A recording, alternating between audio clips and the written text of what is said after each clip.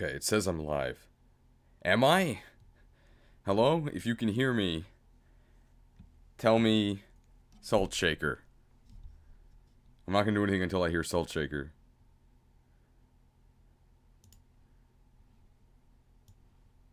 Salt Shaker, okay. It's working.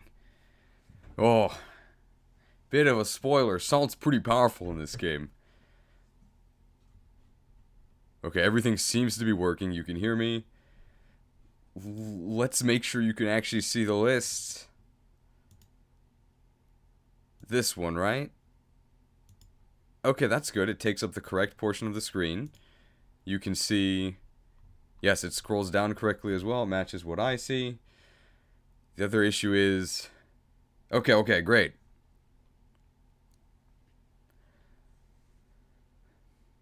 Did you actually delete Scarlet? What does that mean?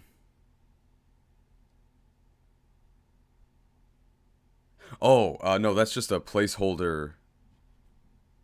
It's just the placeholder I use to make sure that my graphics are the right size.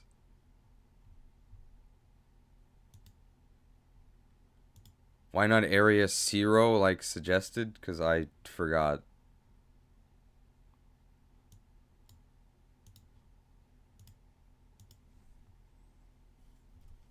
There you go. I need to make sure that this page works because we have to look at stats today. Because there's a lot of new Pokemon with stats that people may not be familiar with. So I just got to make sure that this window is correctly sized. It is currently not correctly sized. I probably need to make a new window capture for this. So give me 1 second here.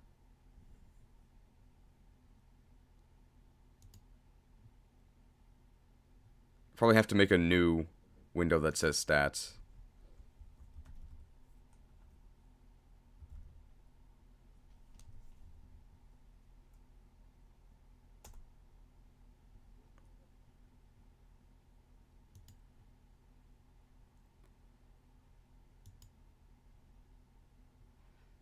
Adobe Creative Cloud.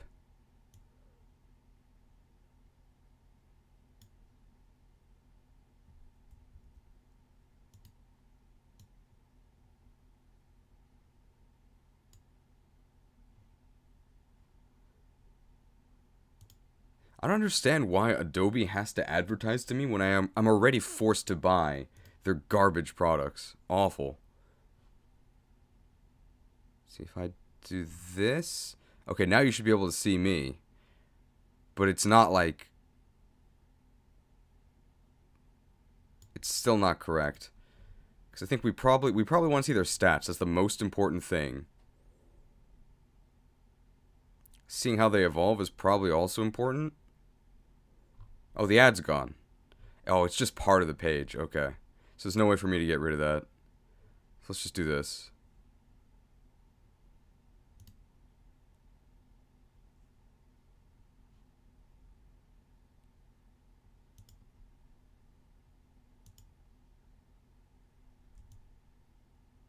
Hey, fixed. Why not ad block? Good question.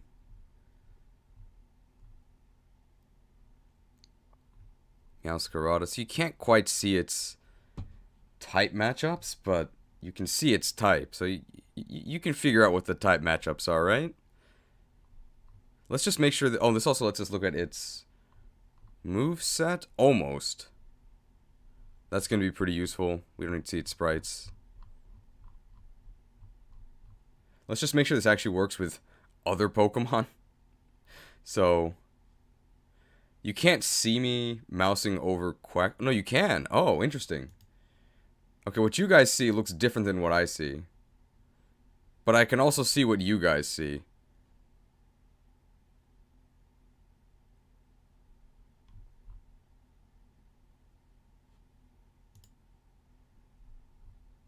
Alright, this one also looks fine.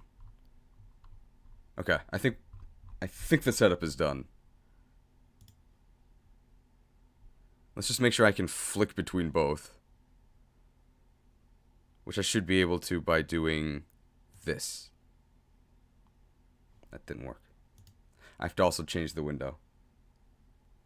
Okay. That shouldn't be too bad. Okay. XM trading.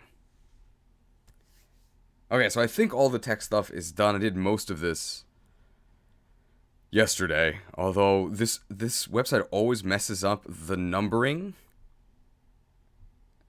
And there's 215 Pokemon we have to talk about today.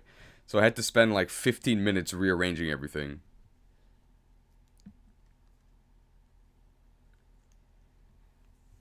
Okay. So I have to... So what we have to do before we actually rank things is... We have to describe what all the criteria is. We have to describe what the tiers are. And when I say we are describing what the criteria is, we have to cover all of the new stuff that happened this gen. And then we can go ahead and start ranking these. I think when we talk about a new Pokemon, so one that was introduced in this game, that's when we're actually going to bring up the stats page and show what their stats are, possibly what moves they learn, if that's important. It probably is important. But if it's like an old Pokemon, then I'm not going to do that, because otherwise this is going to take forever. It's going to take forever anyway. This is going to take like 6 to 8 hours. So we're probably going to have to take a break at some point.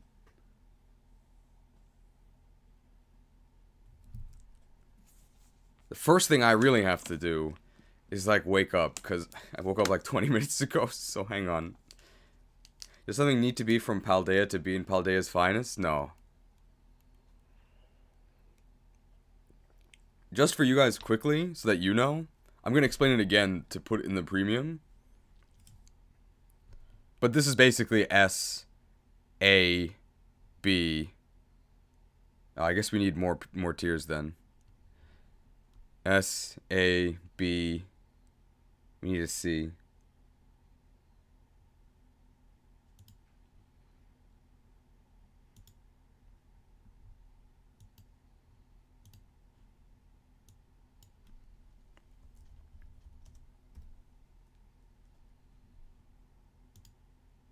Now you might be like, wow, these are really boring and uninspired names for tiers. I know, right?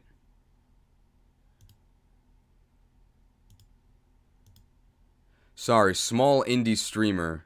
Don't have any time to come up with custom areas. At least I'm not the one making an entire open world game that has 0 personality in a single location name. Who could ever forget the sensation they felt walking into an area and seeing pop up on the screen, Area 2. I'll never forget.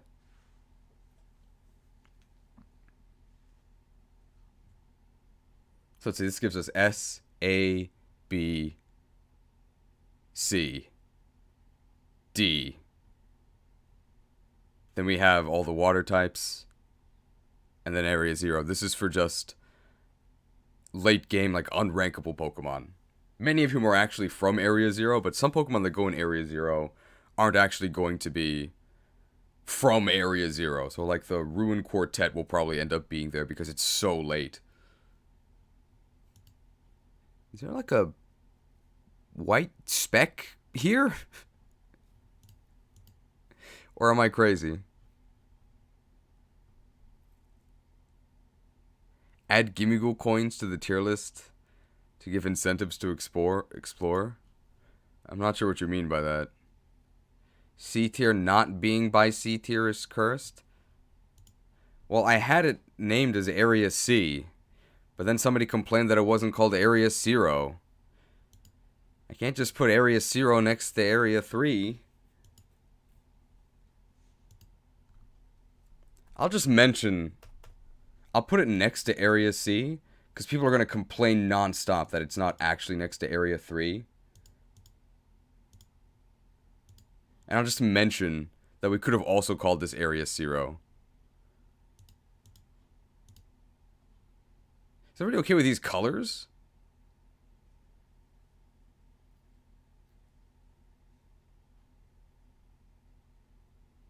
camera froze. You're right, it did. Let me fix it. Okay, it should be okay now.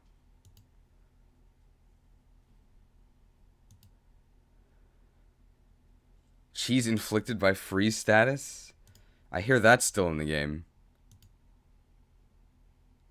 Okay, I think we're okay. Alright, so just give me like 3 minutes to not die. In the meantime, I'll like just try and like read the messages. It needs green to have the golden 4 RGBY. Which one should be green?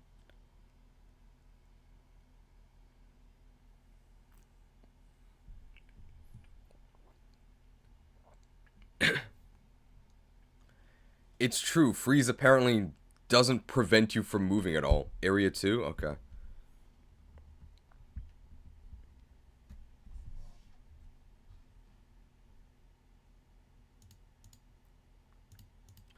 It looks like pretty much anytime I try to move my computer, it'll freeze my webcam. Whoops. Okay, I've just gotten completely different answers for which one should be green. We'll make Area 2 green.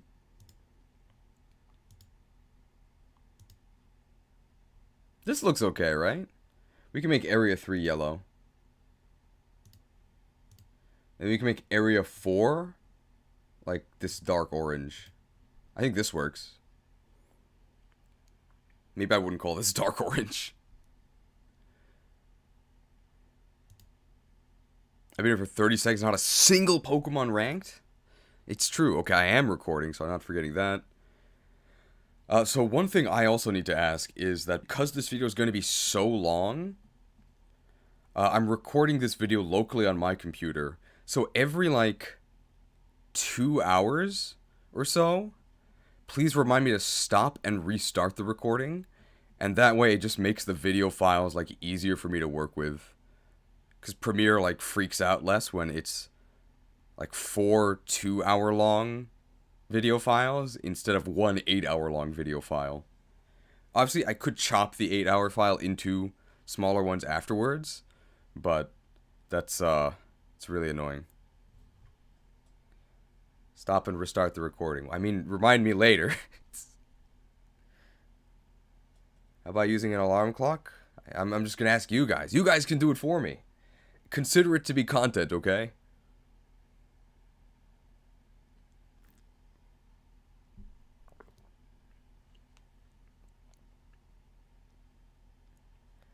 So before we start doing the premium takes for everything, let's talk about the criteria we actually care about.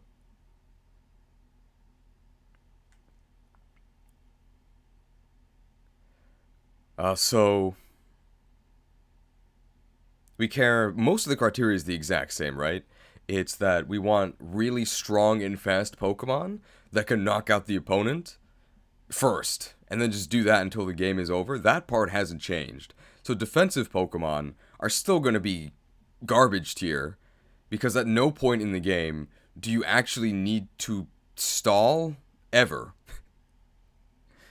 So they're all going to be ranked poorly. So I'll tell you right now that like Bronzor is going to be D again. Not because Bronzor itself is bad, but because it's very bad for what this list considers. I think the stuff that is new this gen that we have to consider is we have to consider stone evolutions, because stone evolutions are super duper OP, because you can get, there are static spawns for each stone, at least one. So pretty much any stone evolution you can get immediately. You get a massive stat boost, and the main disadvantage of stone evos previously is that you couldn't learn new moves by level up. But now, not only is that not a weakness, they like inverted it, and it's a strength, because you can use the move relearn feature, which you can do at any point, to just get new moves once you're in your new form. It's like super OP. So like Gardevoir I'm probably going to put in like high area 3. But Gallade is going to be area 1 because you can go to Gallade immediately after Kirlia and get a bunch of slashing moves. Whereas you have to suffer as Garbo Garbo Kirlia for like 20 more levels as if you want to go to Gardevoir. So I think that's also important to consider. We also talked about party-wide experience share, because a large part of ranking also gets sharpness, so extra damage. Isn't sharpness hidden in this game? So we're not counting hidden abilities, by the way.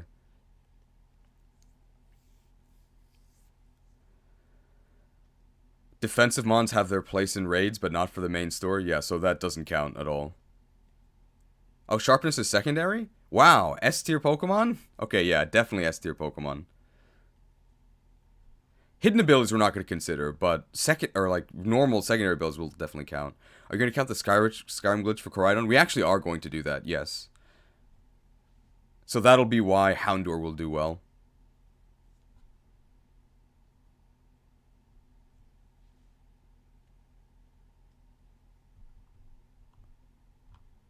So we gotta talk about stones. We have to talk about the new XP share, because I've never actually talked about a Gen 6 or beyond game.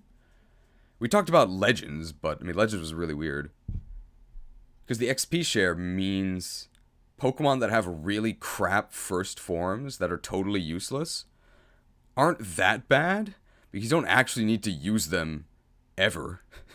They'll just level up for free in the back, and you only need one Pokemon that's actually good at fighting, that can carry everyone else, until your bad Pokemon get caught up. So, like, Magikarp is an automatic S because there's no cost to it. Pretty much any Pokemon that requires investment to be good is going to be a lot better than they would be earlier. But it depends on how much investment. It's like, we still have to penalize, like, Larvitar. Because even though you don't actually have to use the crappy Larvitar or Pupitar forms, it's still going to be forever until you actually get to Tyranitar.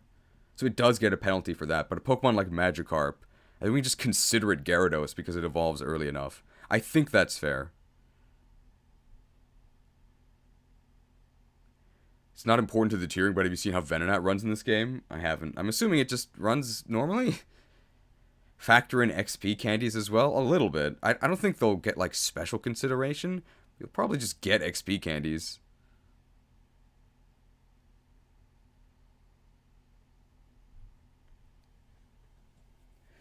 Is that everything? So we talked about the XP share. We talked about the XP share. Talked about Stone Evos. Are you factoring in a set path for gyms? Yeah, so you have to talk about availability. I am considering the set path. I'm just going to assume you're doing the optimal path.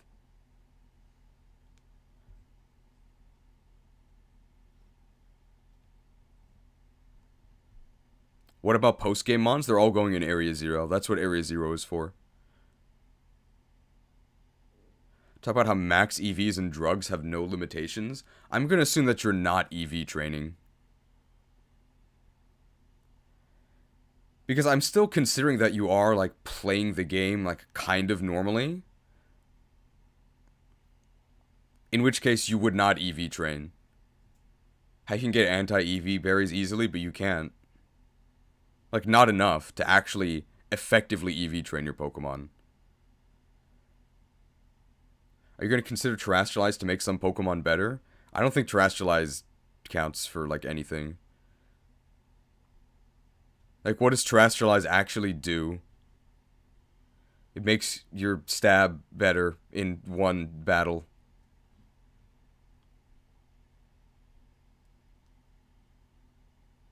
What about trade evos? Good question. I think we do what we always do, and we just consider it possible for you to get trade evos. But I think I do have to penalize Finizen in particular.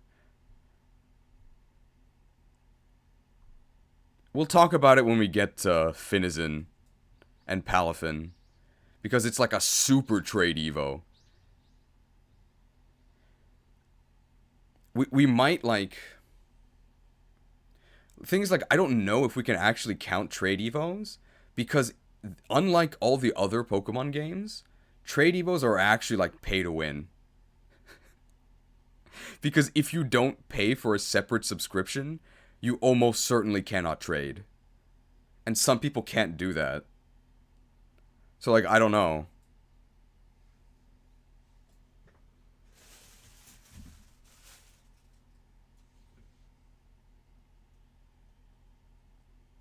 How much of a penalty is Gimmighoul getting for the coin hunting?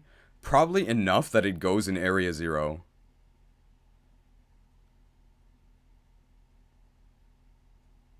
There's Switch emulators. You can do trade evos if you know someone in person who has the game. Well, hopefully you don't, because the dream is that nobody buys this game because it's kind of a scam. But of course, 10 million copies in 3 days. Trade evos also appear in raids. That's true. So I think for availability, I don't think we're going to count raids because they're super, like, random.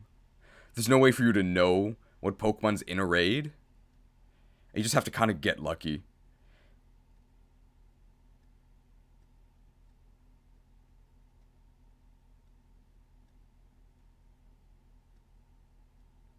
The only trade evos are Scizor and Slowking, though. Scizor, Slowking, there's the in-game Gengar, and there's Finizen, right? Aren't there some others? I guess like version exclusives, but that doesn't really count. That's probably everything. There's also guaranteed Terra Wild Pokemon, like the guaranteed Water Terra Garchomp. That's pretty late though, right?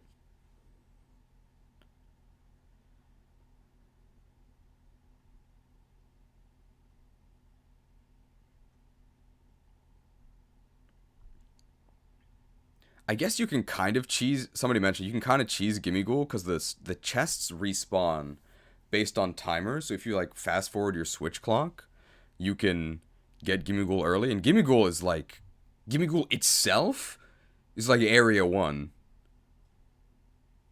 There's a level 75 Lucario in a cave. That's going to be Area 0. That's like post game. I think pretty much everything that is 8th gym and beyond. So pretty much anything that is, I think, above level 55 pretty much goes in Area 0 because the game is pretty much over at that point. Version exclusives as well. I think version exclusives we don't have to consider as, like, different.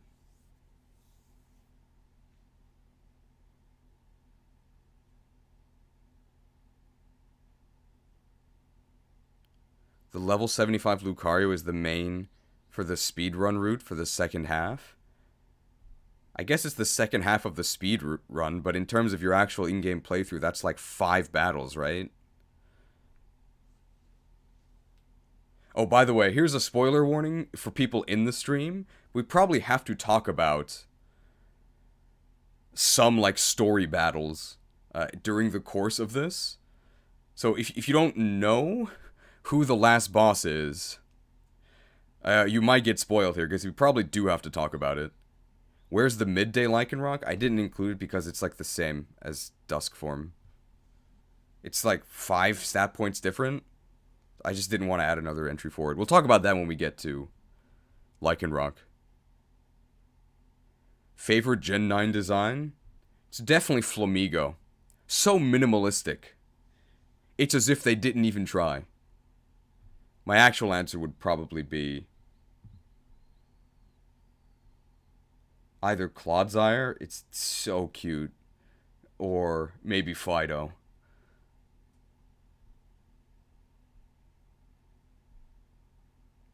Are you taking the use of glitches like the Hookshot and Skyrim into account? Yes. So that is going to affect Houndour. Because they let you get Houndour earlier. I guess it's Houndour. I think we're almost ready.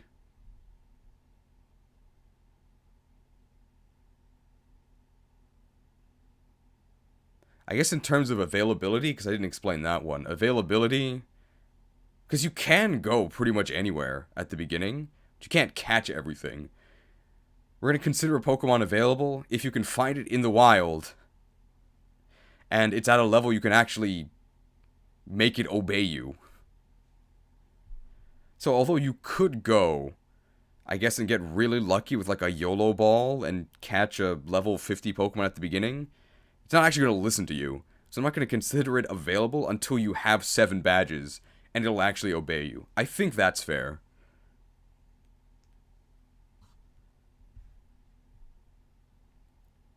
But Pokemon you get pre-going to school canonically get higher availability points, right?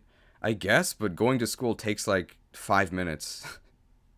And you're going to go to school. It's not like there's any game before that to do, so... You could technically glitch and skip school, but there's really no reason to do that.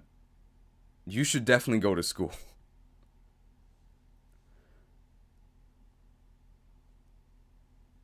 Is this a skip class tier list? No. So we're assuming you're actually going to school. How early does Venonat show up, by the way? I think pretty early, but it's still bad. Spoilers. I think we're also going to say that the standards for this list are really high. Because you can get a ton of super powerful Pokemon super early. So usually, garbage, like early game garbage, like Patrat or whatever, who's not in this game, would at least get considered, like, kind of okay, because there's a point in the game where you can't use anything else, but that doesn't apply here. So, like, early game filler Pokemon are just going to be considered horrible. I think that's fair to do in this game. Like, if you're not good, you can immediately be replaced by somebody who is.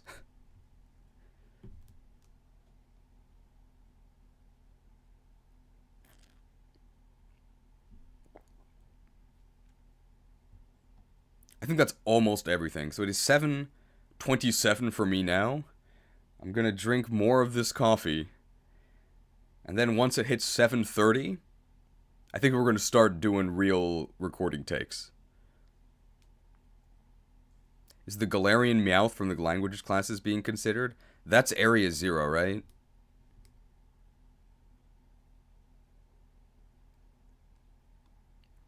Because you have to finish the whole chain. I am pretty done and will pass for today. Guess I will see you in the premium edit. Well, thank you for stopping by. We haven't even started it.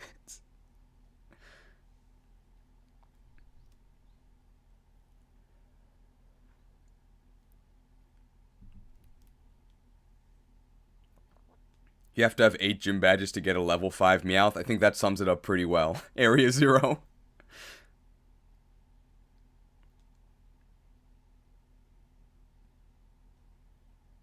Are you counting Galarian Meowth from the language classes? I guess I just addressed that, right?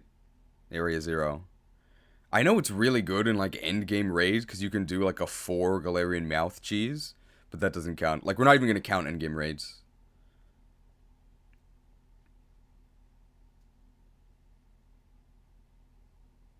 Regular Quagsire as well? Oh, you can get regular Quagsire, right? We'll talk about that when we talk about Paldean Quagsire. Paldean Quagsire is really bad, by the way.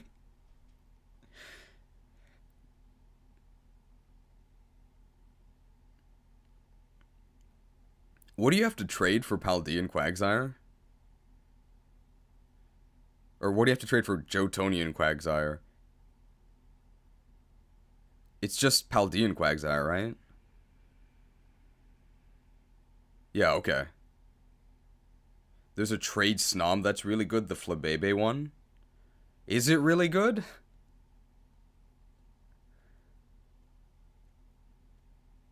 I don't think it's really good.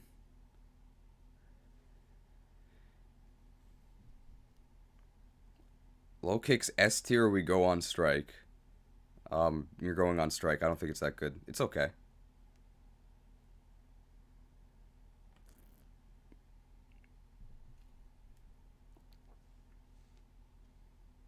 It can be since happiness is so easy to grind. Early ice stab is good. Snom evolves with high friendship, so it's pretty much right away. Isn't the base speed of...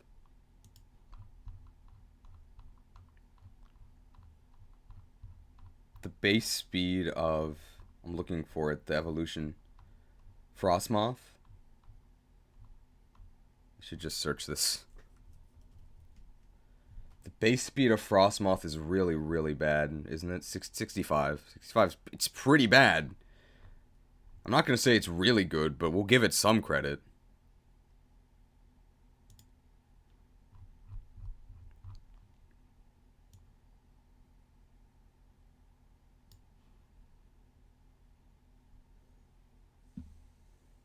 Portuguese is unfair? What?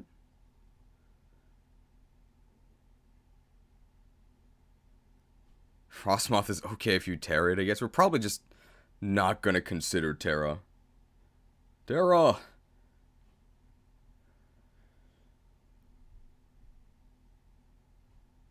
I'm not on the right tab. Okay. Skeledirge is S tier or else? Don't worry. Don't worry.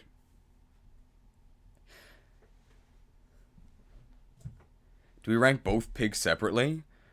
I considered that, so I initially put both forms in here, because the male and female ones have different stats, but they're, like, identical. They're barely any difference, and they're also both really bad, so I just didn't care enough to clog the list with that much pork. Dude, on donation from the Spliffing Brit, 30 minutes late, nothing tiered. Not only did we tier nothing in 30 minutes, we didn't even film any of the intro.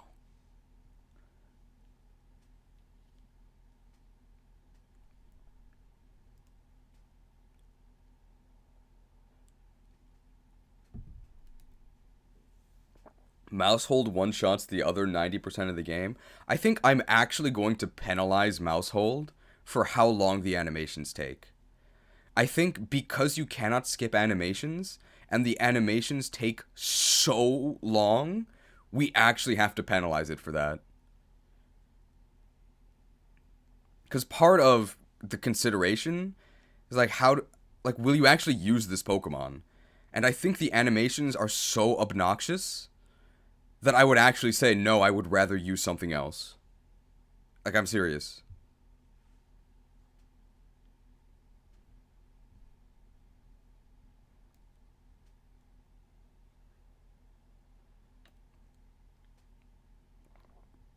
Okay, we're almost ready. Yeah, also Population Bomb is super late. It's not 60, it's like 50. Yeah. And before Population Bomb, it is not good. Please do a separate tier for Annihilate. I'm not sure we'll do a separate tier for Annihilate, but I mean, I'll tell you right now, it's probably one of the best Pokemon in the game. Like, it top 5 for sure. Hang on, since when I have a membership, you probably received it as a gift. 30 were gifted yesterday.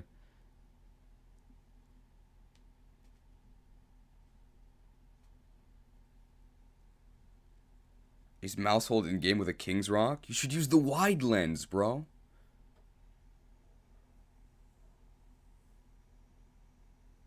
What takes longer, 10x Population Bomb or 2 turns of any other attack? How do we gift members? I think if you have to enable gifts in YouTube. So I think it's in like the top right corner, like the little ellipses. I think that lets you do it. I'm not quite sure.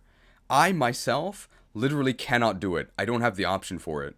So if I want to do it, I have to sign into my other account, Border Cheese Fresh, and do it from there. It's really annoying. Great platform.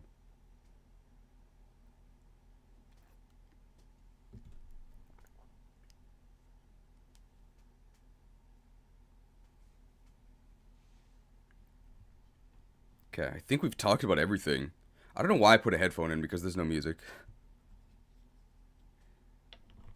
I think we can start.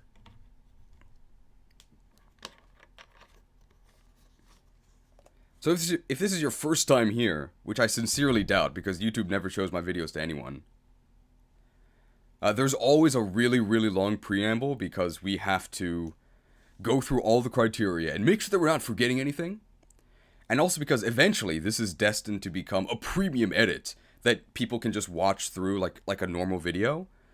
That means that sometimes I have to do retakes. So I'm just going to repeat things so that later when I edit it, I can actually make a cohesive video. So if you're here live, it's going to sound kind of weird, but it's for a good cause, okay? Because in the end, it's going to make for a better video. I didn't do retakes the first time I did a premium, and it was kind of a nightmare. So, please understanding, okay? So if I ever just repeat things that I just said, that's why. I'd say just play some music for the stream, but that might interfere with the premium edit. That's exactly why I don't. I'm sure there's a way to separate the audio tracks. I don't know how. So, sorry there's no music. But there will be music in the complete video. Okay.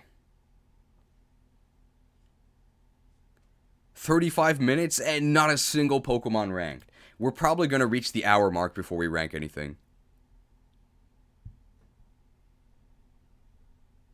Since you're ranking availability by level, do you have a way of easily checking what level each mon can be found at? I don't. Please tell me if you know one. I'm just going to be hoping I remember. And asking if I don't. Is there something worse than Spidops? I think so. But Spidops is probably going to be the worst new Pokemon that they added. But I think there are Pokemon that are worse than Spidops. Okay, so we have to start by recording the premium intro. That's usually what we do first.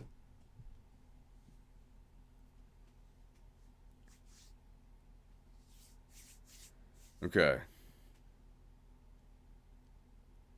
Hello there, you're watching the premium edit. Premium version?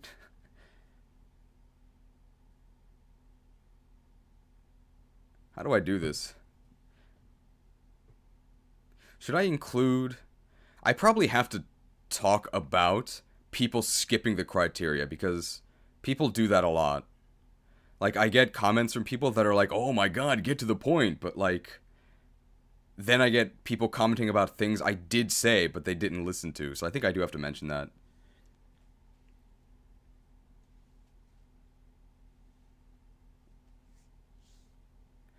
Hello there, you are watching the premium edit of the Pokemon Scarlet and Violet in-game tier list. What's an in-game tier list? So we're going to be ranking these 215 potential options for their use in your in-game playthrough of Scarlet Violet. So that is...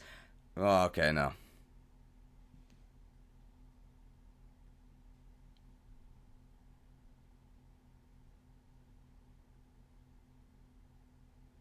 I dare you. Double dog. So I have something planned for this, so hang on. I dare you. I double dog dare you.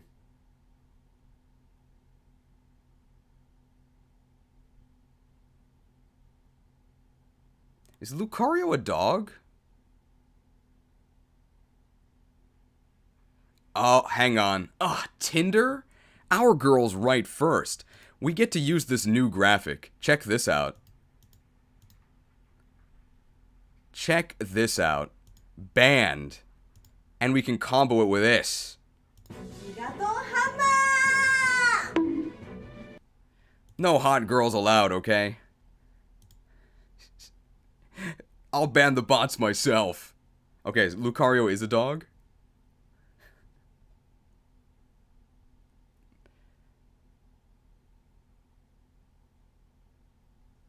We get to use that whenever somebody gets banned. And obviously we're gonna use that when we talk about Tinkaton.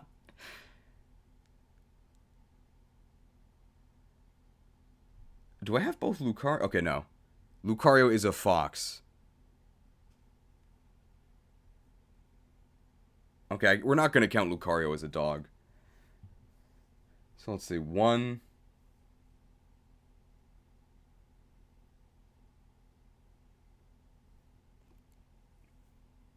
A jackal. The sandwich video left you in stitches. I hope you didn't get stitches in America. You'd call it a dog? I think because some people don't think it's a dog, I won't call it a dog. Do I still have Make No Mistake, Fido? I do. I also have Saucy. We have Saucy Jack is still here. Well, if it isn't Saucy Jack. Oh, it's not actually above the tier, though. Saucy Jack is still here. Well, if it isn't Saucy Jack. And Fido is here, I think. It should be. I have this. That's not right. Oh, Fido is here. Fido is here. Hang on. Make no mistake, Fido. You little fuck.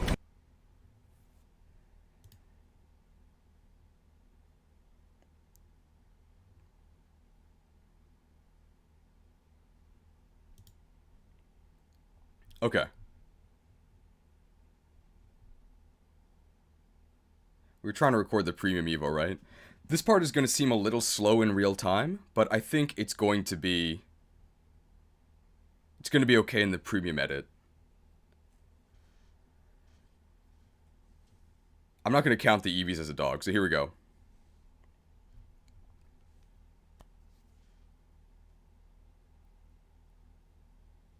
Hello there, you're watching the premium...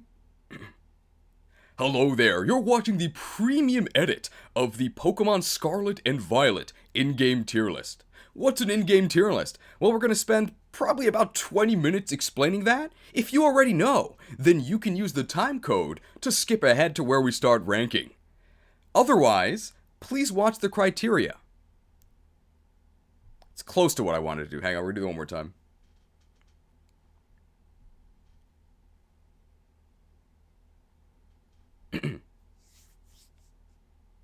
20 minutes, that's it. I think in the premium edit, it'll probably only be about 20 minutes of explanation. Obviously, in real time, it's going to be like 2 hours. Hello there, you're watching the premium edit of the Pokemon Scarlet and Violet in-game tier list. What's an in-game tier list? Well, we're going to spend about 20 minutes explaining it. If you already know, you can use the time codes below to skip ahead. Of course, if you don't know, you can still use the time code to skip ahead. Do it. I dare you. In fact, I double dog dare you. I triple dog dare you.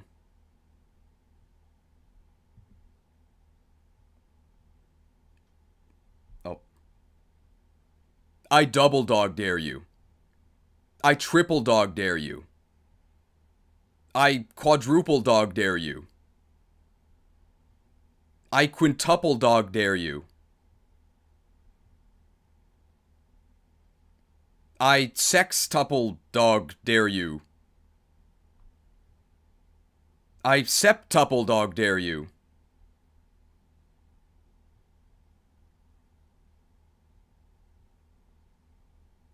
I octuple dog dare you.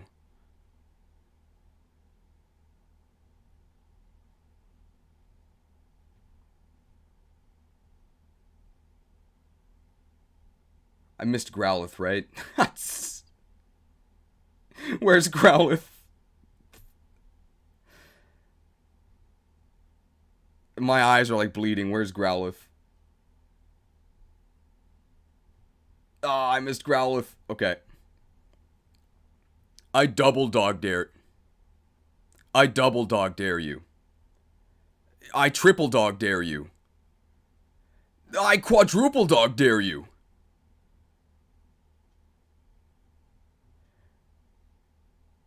I quintuple dog dare you.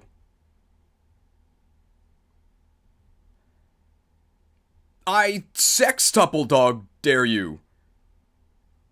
I septuple dog dare you.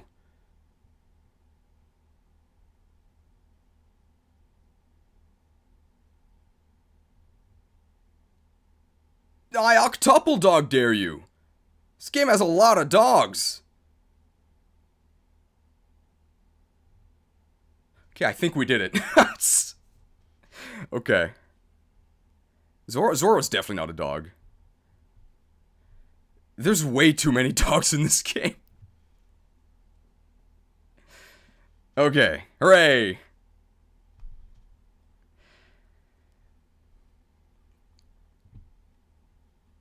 Alright, so that's our intro. So now we can finally start ranking.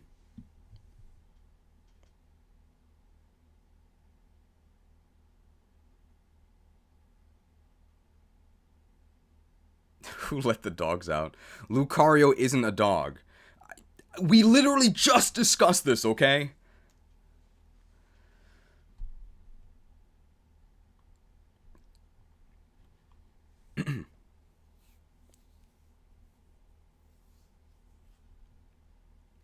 So what are the criteria for our in-game tier list? So what's the criteria for this in-game tier list? So I'm considering in-game to be from the moment you leave your house until you enter the Hall of Fame. At least that's what I would say, but this game doesn't have a Hall of Fame because it's blatantly incomplete. Great game! So I'll just say until the final boss encounter. And the premium version of this list will be spoiler-free. In terms of...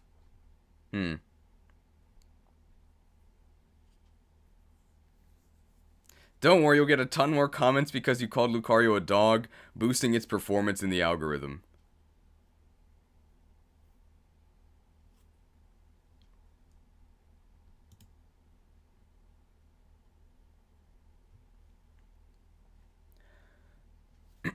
So what are the criteria for this tier list? Well, I'm considering in-game to be from the moment you leave your house until the end of the main game, which would be the final boss battle. No spoilers. I would say until you enter the Hall of Fame, but there is no Hall of Fame because this game is blatantly incomplete. Nah, we'll kind of redo that. Seems kind of tough to discuss Paradox Mons without spoilers. I'll say there's no, like, story spoilers.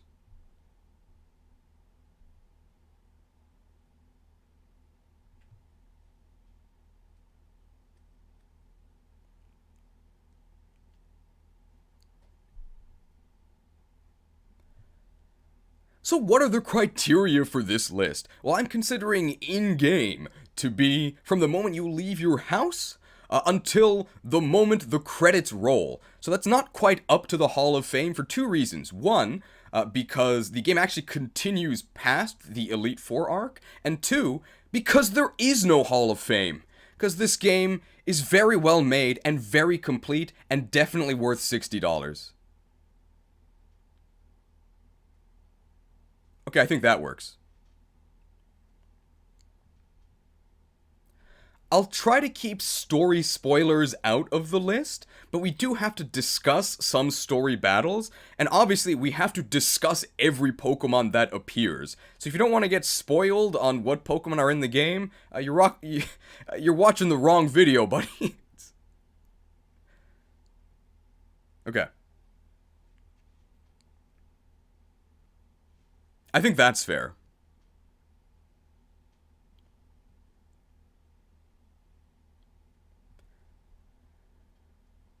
Now, what actually makes a good in-game Pokemon? Well, for me, that means that the Pokemon is really fast and really strong. So it goes first, it knocks out the enemy, then they ask, do you want to switch to a new Pokemon? You say no, they send out the next Pokemon, you go first, you knock them out, they ask, do you want to switch to the next Pokemon? You say no, they send out the next Pokemon, you go first, you knock them out, they ask, do you want to switch? You say no, they send out the next Pokemon, you go first, you knock them out, and then the battle's over because no Pokemon... And then the battle is over... we gotta redo that.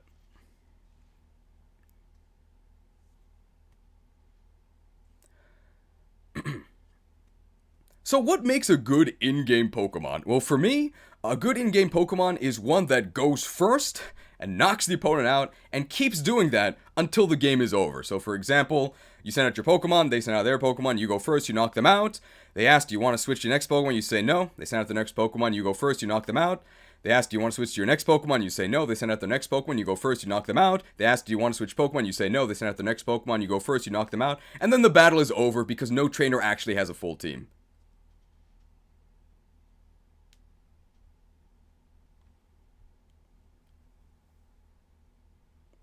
This is not a speed run. Now, this is not the same as a speed run. So you can go out of your way to go get additional items or like power-ups that'll make your Pokemon stronger. But I don't want to waste my time if I can help it. So if you can win in one turn by critting their face off with Trick Flower, or if you can win in 20 turns by stalling forever with Bronzor, I'm going to consider winning in one turn to be better. So that means that defensive Pokemon, or Pokemon whose main utility is in stalling... Oh, it's Flower Trick? Okay, we'll redo that.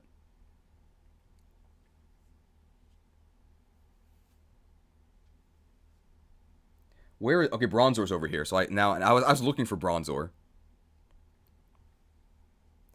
Now this is not actually a speed run, so I'm not actually considering the physical time it takes you in the game.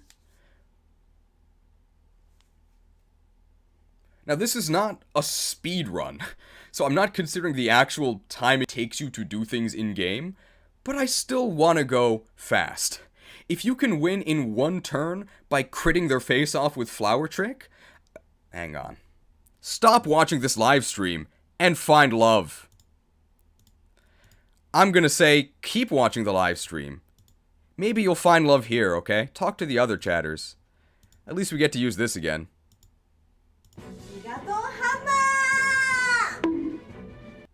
Banned.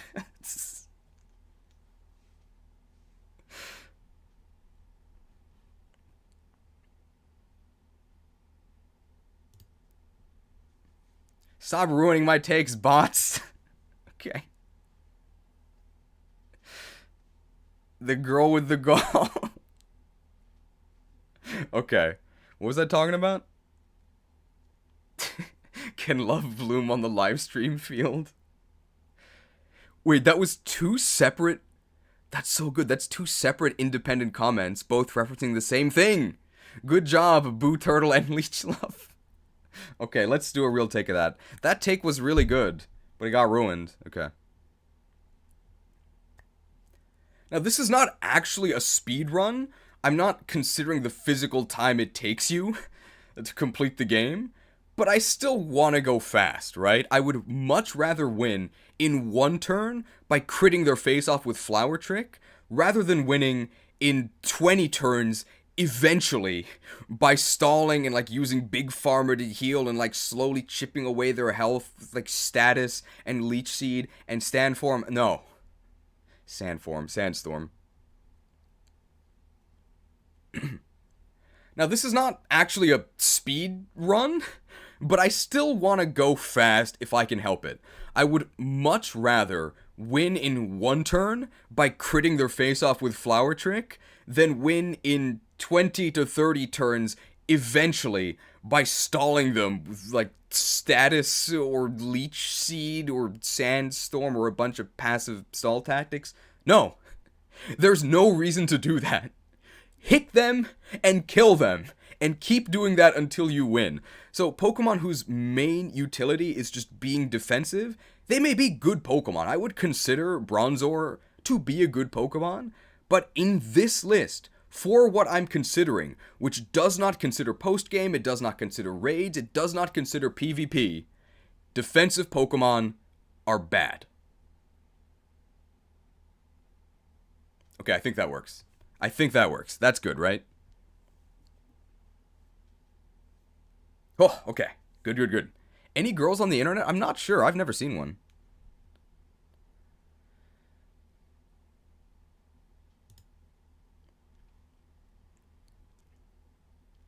I'm late, so this might have been answered, but what would you rate the importance of how good a Pokemon's matchup is in between the Team Star, Gyms, and Titans? We haven't actually mentioned that, but we'll probably mention that as we talk about each Pokemon. Okay, so now we have to talk about the things that we discussed before we actually started doing real takes. Should I mention the stall nerfs? I don't think that matters, no.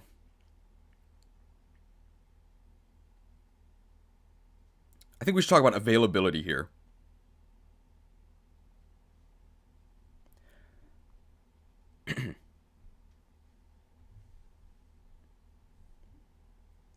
Now, one thing that uniquely applies to in-game tier lists is a concept called availability. That is, how much of the game is the Pokemon actually available to you? Alright. So one concept that's really unique to in-game tier lists is availability, which is how much of the game can the Pokemon actually help you with? The clearest example of that would be your starters. So your starters are called starters because you start with them.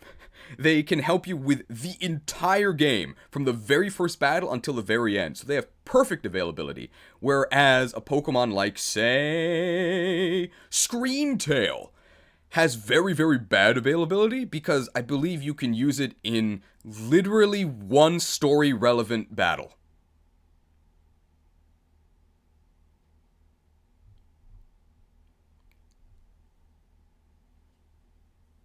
Ah, nice. An hour late and we still haven't actually started. Don't worry. And now, availability in this game is actually extra tricky because of the open world format where you can go almost anywhere from pretty much the start of the game. So how I'm going to consider availability is actually extra tricky in this game because of the open world format. You can go pretty much anywhere at the start and encounter almost any Pokemon. So how I'm going to consider a Pokemon available. So I'm going to consider a Pokemon available once you actually have the badges to control it. So there's a mechanic called obedience, and if a Pokemon is too high level relative to your badge count, it'll either like waste it. There's a mechanic called obedience, which is tied to your badge count. If a Pokemon is too high level compared to your badge count, it'll be disobedient, which means it'll not listen to your commands. It might like waste. There's a mechanic called obedience, which is tied to your badge count. So if you have a Pokemon that's too high level relative to your badge count, it won't listen to you. You can tell it to use a move. It might do that. It might just do nothing. It might fall asleep. It might use a different move. Now you can catch a Pokemon. Now you can level a Pokemon above the level your badge count actually allows you to control, and it'll still listen to you. But if you catch that Pokemon above your badge count level, then it'll be disobedient.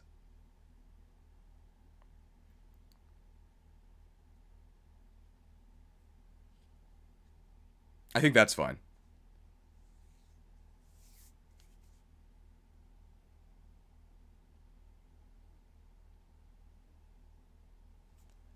That would be how I approach availability were it not for the Macho Brace. So the Macho Brace is an item that has existed for several generations. Usually what its function is that it cuts your speed in half and it doubles the amount of EVs you gain. In this game, its functionality is different. How the Macho Brace works is that it bypasses the obedience mechanic with some penalties. So for example, you can catch a Garchomp pretty much at the beginning of the game. It'll be difficult, but you can do it. And then you can give it the Macho Brace, and what it'll do is it'll actually scale its stats down to your maximum badge level. So I believe if you have no badges, you can control up to, I think, level 15. You can catch the Garchomp, you can give it the Macho Brace, and it'll have the stats of a level 15 Garchomp. That sounds pretty good, doesn't it? Now that's kind of balanced because obviously you're going to be... Now that's kind of balanced because you only get one Macho Brace, and your Pokemon is not being buffed by an item, right? It's being nerfed by the Macho Brace. But it's just a really great quality of life features that gives you unprecedented freedom in team building. You really can use any Pokemon you want.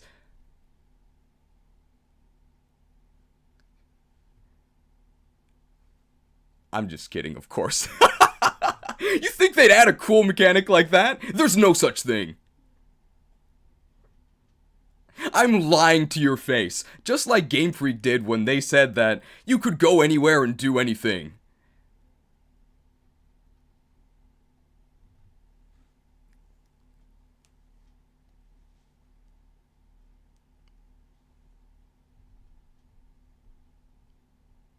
Well, did they really lie? Actually... Well, did they really lie? Actually, you can challenge the gyms in any order. You can, but you'll get destroyed because this open world game has no level scaling.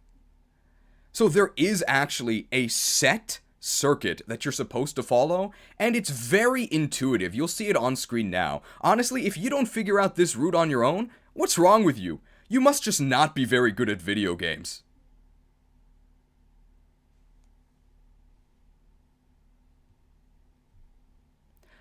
I think the Macho Brace actually would be a very cool what if, but no.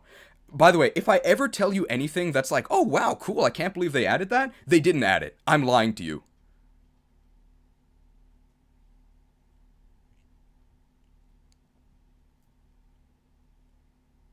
Garchomp is in the game, yes.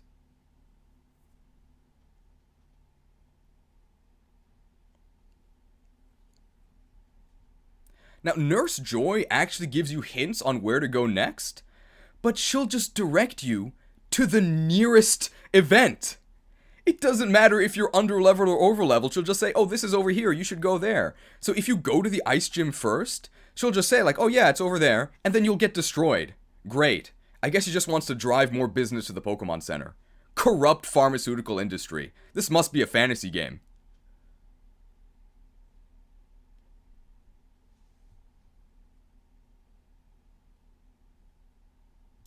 Okay, I think that's everything for availability, right?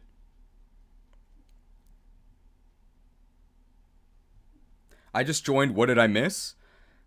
As you can see, it's been an hour and not a single Pokemon has been ranked, so don't worry, you haven't missed much. Levels don't scale depending on how you choose to explore the map? Nope. Not at all. Rankings start when? Probably in about 20 minutes, I would say. So you have to talk about stone evolutions, right?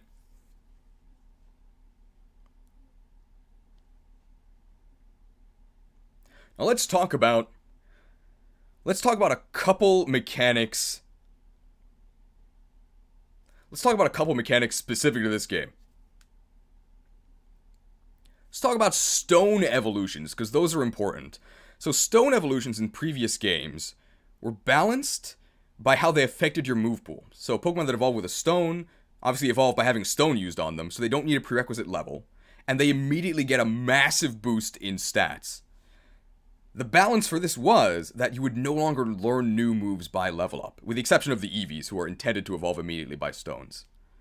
In this game, there's a new move relearning feature. They ripped it out of Arceus. Wish they ripped off other features like a functioning lock-on. But because you can relearn moves as soon as you evolve with a stone, there's no longer a penalty. In fact, it's been inverted. Inverse battles aren't in this game, by the way. It's been inverted, and now it's an advantage. So stone Pokemon are just super busted because you can also go and get static spawns of the stone somewhere in the overworld pretty much right away. So I think pretty much any stone evolution gets a massive boost based on that. Jeez, we have a new member? Yes, sorry. Anthony Nguyen, thank you. Will being able to auto-battle faster matter? I guess I'll mention that. There's an auto-battle mechanic in this game. I'm not counting it. It's kind of pointless, and you barely get any XP from it.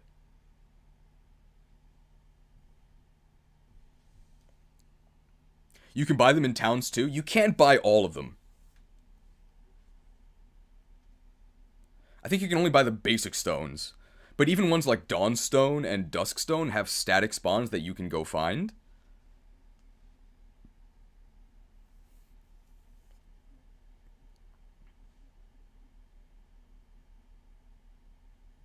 There are Pokemon that evolve by walking in the overworld. How are you rating those?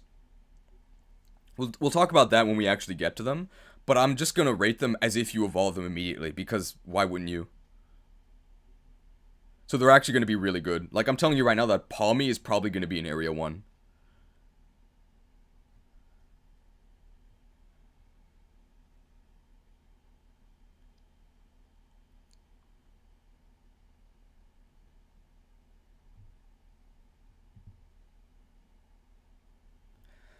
You unlock stones in Delibird with gym badges? Yes. Will Garchomp be any good? It's pretty good. Just was vibing to your other vids and got autoplayed into here. YouTube, thank you. Well, thanks for watching. Okay, so we talked about Stone Evos. We got to talk about 200 viewers. Wow, thank you. We have to talk about EXP share, right?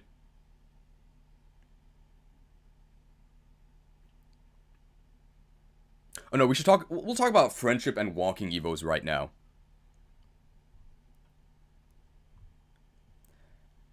Now, because this is a very bad JRPG, at least at the end of the game. Now, because this is a 100 yen store JRPG, it has friendship mechanics. Some Pokemon evolve through friendship, and you can raise friendship really easily in this game. Just having Pokemon in your party, walking around with them, or making sandwiches, which you're going to be doing a whole lot, raises friendship. And once you're good friends with them, they can evolve. So I'm going to consider friendship evolutions as close to immediate. And I mentioned you can raise friendship by walking around. Some other Pokemon evolve specifically by walking around with them. I think there's 3 in the game. I'm also going to consider those evolutions as pretty much instant, because there's no reason not to get them right away. I mean, it's a little bit annoying, but you can do it in like 5 minutes. Speaking of friends, you need friends to trade with in this game for certain trade evolutions. Now, normally, I don't penalize trade evolutions because I assume somehow you can get them. Either you're playing on very official and legal hardware that has not been modified to allow you to get them through level ups, or there's just some sort of internet infrastructure that lets you do that. I think this game we have to consider differently because evolutions are actually paid content. Now, if you have a friend in real life who is next to you and also got scammed by paying for this game, yeah, I guess you can trade with them. Otherwise, you have to pay for a completely separate online service. And you might not be able to do that. So I think we have to actually penalize trade evolutions. Sorry.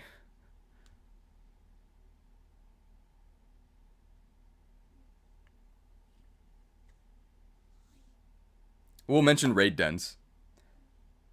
Now, you can still obtain some trade evolutions in raid dens, which is a great segue into us saying we're not going to consider raid dens because they are incredibly random, and I don't really think we can account for that in here. So maybe you get a really powerful Pokemon early on in a raid den, or more likely you don't, so I can't consider that.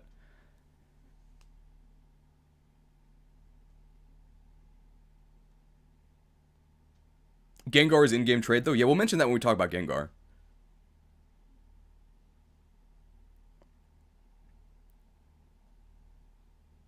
So does every Pokemon get penalized for buying SV in the first place? I guess we'll mention that.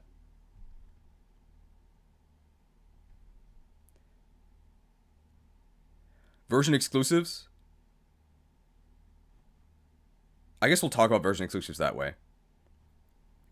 By the way, I'm not considering version exclusives as actually exclusive. I'm sort of assuming that you're playing a super game that has every Pokemon available, as if they didn't just rip the game in half and sell you it separately, because they can, because you will buy it. Consume. Can you tell that I don't like this game?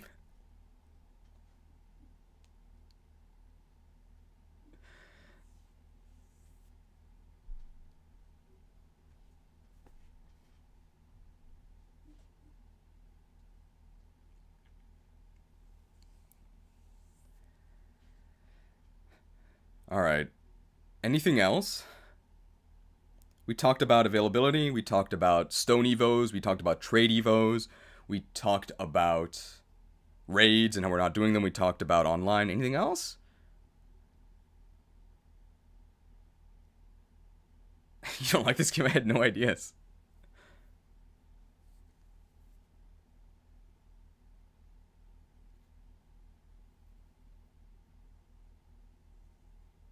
Way more held items? Well, that's true, although I don't think held items affect things that much. Would Palafin be good anyway? It'd be okay. Mention that breeding is bad for in-game. Oh, abilities.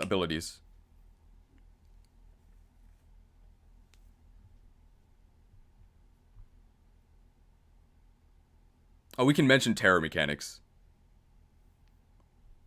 Now, the main gimmick of Generation 9 is the new terrestrialized mechanic, which allows you to change your typing. Maybe.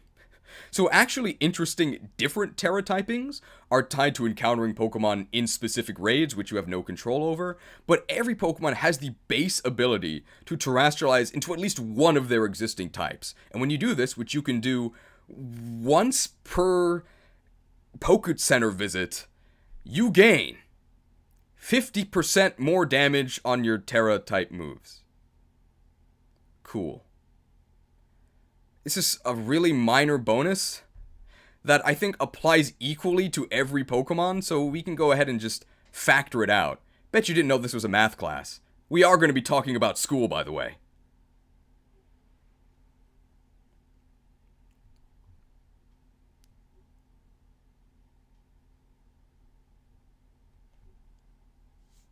Now, using some very intentional and carefully programmed mechanics, you can actually skip school in this game.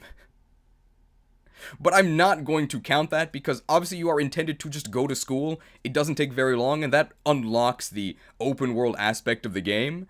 So I'm not going to consider Pokemon that are available early because you played hooky and skipped school. Truant bad ability. However, I am actually going to consider bugs, because some bugs do affect the Pokemon you can obtain in a way that I think is fair. Specifically Houndour.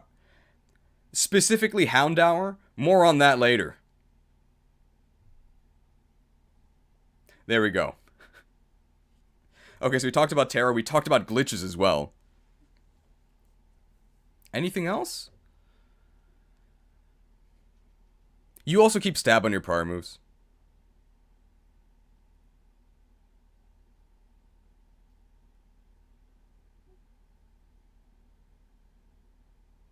We didn't talk about my depression. I'm sorry. Oh, ability. You're right. Thank you.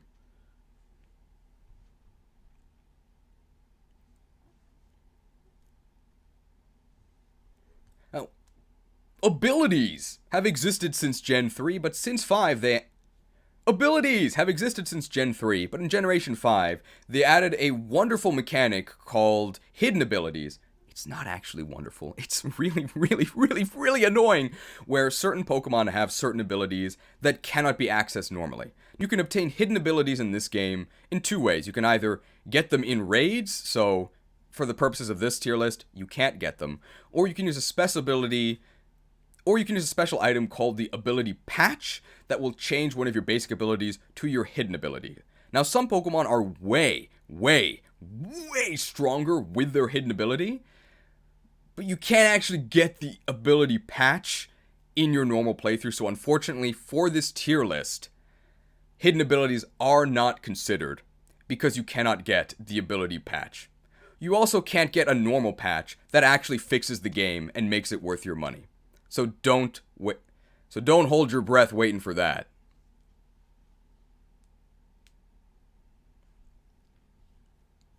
Okay, there's the abilities.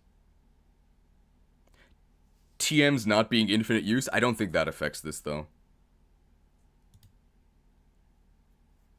Patches are 5 stars plus only, I think.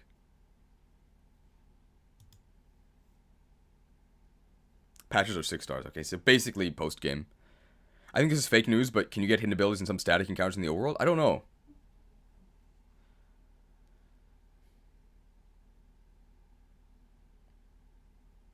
Getting replacement TMs is tedious at worst. Hang on, I gotta turn my heater off.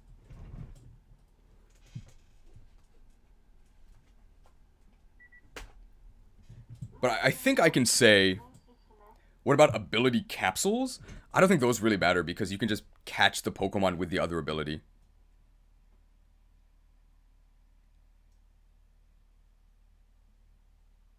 Capsules don't matter. Because they can't change you to your hidden ability.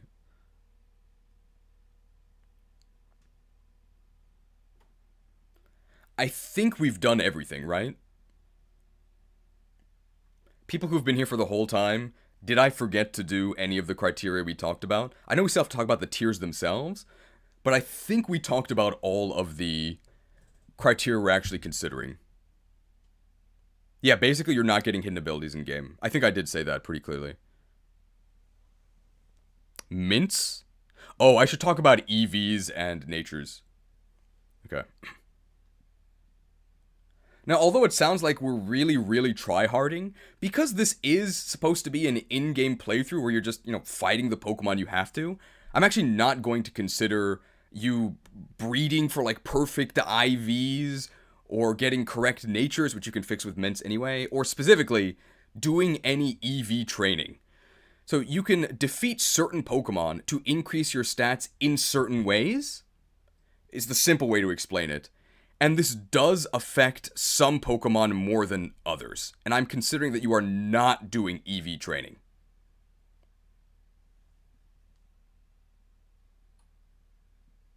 Okay, great. I think that's everything.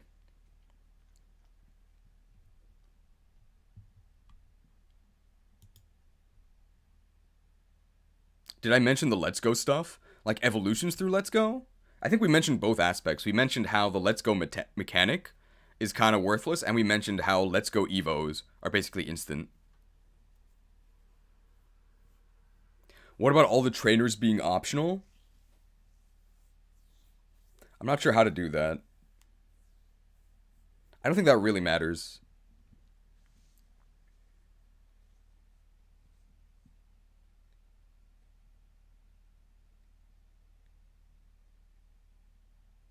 I didn't have the game. Why am I here? I don't know, man. You tell me. The tier lift is going to be tough to do. I already know it, and believe me, I know it too. Okay, so here's a disclaimer for all of you guys. We might not actually finish this today. I'm going to try my best, but it's going to take a long time. Alright, I think we did all of the beginning stuff. Yeah, okay. So what are the actual tiers? We can see here we've called them Area 1, Area 2, Area 3, Area C, Area 4, Paldea's Finest, and Area 0. Now you might be thinking, wow, these are some really bland and uninspired names for tiers. You really couldn't think of anything else to say? Sorry, I'm just a small indie YouTuber, okay? I don't have time to come up with unique names.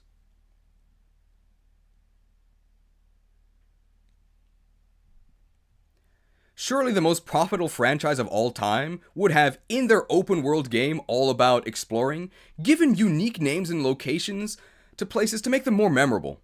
Who can forget when you first walked out into the open field and saw the pop-up on your screen, Area 1?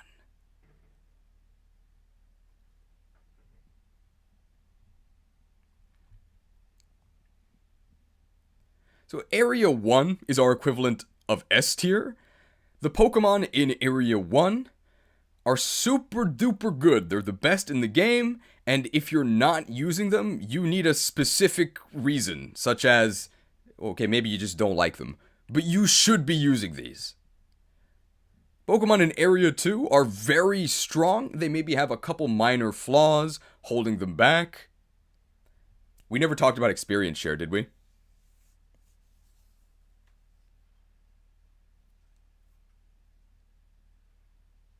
We didn't talk about experience share. We have to do that.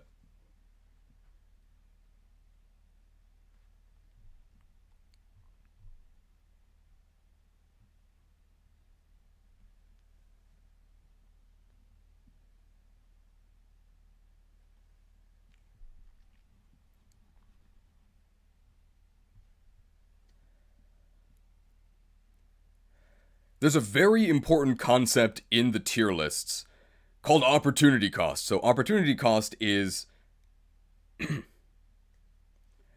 There's an important concept in these tier lists called opportunity cost. So when you're doing something, you could be doing something else. And that's opportunity cost. How it applies to the list is experience. So if you're training one Pokemon, that means you're not training other Pokemon. So giving a Pokemon XP is an investment. So Pokemon that require less XP to be good are better. Is what I would say, except of course, this game has permanent party-wide experience share. So there really is no cost to training Pokemon. Pokemon like Magikarp that are completely useless until you invest experience in them to get out of their dud stage? Well, there is no dud stage. You can just make them good by fighting with better Pokemon until Magikarp is ready to evolve early on and then just take over the rest of the game. Very fair and balanced.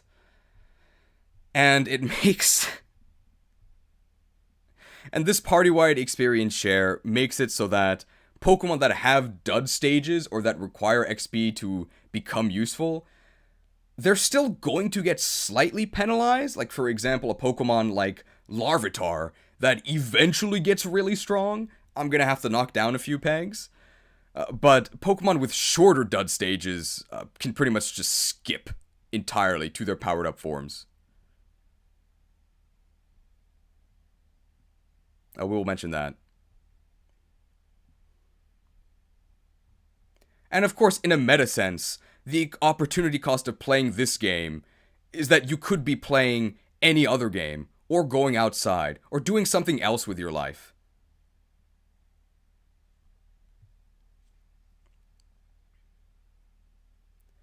And of course, the meta cost, and of course, the meta opportunity cost of playing this game would be that you're not playing another better game, which is almost any game out there. You could also just, like, go outside. You could talk to your friends. Why are you playing this game?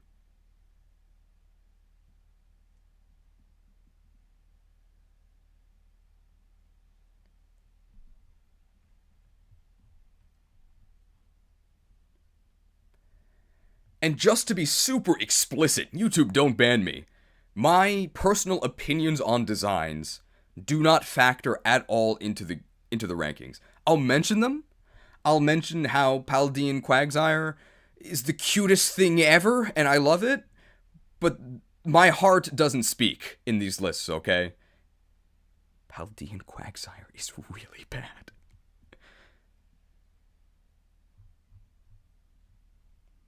I don't know, man. I'm kind of having fun with the game. How about this? Are you still having fun if I ban you? I'm not actually going to ban you. I personally really hated this game. Viscerally hated this game. One of the worst experiences of my life. The game itself. The streams were fun, though. Okay, so that's experience share. We talked about what the tiers are, but we didn't do all of them, so we'll just restart from the beginning.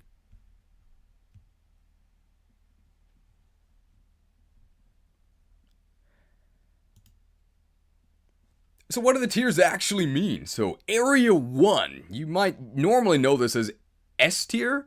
These are the very, very best Pokemon in the game. If you're not using them, you need a good reason. Good reasons include, I don't like them. That's pretty much the only reason you wouldn't use these Pokemon. They're busted. Pokemon in Area 2 are just very solid. They might have some weaknesses, as in you might have to invest in them before they actually take over the game, or maybe they have a little bit of a stage where they're... Pokemon in Area 2 are very solid. I would say I recommend them.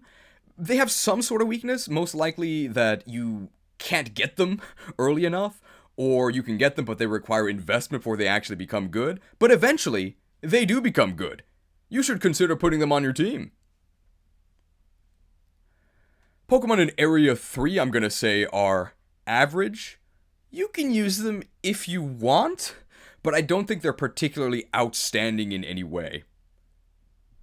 Right below Area C, right below Area 3, is Area C. There's a lot of water types that are pretty much interchangeable. Water's a good type. I don't have much to say about these Pokemon. You've probably seen them before. And they're all interchangeable. You can use them if you want. I don't know why you would want to, though.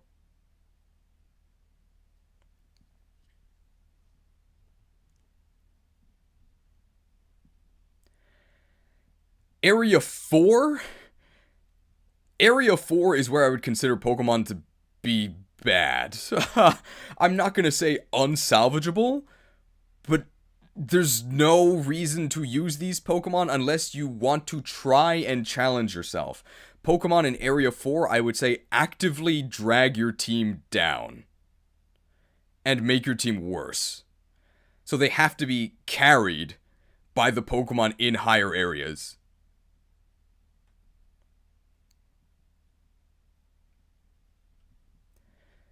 And although it's not the visually lowest tier, Paldea's Finest is actually the lowest tier in this game.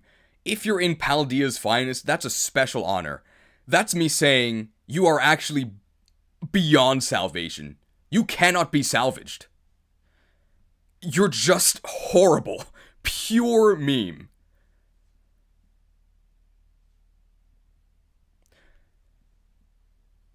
But we are inclusive. You don't actually need to be... But we are inclusive. You don't actually need to be a native Paldean Mon to be a part of Paldea's Finest. So get your tropium ready.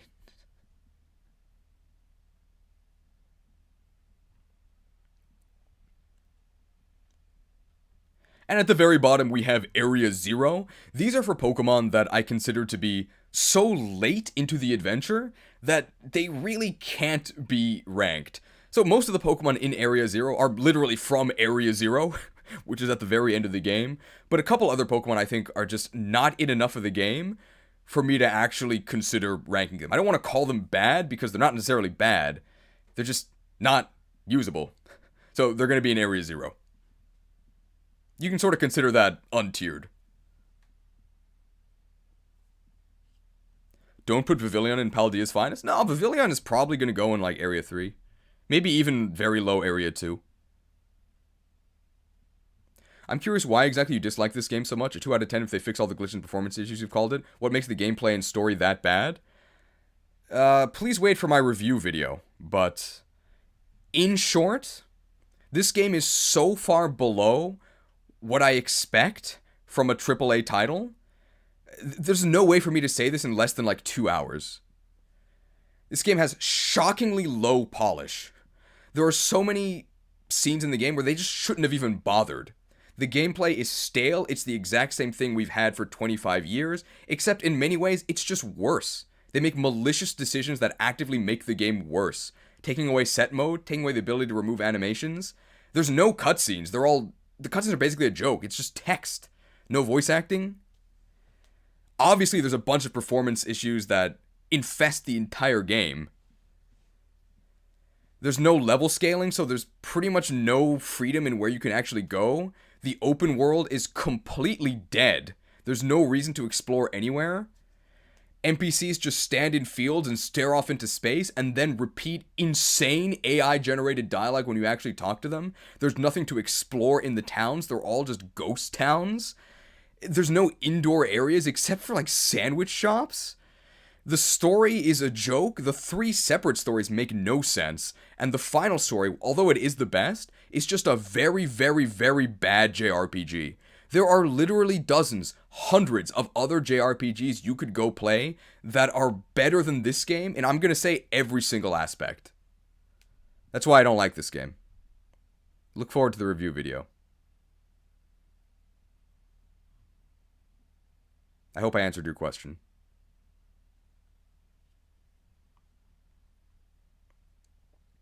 Are we ready to start ranking Pokemon? I think we are, right? Anything else? We talked about we did the premium intro already. Oh, better or worse than Sword and Shield? I'd say it's better. Yeah, I'd say it's better.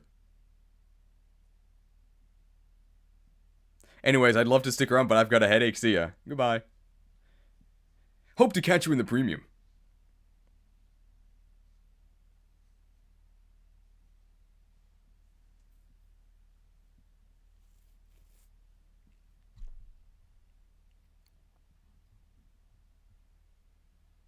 Are we assuming that people are going out of their way to fight the optional trainers? Well, I mean, there's no reason to do that, right? It's totally pointless.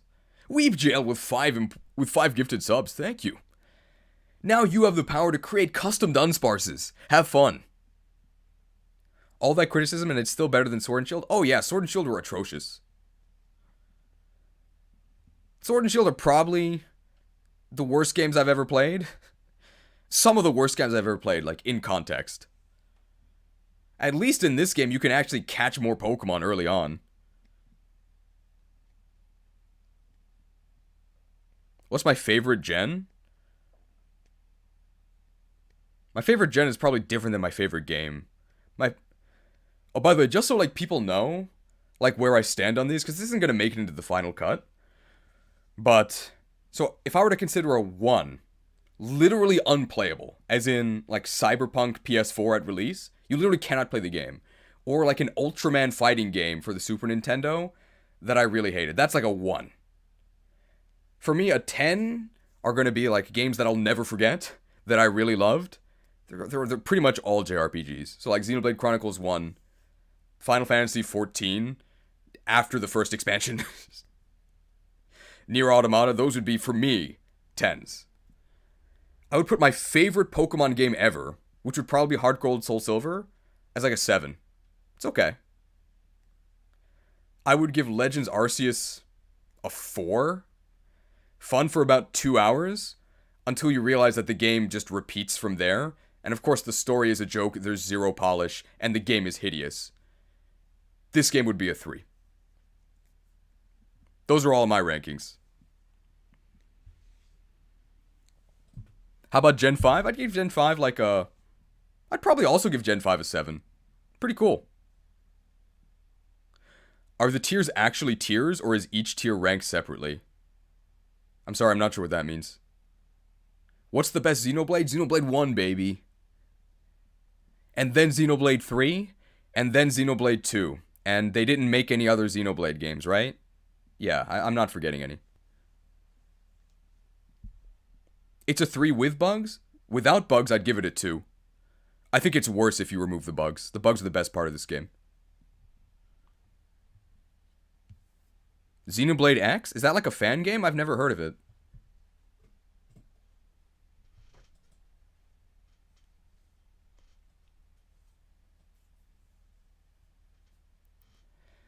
Okay.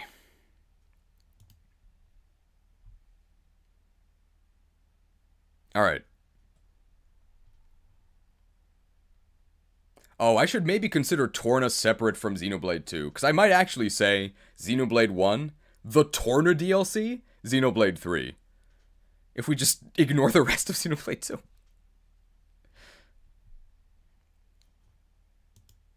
We're almost ready to start ranking Pokemon. I know, crazy. One click. We're almost ready to start ranking Pokemon. Crazy, I know. We're almost ready to start ranking Pokemon. Crazy, I know.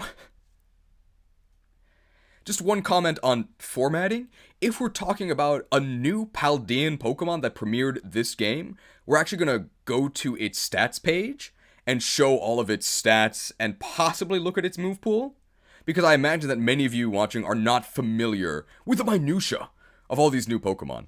If it's a returning Pokemon from a previous generation, we won't do that.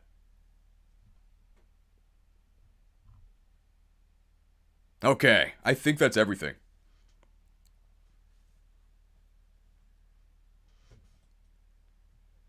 Mimi's Skindor, member for 1 month, thank you. Oh yeah, so even though I ranked Xenoblade 2 like at the bottom, it's still like a really good game. But it's definitely my least favorite of the Xenoblade Chronicles trio. Alright. Do you think we'll need voiceover imported cheese this list? Almost certainly. Almost certainly. At some point.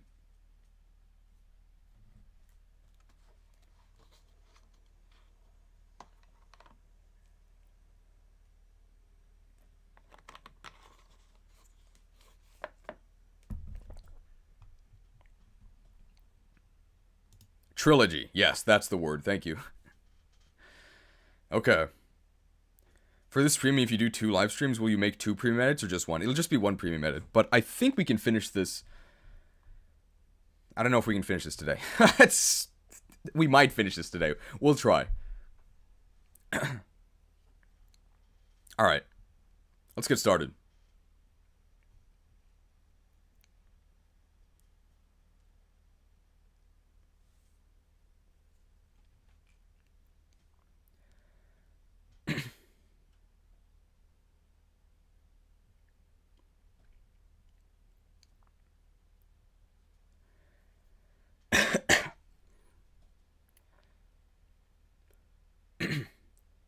Now, people often accuse me of being biased against grass type.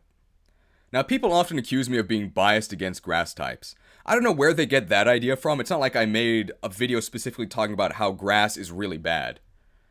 Don't call me biased when I put this cat in Area 1. We're talking about the best grass type starter since Bulbasaur in Generation 1.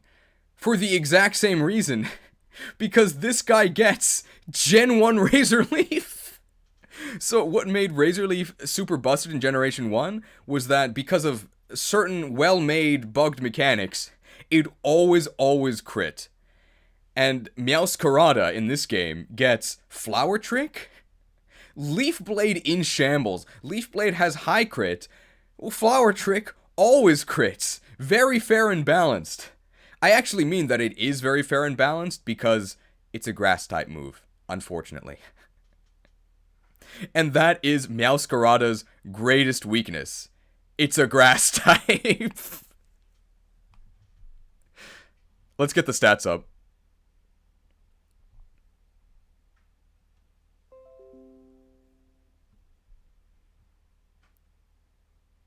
So to get the stats up, I have to do this. And then change the window. Here we go.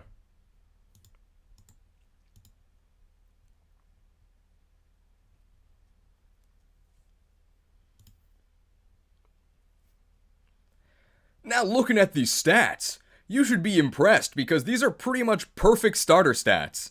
123 speed, so you're going first, and you are hitting them hard with 110 base attack.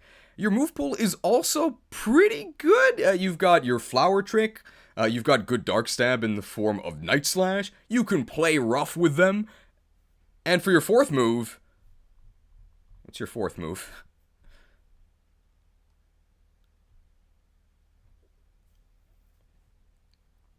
And you could always style on them with some acrobatics for your fourth move.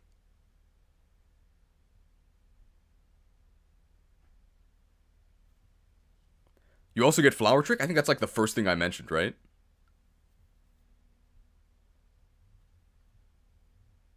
You might also consider using U-turn so that you can switch without penalty. Because this game actually removed the option for switch mode. Which is a nice way to make sort of the entire game more difficult and force you to adapt to what your enemy has. Just kidding, of course, they did the opposite, and they removed set mode.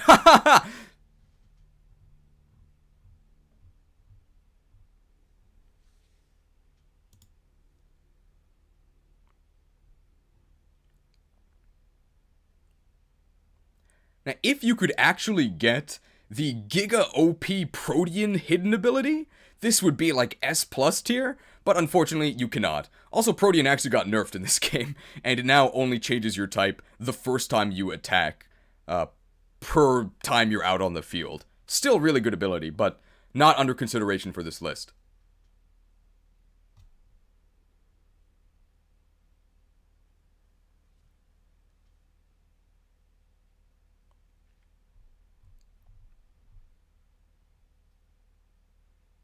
Did you mention Flower Trick? I heard it was pretty strong, yeah. I did mention Flower Trick already and how it's auto crit. I don't think I mentioned that it's also auto hit, it'll never miss. But for the most part, 100 accuracy moves are the same as auto hit moves. It's a very minor upside. But it is extra upside, just to make Leaf Blade feel even worse.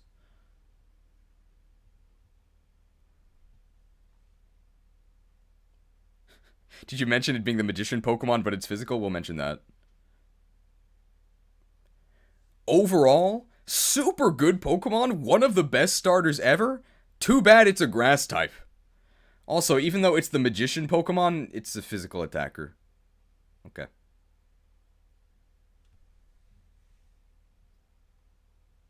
That's everything for Meowscarada, right?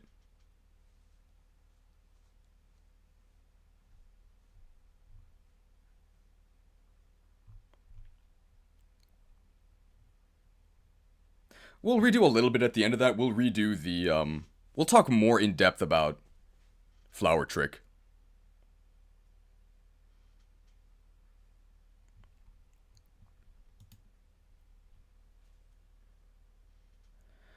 I think I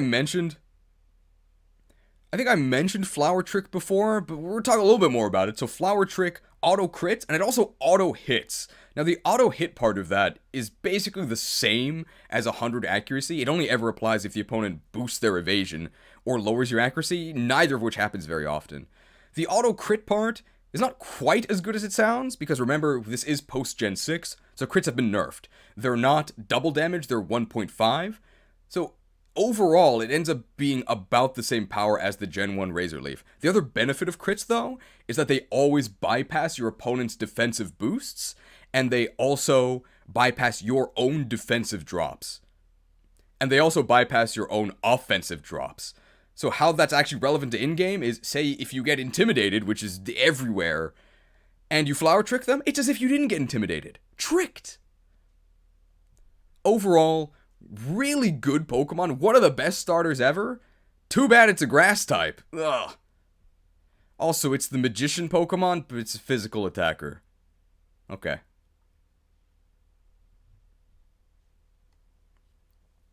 There we go. That's everything. Okay. Beep. Back to the tier. And I guess because we're going to go to... let's just go ahead and get Skeledirge ready, since we're going to do that next, right?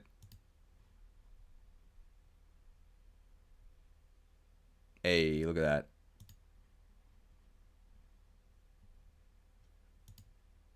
Okay. And I'm not on the right tab. There we go.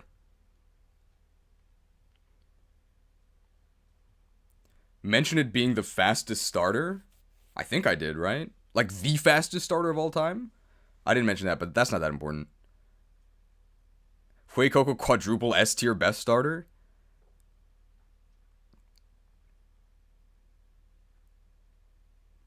Skeledirge is slow.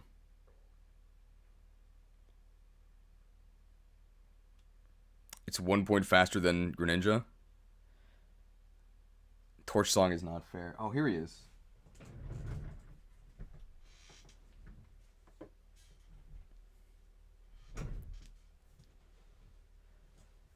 Did you mention Flower Trick? That's a joke, right? Yes.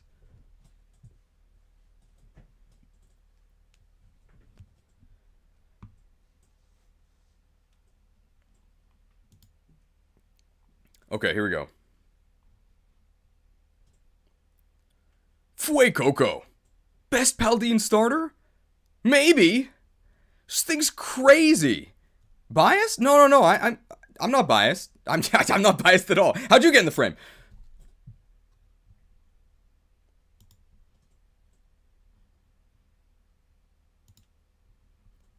Stats-wise, 66 base speed, that's kind of bad. It is... Stats-wise, 66 base speed, that's kind of bad. Generally, what I consider to be good enough speed to go first and one-shot, Stats-wise, 66 base speed, that's kind of bad. Generally, what you need to go first, if you're over-leveled, which you almost certainly will be in this game, is 80 base speed. That's what I'm considering fast enough. So I'm gonna say that Skeledirge here is too slow. However, he's not that slow, right? He will still go first a good portion of the time if you're over-leveled, and if he goes first, your opponent is dead, because his signature move, Torch Song, might be one of the best moves in Pokemon history. It is unfair. So Torch Song is 80 base power, fire-type move, 100% accuracy, and it increases your special attack by 1 every time you use it. You may have heard of Fiery Dance. It's just better than Fiery Dance. Fiery Dance gives you the boost 50% of the time. Torch Song gives you it 100% of the time. What? Also, this game is very, very kind to fire types. Fire types absolutely destroy like 90% of the fights in this game, and there's nothing your opponent can do about it except sit there and get torched. Let me sing you the song of my people. Die!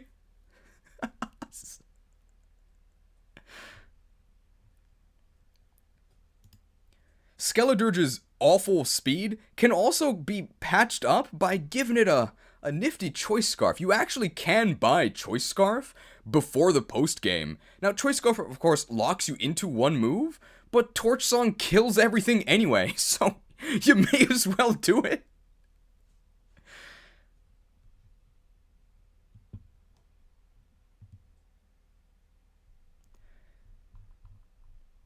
What moves can you use that aren't Torch Song? Well, you eventually get Earth Power, that's pretty good. Shadow Ball, that's pretty good. And for your fourth move, I don't know.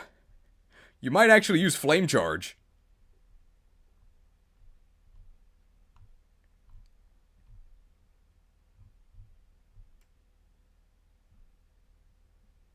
Hyper Voice? Why would you do that?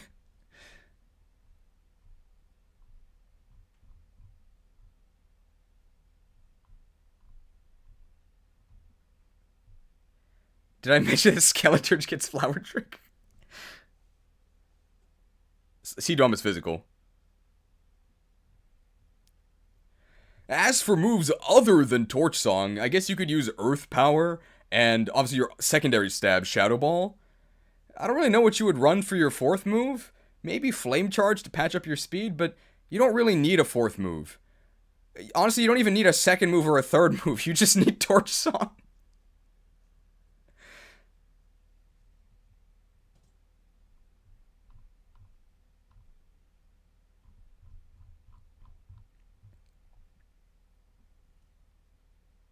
I think that's it, right? Maybe Hex for stab, just use Shadow Ball.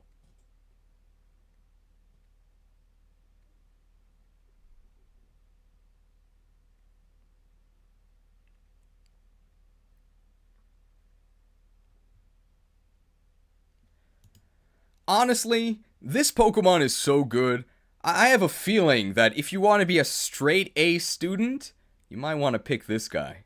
Stay tuned. Oh. Okay, I think that's everything for Fuecoco, right?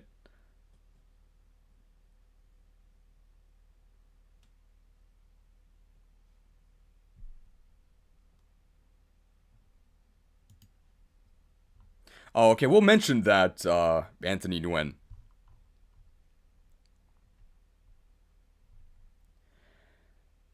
And it doesn't really matter for this list, but you'll notice here that we can't actually learn Yawn.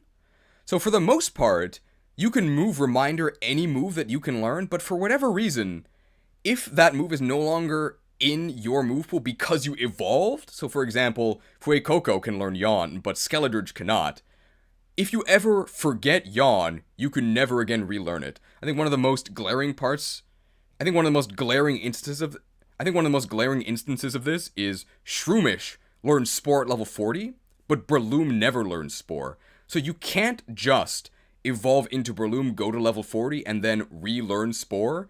You have to actually learn it as Shroomish, and then if you ever forget it after you evolve, you can't relearn it. Really weird how it works like that, but it doesn't actually affect Fuecoco whatever. Why are you yawning? You're too busy singing and killing! Okay. Why are you yawning?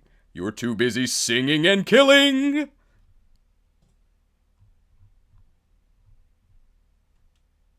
There we go. Good Pokemon. 279 donation from Nia. I think it's cooler, Spook, though. There's something wrong with your camera. It's the glare from the sun. I can't really do anything about that. Sorry. I can try. Give me a moment to try and adjust the... Move the sun? Give me a...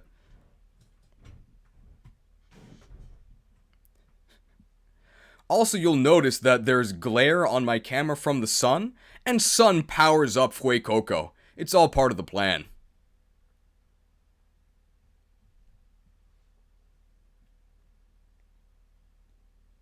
Forgot to mention Mirror Herb for egg moves. I knew about that, but I don't think that it actually matters. 'Cause I think that's like too much work. We'll mention that if egg moves are ever actually relevant. Oh yeah. If you want to complain about the lighting in this video, how about you complain about the lighting in the game first, okay? Terra lighting bug.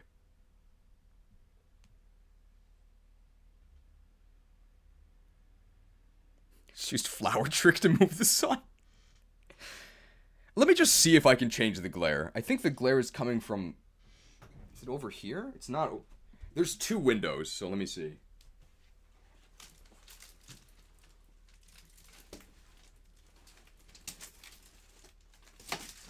Ah!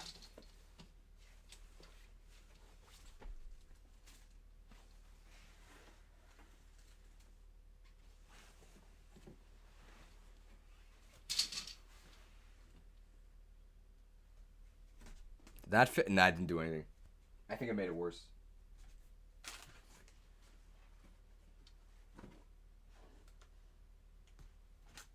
Did that do it? Glared.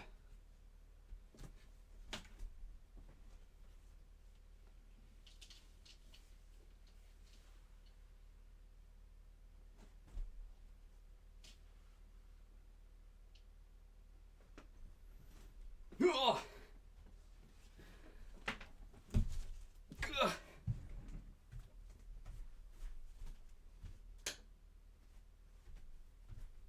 Did I fix it? Nope. That's glary in form. Where is the... Okay, so the light has to be hitting there. So it's coming from there. Okay. I'm sorry, there's nothing I can do to fix this. Put a towel over the window. Hey, Cheese, I made a list of the lowest level every Pokemon be found at. Thank you. You sent the channel discussion page? Let me see if I can find it. Light type confirmed. Use utility umbrella. Maybe I can move the camera so that... Hang on. So, if I cover the camera from this angle, it stops it. So that means that's where the glare is coming from. Okay. So I can stop it by putting something there. It's probably going to disable my webcam as I move the computer. Hang on. I did it. I did it. We did it. That's solved. All I had to do was rotate my computer 15 degrees. Such a simple solution. How convenient. New Kickstarter project, help Cheese blow up the sun. Thank you for the generous donation. I'm sure with $10, we'll finally be able to blow up the sun. Alright. Let me see if I missed anything. Let me just see if I can get this. I'll pull up the lowest available level thing the first time it actually becomes relevant. We should also talk about how weather abilities are used against overworld weather. We'll mention that when we get to Scovillain, I think.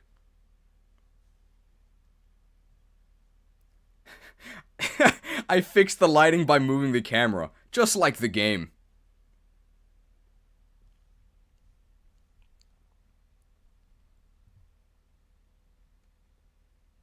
Remember to restart the recording? Thank you, I'll actually do that now.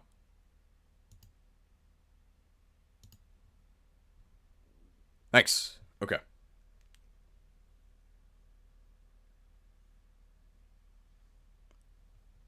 Okay. I think now we can talk about the next Pokemon, right?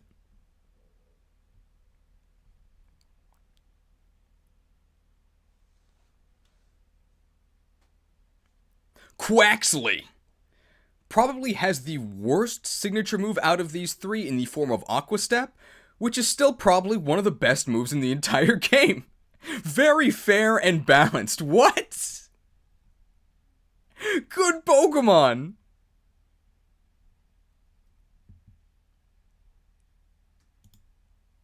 Let's go to these stats. Oh, am I in the wrong window? I am, but it's okay for that.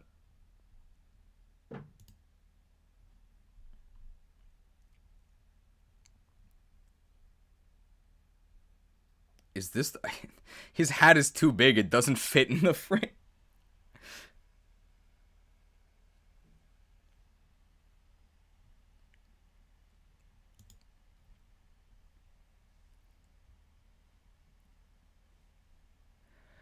Now, Quaxley's stats here are pretty good. 120 base attack is enough to kill pretty much anything. And 85 base speed is enough to outspeed most, but not everything. but you will outspeed everything after you step on them. So Aqua Step is your signature move. It's 80 base power, so same as Waterfall, and instead of a 20% chance to flinch, it raises your speed by 1. Great. Perfect. Water fighting, insanely good stab combo. What other moves are you going to be using? You've got pretty much everything you need. You can get in there close with some close combat. You can use acrobatics for some good 110 flying coverage. And specifically, the other move I would put in your last slot would be Ice Spinner, which does take a while to actually obtain. You can get it guaranteed from the Ice-type gym leader, but I think you can also find the TM before then. That's every move you need to demolish pretty much all of the game.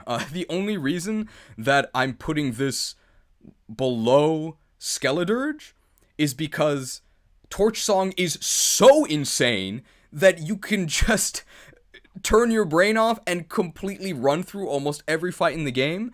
And sometimes with Quackable, you might actually have to choose a different move. Now, if you actually got its hidden ability Moxie, this would probably be the best in-game starter ever. But unfortunately, you can't in-game. Too bad.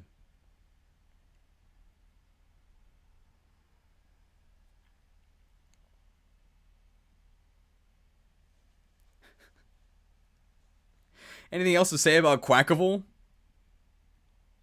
Did you miss Aqua Trick? Oh, also, I think I missed a donation, sorry. $5 donation from Smith Black. Quackable is just bottom energy Blaziken. I think it's actually better than Blaziken.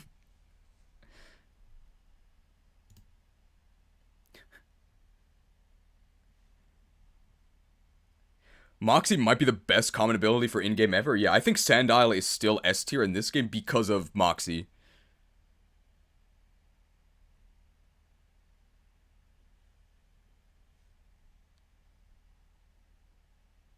I think someone else also asked, is this the first time where all starters are S tier? The starters are almost always S tier. To not be S tier, you have to be really bad. So, you have to be Gen 1 Charmander, or you have to be Chikorita or Snivy. What does Moxie do? When you knock out an opponent, you gain attack. It's insane. It's probably the best in-game ability you could possibly have.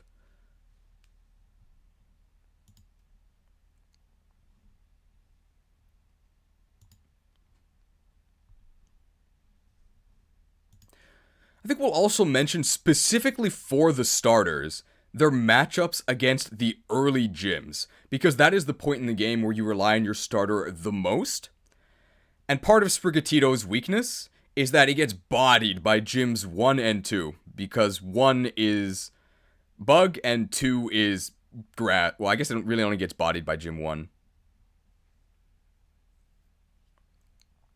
I think specifically for the starters, we will mention their matchups against the early gyms, because that is where your starter's power is the most important.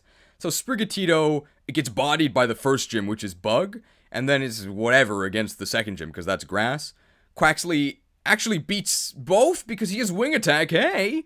Although I guess it's technically weak to the Grass one, but who cares, Grass sucks. And Fuecoco, of course, it destroys both. Good boy. Oh,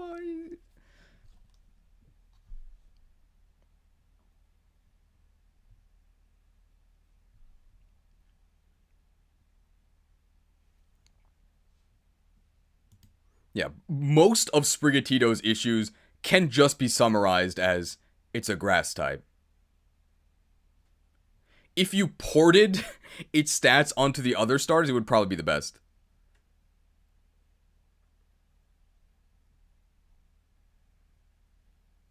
We did mention Choice Scarf Torch Song. Okay. That's everything, right?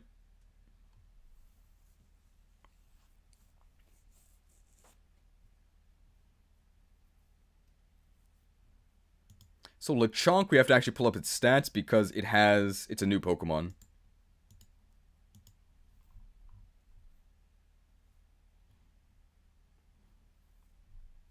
How do I see the stats for the other one? one?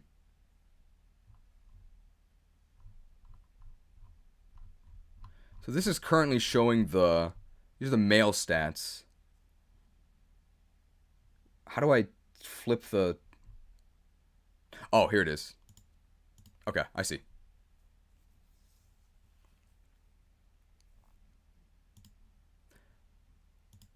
So... Here we go. Okay. Chonk gets pig step. Did I mention getting ham trick? No. So before we talk about Lechonk, let's talk about where we're going to put it.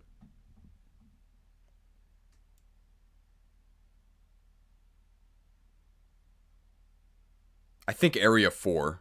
Because why are you using this?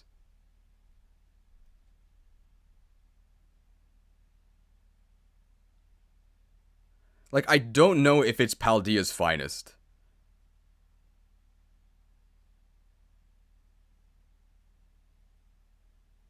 I don't quite think it's Paldea's finest, but probably area 4.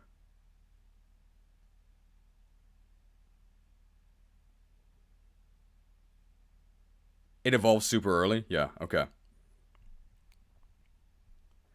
Now, before we talk about Lechonk, we have to talk about filler Pokemon. So normally, in all of these lists, Pokemon get extra credit if there's nothing else you could be using. So a lot of the early game garbage, like Raticate, actually ends up ranking more highly than like late game powerhouses because these Pokemon are available so early. And like, what else are you gonna do? Well, in this list in particular, there's a lot of answers to what else are you gonna do. So filler Pokemon, I don't think, get a bonus, which means we just have to consider it based on how strong the Pokemon actually is. And also, just a disclaimer, rankings are gonna be really harsh. Because you can get so many super powerful Pokemon super early that the overall power level is just through the roof. All of that being said, I think that Lechonk sinks to area 4. My question for you, and one that I'm going to repeat a lot throughout this list, is why are you using this Pokemon?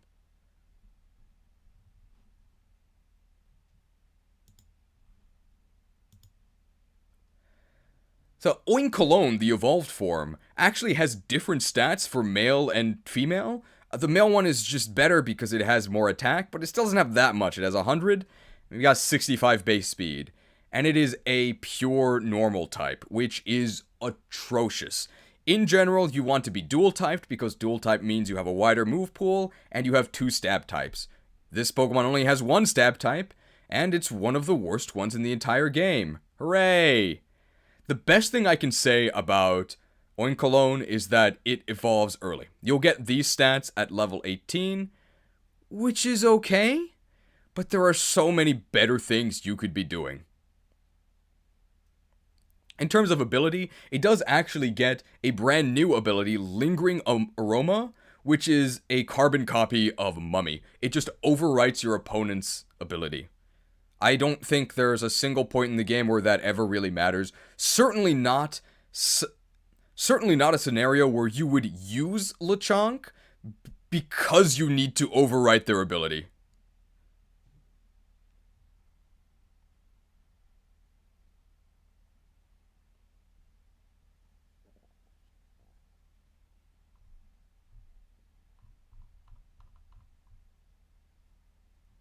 Let's see if there's any like useful moves. Like, no.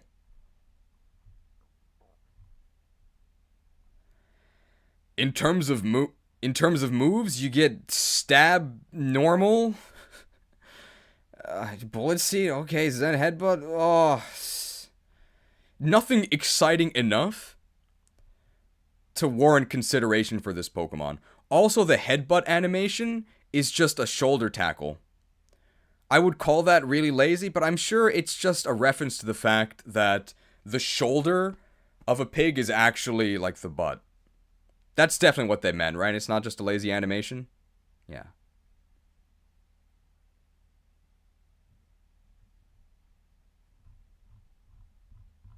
Oh, let's see. So the Aroma Veil. Yeah, doesn't matter. Not a new ability.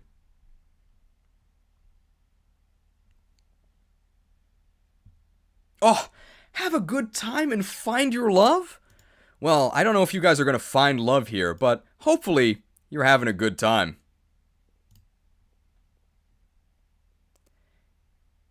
And you know what that means we get to play, right?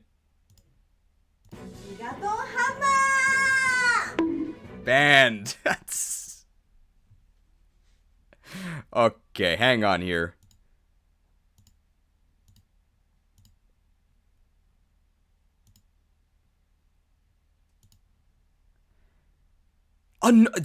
Another one? Hello? We're just too popular. There, we attracted the bots with sweet scents. Banned.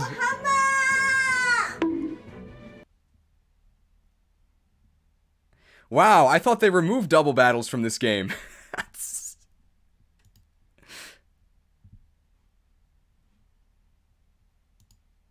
Glad I made this ban animation. We get to use it a lot. Hang on here. Okay, who do I actually trust?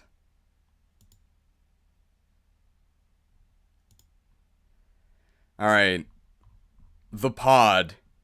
You should see that suddenly you've obtained a special power. MJDXP. I guess you've got a lot of XP because you've also evolved to gain a new power. You can help me destroy these bots. It's a horde battle, also not in this game. Okay, so if you're watching the premium, we just had a double battle with some bots that we defeated, which I think is an opportunity to say that this game is pretty much only single battles, hot singles in U City. So double battle abilities and double battle mechanics, for the most part, don't get considered. There's only 5 double battles in the entire game, and 3 of them are practically unlosable. There's no horde battles, there's no triple battles, there's no rotation battles, there's no fun.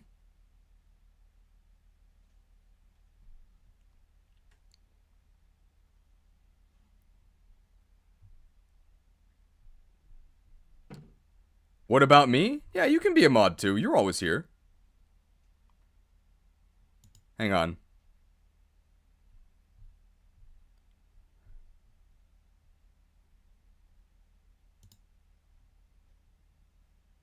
See who can ban the fastest.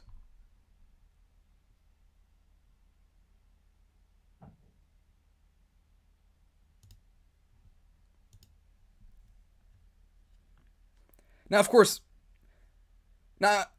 I'm just going to reiterate. I'm only considering the main game, of course. Once you get to the post-game, there's an extensive battle facility that allow you to do all sorts of real...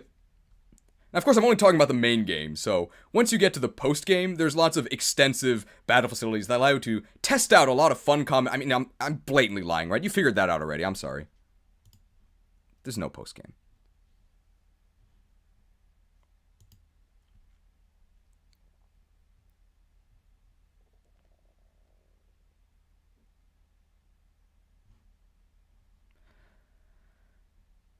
I wish I was mod, but I enjoyed the stream too much to actually do a good job. I mean, you don't have to do anything. Oh, that's... Okay, that's not the right graphic. Or is it the right graphic? A truly open world, damn it. Okay, there we go. Let's get Spide Ops ready.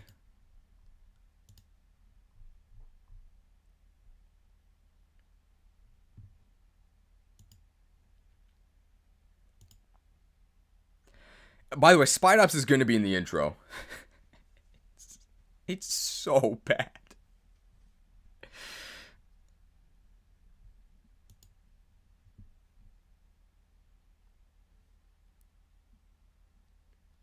Did I mention Lawrence Flower Trick? Yeah, 404 for its BSD, yeah. Okay. Now, I mentioned earlier, you don't actually have to be from Paldea to be in Paldea's finest, but Agent Spide Ops here is Paldea's finest. No questions asked. Call of Duty, Spite Ops, and I do mean duty. We can just call it right now. I don't know if this is the worst Pokemon in the entire game, but this is definitely, without a doubt, the worst new Pokemon in this game.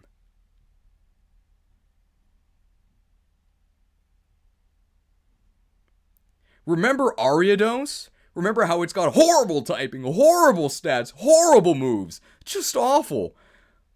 Imagine being worse than Ariados. Horrible typing, horrible stats. Actually, pretty good moves.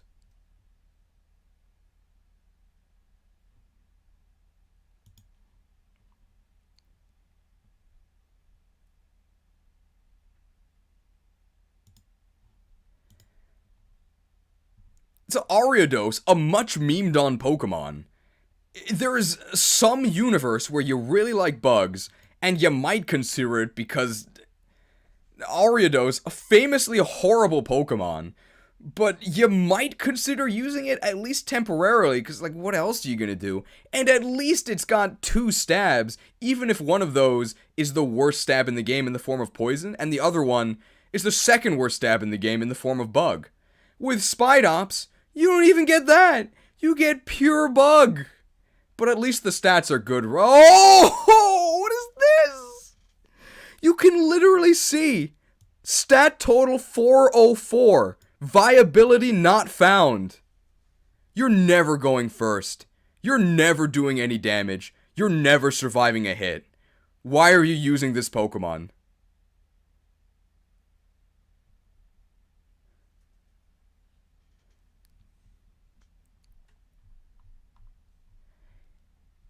I'm not even going to call it a saving grace, but the only part of Spite Ops that's not just offensively bad is its move pool, because eventually you get some moves that actually maybe do something. So you get Leech Life, which this is the buffed Leech Life, so 80 base power stab, and it heals you, but everything resists bug, so it's actually 40 base power.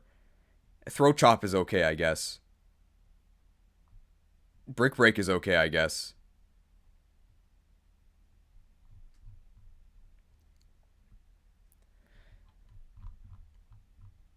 I'm not sure if I would call Spite Ops laughably bad in competitive, because I think this is the only Pokemon that gets both Toxic Spikes and Stick...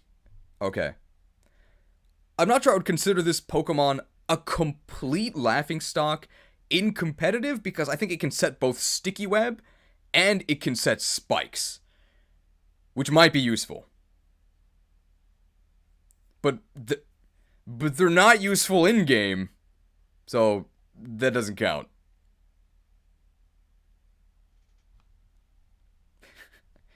It does have Stab U-Turn to allow you to more easily switch to a better Pokemon. Just use Fortress? Fortress can't Sticky Web, right?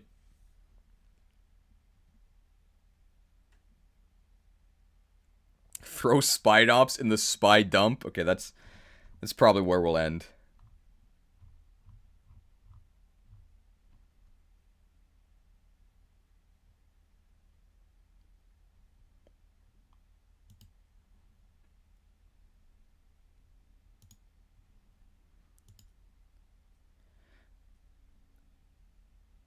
I hope for your sake.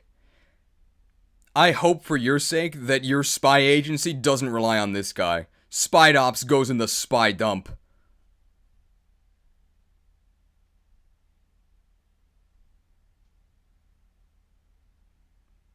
Did you forget about Silk Trap? I didn't forget, bro. Tell me how Silk Trap does anything for you at any point in the game. It doesn't. Don't fall for the skill... Don't fall for the Silk Trap.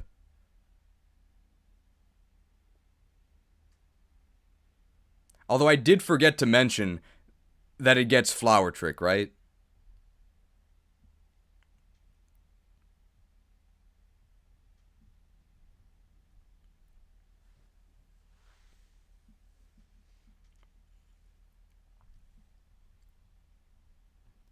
Alright, let's get the Common Rider bug ready.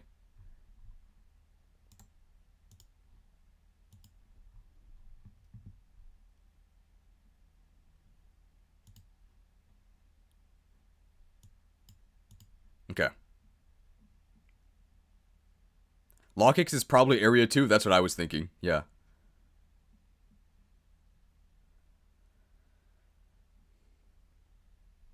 I'm thinking Area 2.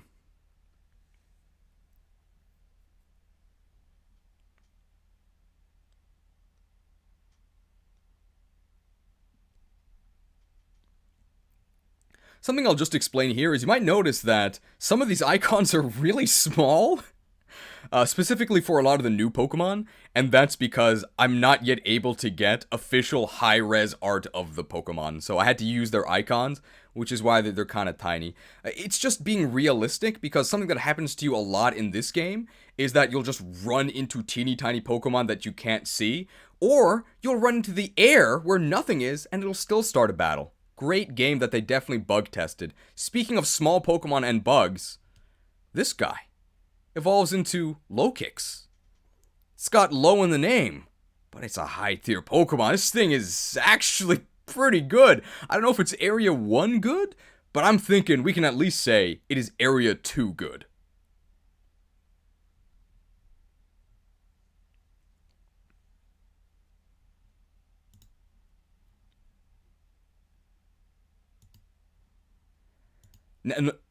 Now Nimble, the unevolved form, is really bad. Do not ever use Nimble. But it doesn't take that long, level 24, until you get up into Lokix. And Lokix, look at this. Pretty good. 92 speed, fast enough. 102 attack, not spectacular, but good enough. You get 2 stabs. Unfortunately, 1 is bug, but dark is also pretty good. And if you could get tinted lens, this guy might actually be Area 1, like barely. But I think because you're stuck with Swarm, unfortunately, we're going to cap this thing out at Area 2. Once you get to Lokix, there is probably one move you can select that is going to kill your opponent. You can chop him in the throat. You can leave a good first impression. You can axe him. You can bounce. Probably won't be using bounce.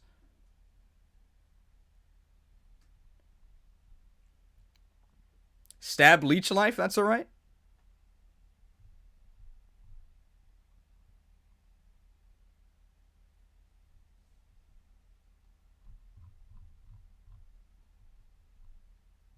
Lots to love about this bug. And also, it gets some of the very best kicking animations in the entire game, which isn't saying much, but they are pretty cool.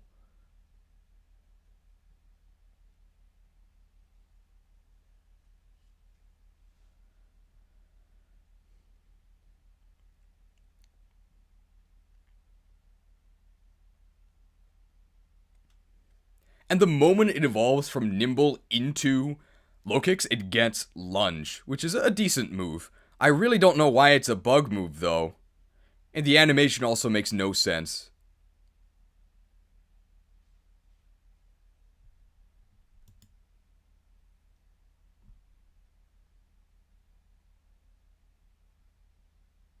What does it mean in Japanese? I don't know. I guess we can check.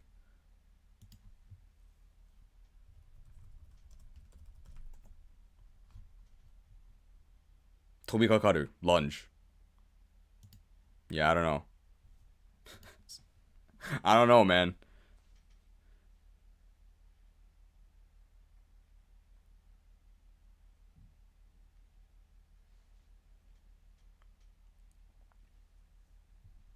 Overall, I'd maybe consider Kamen Rider as part of your squad. But with these stats, sometimes you are going to fall short. I'd say definitely consider Kamen Rider for your team, but unfortunately with this typing and these stats, you are gonna miss out on some kills, and there are some bad matchups. Overall, though, still pretty good.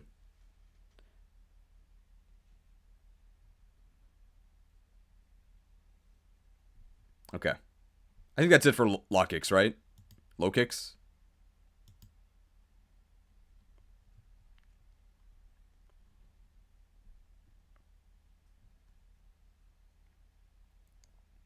Okay.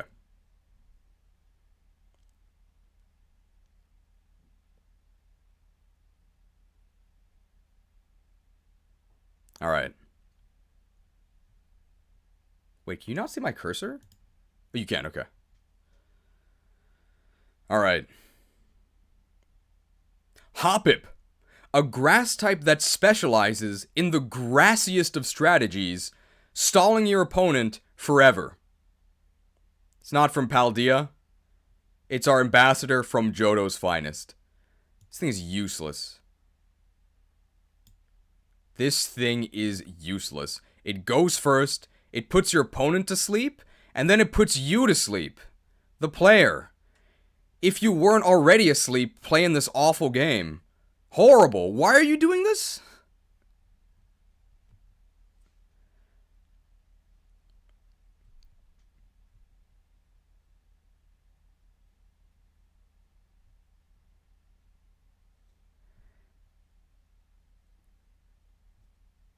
Skiploom. More like skip this Pokemon. Good comment.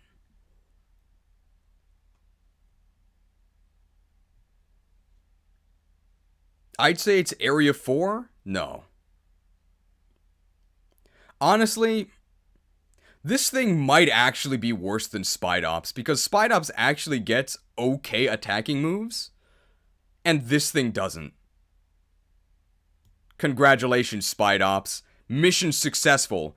You beat one of the worst Pokemon in the game.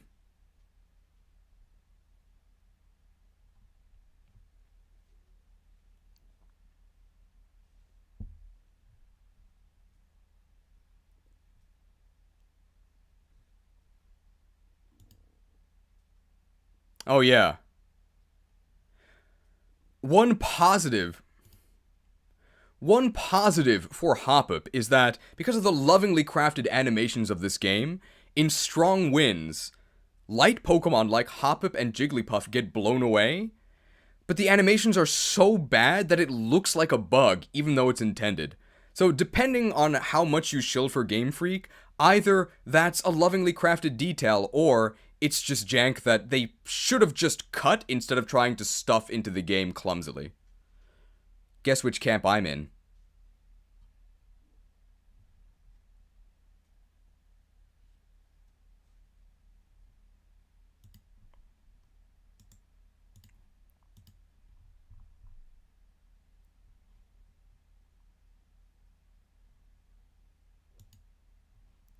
Somebody said, oh, but Jumpluff gets stab acrobatics. 55 attack. Next.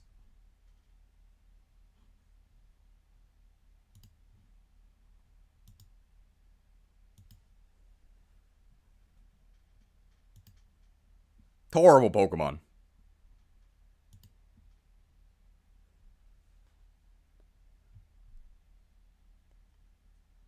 It shows, what's this? It shows there's still people with passion working on these games, and shows how these people have the life sucked out of them to appease corporate. It's not the devs' faults. But if you didn't see this part of the stream yesterday, which you probably didn't, in the post-game, in your dorm room, which of course you can't decorate at all, there's a picture. It's supposed to be a picture of you with your friends, because that's the description. Free girls on U City! Uh-oh. Get it right, okay? It's free girls in U City. There's a picture in your dorm room of... I think they actually got banned. They're not actually a bot, by the way. Please unban them. But we'll play this anyway.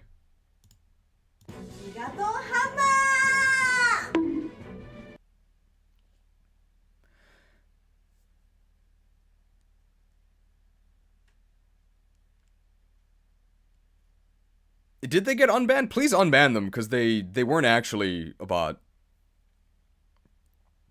But in the post-game, there's a picture in your dorm room, and the description says that it's a picture of you and your friends, like the story friends that you made. It is literally a gray square. They didn't put a picture in the frame. They didn't even put colored squiggles. They just put a gray placeholder texture. It's shockingly bad.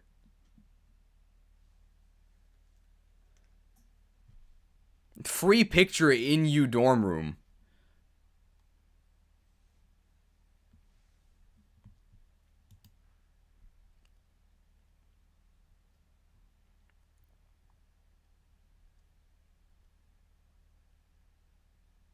Okay, well, they might have actually gotten really banned. Sorry. You're winner, I guess.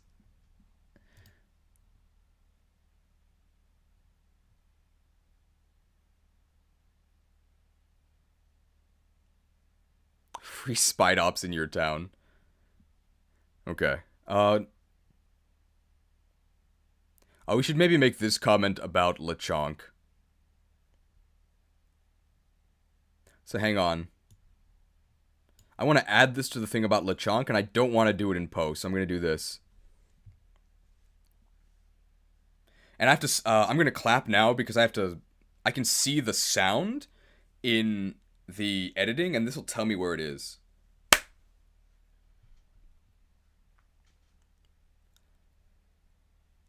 Now, the best part about Lechonk, and one aspect of the game where it is indispensable, is in the sandwich making minigame, which you're going to be doing a lot. And a lot of the sandwiches you can't make without the cooperation of our friend Lechonk. Cooperation. Okay. Got it.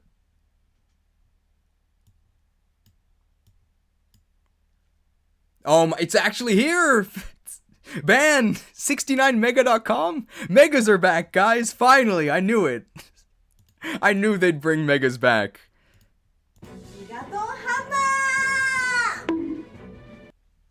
Good job, mods. Finally, Megas.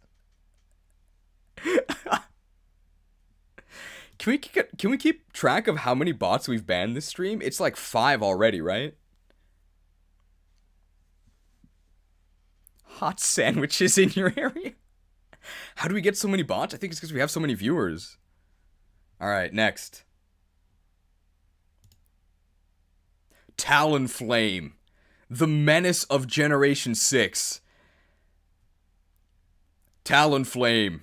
The menace of Generation 6. And mascot of Pokemon Brave Bird Edition. It's really fast, so it goes first. And then what? The attack stat is just really disappointing. And also the Talonflame evolution is fairly late. It's not bad. I think this is probably going to be a high Area 3 Pokemon. One of the most useful things about it is that it gets Flame Body once it evolves into Fletchinder. And it's one of your earliest Flame Body users, so that's an easy way to help you hatch your eggs, which is something you might want to do at some point. It just doesn't have the damage to kill most things, which is unfortunate. But Fire Flying, pretty good typing. I'm not biased. I can actually make editing easier by doing this. Okay, not that. Hang on.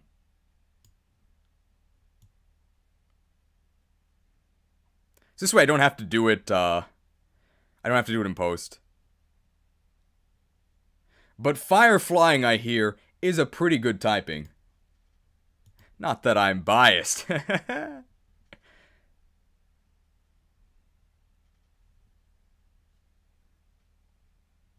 Oh, Flame Body doesn't... No, Flame Body does work on eggs, right? Isn't Gale Wings hidden?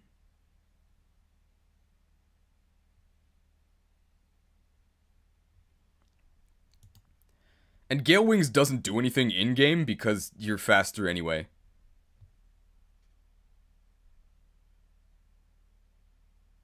Yeah. You can't actually get its super busted Gale Wings ability in this game because it is the hidden ability, but it doesn't really matter for two reasons. One, it's super nerfed, so it only operates if you're at full health, which probably won't be because your best moves have recoil. And two, you're faster anyway, so it doesn't matter. Okay. That's everything for Fletchinder, right? Or Fletchling and Fletchinder?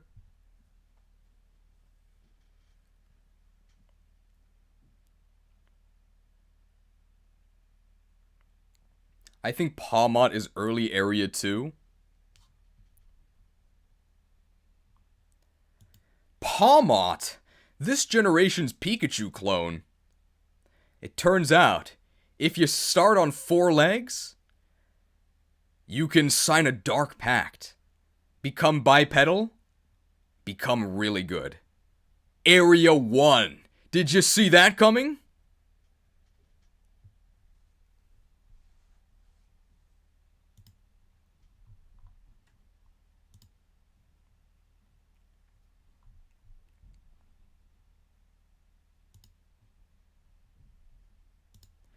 Now, Paw Me, you can get the very beginning of the game. Now, Paw Me, the first form, you can get the very beginning of the game. It sucks. But you only have to get it to level 18. Once you get it to level 18, you can evolve into Paw Mo, which is apparently not this thing. Can you tell the difference? However, Paw Mo is our very first instance of a Let's Go evolution. So all you have to do is walk with it outside of your Pokeball for 1,000 steps, which sounds like a lot, but you can do it in like 5 minutes. And then once you do that, you just level it up one more time. I think you actually have to use like an XP candy to do that, but like they're everywhere. No problem there. Use an XP candy. It gets like a little bit of extra hair. And it gets a lot of extra stats. Look at this. Electric fighting dual typing. You get some seriously good stab. This is a good Pokemon. 115 attack, that's great. 105 speed, that's great. These other stats, they're not great, but who cares?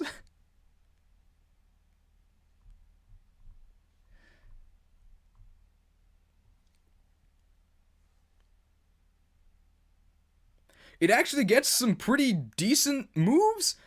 Close combat, yeah, I'd consider that a decent move. But you can get some other weaker fighting moves earlier than that. It is a physical electric type, which is usually a feels bad moment, but it at least gets a unique signature move, Double Shock, which is basically the electric version of Burn Up, where it then removes your electric typing afterwards. So that's a bit of a downside, but hey, 120 base power, I'd use that. You can break some bricks. You can enter the elemental punch-out circuit. You can Seed Bomb. You've got options. The hands-on Pokemon. He's taken this playthrough into his own hands. He's gonna fight for you.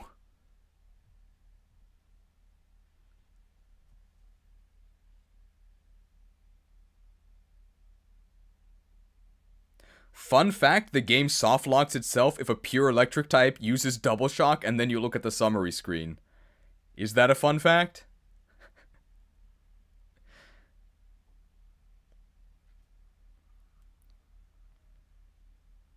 Oh. Apparently, if you Terra to Electric and then Double Shock, the downside of Double Shock, where you lose your Electric type, doesn't apply. Cool.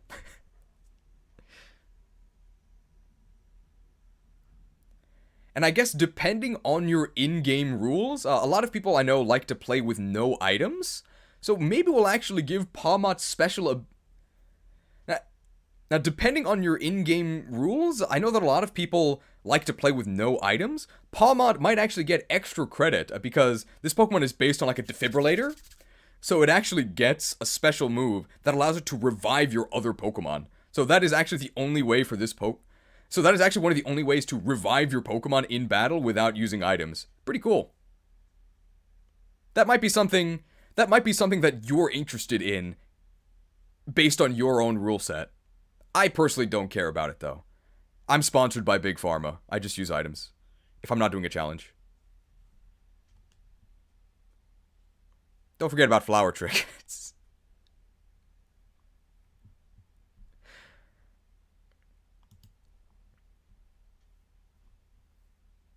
Everybody okay with Pawmot in Area 1?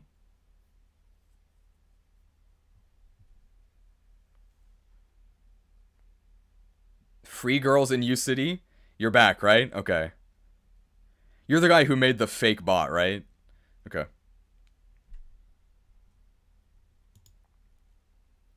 Alright.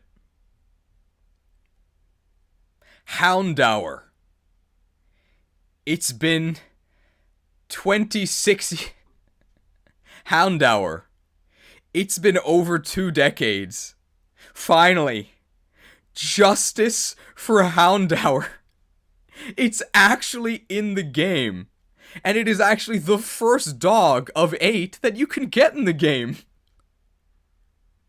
Now, the early availability comes with a bit of a caveat. You have to cheat, because it's in a cave that you can only backtrack to once you get high jump or climbing. Except, this is a great game that's very well programmed. You can just Skyrim your way up the slope into the cave by jumping backwards. Or, if you want to play Zelda instead of Skyrim, you can hookshot by throwing your Pokeball at one of the fletchlings on the ledge, and it'll warp you up there. And then you can get a Houndour at basically the beginning of the game. Only has to get to level 24 to evolve into Houndoom. Amazing stats. 90 base speed is good enough, and I think 110 special attack also good enough. Darkfire Stab, amazing. Good dog. Probably going to be very bottom of Area 1 near the end of this, but excellent. Overall, I would say. 95 base speed, even better than I thought. You don't need glitches? Do you really not need glitches? Sorry, I have to scroll up to this donation. $9.99 donation from Prada with an O. Don't be fooled. The Let's Go mechanic is terrible. Those 1,000 steps need to be in one trip, but your Pokemon will go back to its ball for the dumbest reasons. It doesn't have to be in one trip. Thank you for the donation. But it definitely does not have to be in one trip. So hang on.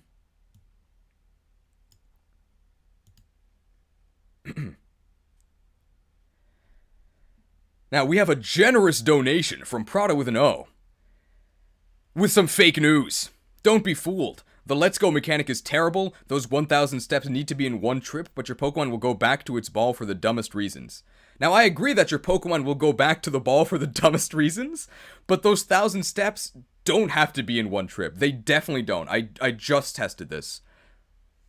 It's that you have to do an overworld evolution, which is tricky, because if you level up through the Let's Go mechanic, you don't actually evolve. You have to get close to leveling up. The Pokemon has to be out of the ball, and then you give it an XP candy to level up. And then it'll evolve.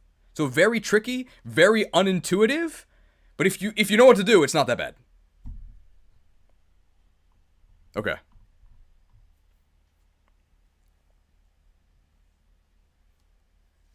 It definitely does not have to be one trip.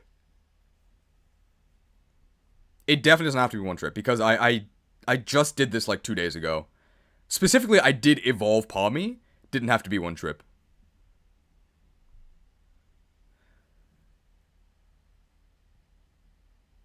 Oh, you can also stand on a Poké Center for the Let's Go steps? Okay.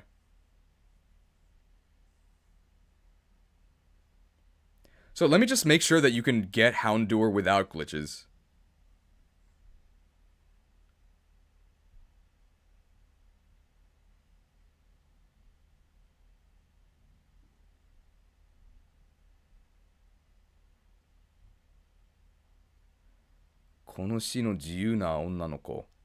I'm guessing that was auto-translated, but the free you use there isn't free as in no money, it's free as in not restrained.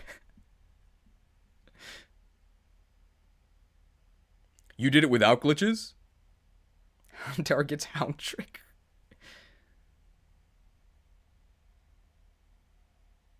Jump down the cliff near the lighthouse once you have the legendary? Oh, okay.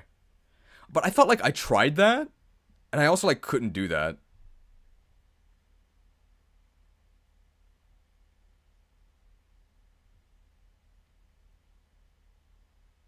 Oh, but you can dash off the cliff. Like, I remember trying to go down the cliff, even though I had Koraidon, and it said I couldn't do it.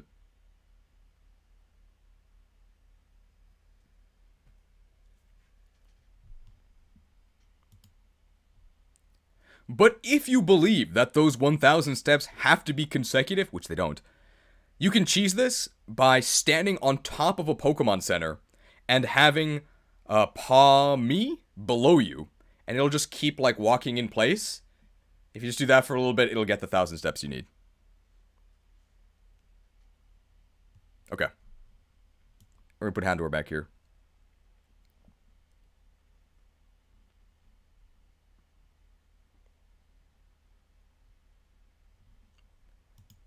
Okay, you may or may not... Okay, I'm getting conflicting reports. You may or may not be able to actually get this without glitches.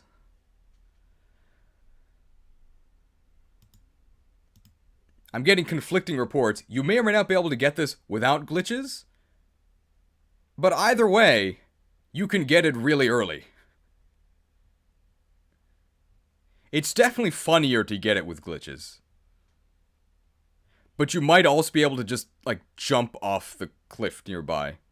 Child jumps off a cliff to acquire dog. Streamer doesn't have to do anything to acquire bots in the chat. 69mega.com. Look, we found a girl for you. What's the count now? 6? Mods! Thank you.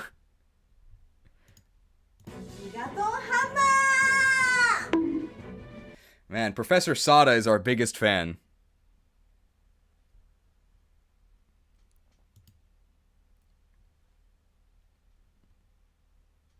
Okay. Now, power creep is kind of crazy in this game, so you might say that Houndour is like a top of Area 2 Pokemon, but I think for his loyal service throughout the years, we can go ahead and put Houndour in Area A, right? Come on. Area 1. Now, because power creep is kind of out of control in this game, you might argue that Houndour actually goes at the top of Area 2. He might by the end of this, but I think for his years of dedicated service, I think we can go ahead and say Houndour is like bottom of Area 1. Come on, he's a good dog.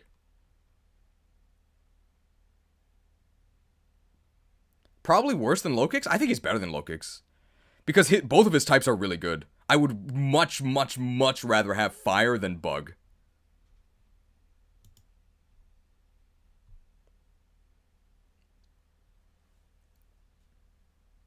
Especially because Fire destroys this game.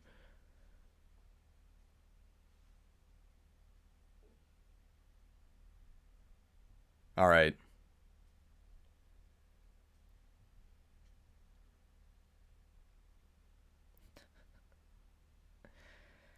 To the people of Paldea, I say, Paldea first. Send me out onto the field. I'm gonna use an attacking move. I've got stab normal. That means my moves, if it did 100 damage, instead it's gonna do 150. You are not gonna believe how much damage I deal. Believe me. Put it there. It's so bad. It's so bad. The people of Paldea, listen to me. Paldea first. Paldea first. People often say that normal is not a good type. You haven't seen anything yet. I get stab on normal moves. That means if my attack would have done 100 damage, if I use it instead, it's gonna do 150. Look at the opponent's health bar. Is it green now? After I attack, it's gonna go down. It's green now. I attack, it's gonna be yellow. And then it's gonna keep going down. It's gonna go to red. It might even go to gray. That means they've got no health. They fainted. Come on, put me on your team. Put me on your team. I bring so much. I messed up the very end. Come on, put me on your team. Put me on your team. Who else would you even consider? I've got this election for a spot on your team in the bag. Stop the count. This thing is so bad. Why would you ever use this? This thing is filler to the max. In a game where being a filler Pokemon is worthless.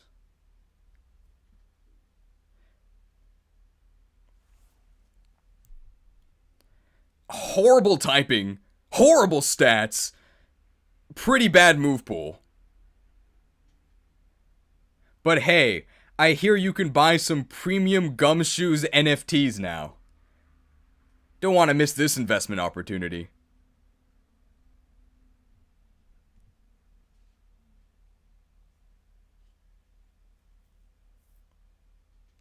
A 110 attack?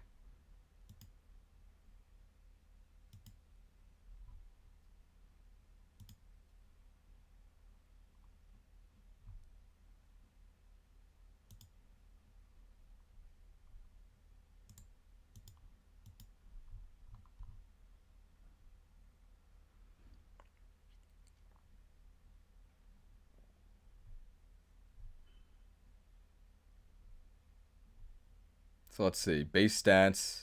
Let's make this actually fit.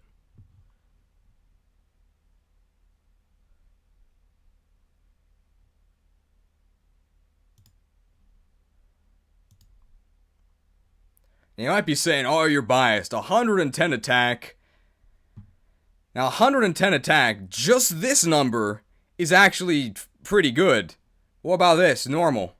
What about this? Slow. What about this? Frail. Paldea's finest.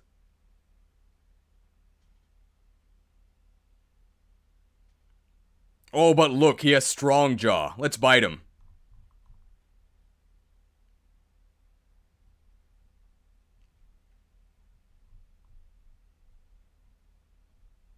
He has one biting move. Oh, he has two. He has crunch.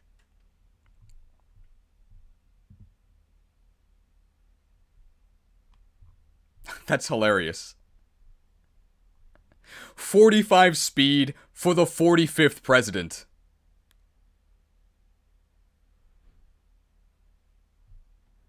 But what about Strongjaw? Well, you can get Strongjaw Hyperfang, right? There's no Hyperfang in this game. You can eventually get Strongjaw Crunch. And I think you can also get Strongjaw Psychic Fangs. And if you want to use the Mirror Herb, so do a bunch of extra work, get another Pokemon that is egg compatible with Gumshoes, put him in a picnic, and then use the Mirror Herb to transfer over moves, you can get the Fangs. Why aren't they just in the normal moveset? Like, usually, you say that something is all bark and no bite. Well, this thing is all bark and right. So there's a phrase that I think applies here. All bark and no bite. Even though it does have strong jaw. Oh, there's TMs too. Doesn't need to be egg compatible. Gumshoes is bad, Watchhog. Oh, it doesn't have to be egg compatible. Okay. Well, we can just talk about the TMs then, so we'll do that. 45 speed for the 45th president. But what about Strongjaw? Well, you can do Strongjaw Stab Hyperfang, right? There's no Hyperfang in this game. Whoops. But you can eventually Strongjaw boost Crunch. That's in your learn set. And if you find the TMs, you can do the Elemental Fangs, and you can do Psychic Fangs as well. Why are you doing this? You also died before you ever got to act, so it's not like it really matters.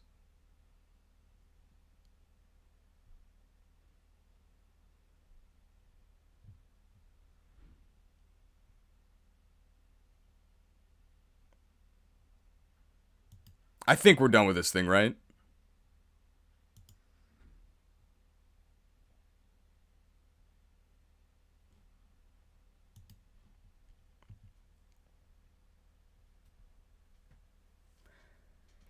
It's better in Sun and Moon because it actually does act as a filler Pokemon, and it does get Hyperfang. Sad.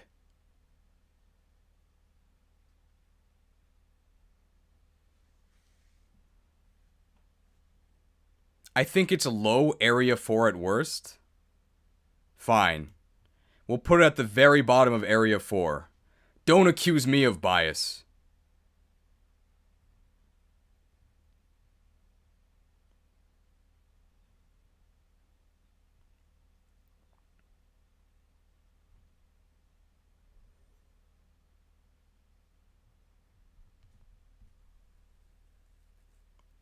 I guess nuking things is something. Squavid speedrun Paldea's finest. Area 45. I will say this. Yungoos is better than Squavit. And Yungoos is pretty bad. So that makes Squavit Paldea's finest. This thing's horrible.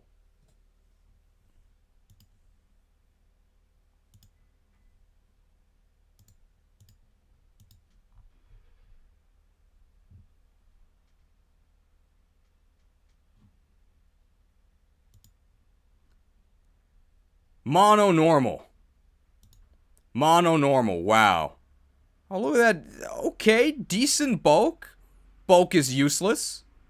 20 speed. Garbage moves.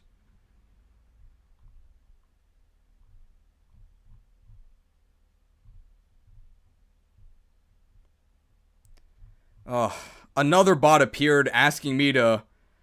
Another bot appeared, said, have already found love with us. Let me tell you now, I haven't found love with this thing. Horrible. Is that bot number 7? Let's hear it for bot number 7.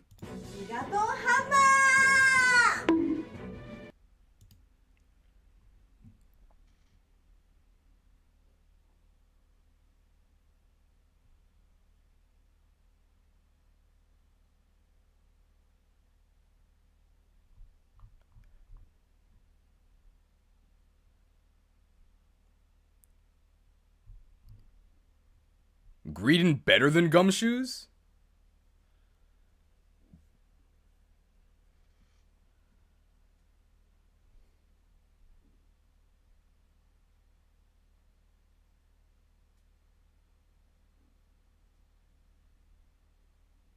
Oh, so berries are still consumed.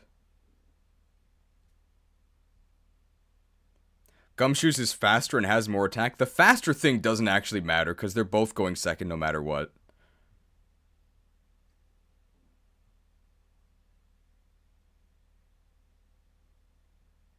I think...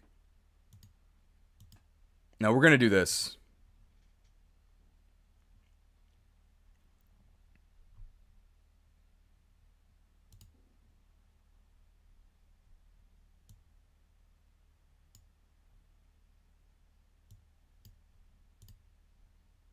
I think there's so many Pokemon in this list.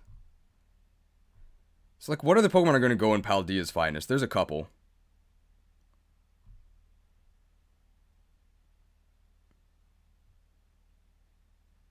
Let's leave it up to democracy and have a poll. We could do that.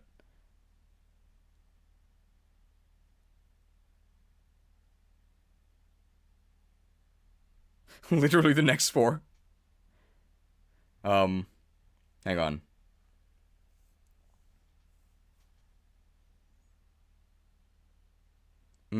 So how do I do this? Because I have to think about the video that this is eventually going to be. I think Squavid actually is better than Yungoos. So here's what we're going to do. Okay.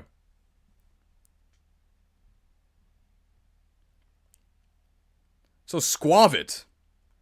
Completely useless, normal early game filler. That's probably still better than Yungoos. Let's be clear, it's awful. But let's take a look at the stats.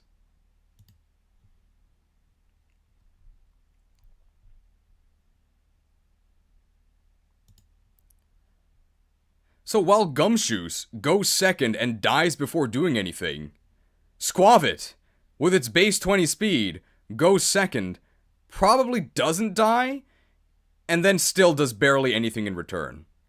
That's still very bad, but it's probably more than you're getting out of Gumshoes. And the difference between 20 base speed and 45 base speed is basically nothing. They both may as well be 0.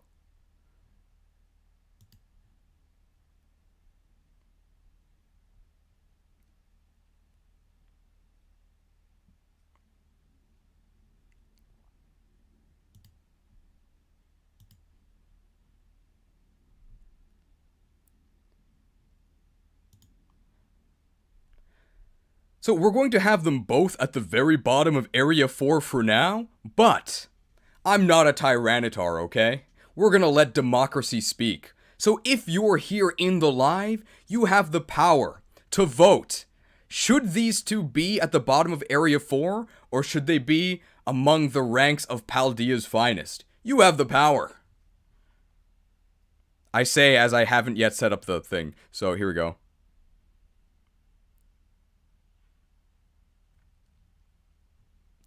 Don't just send messages. I'm going to set up an actual poll. Hang on.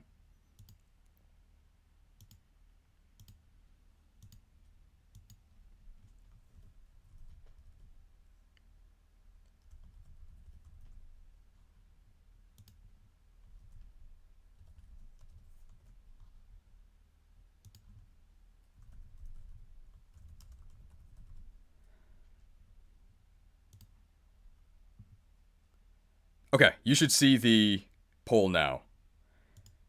And while you're voting, we'll talk about the next Pokemon.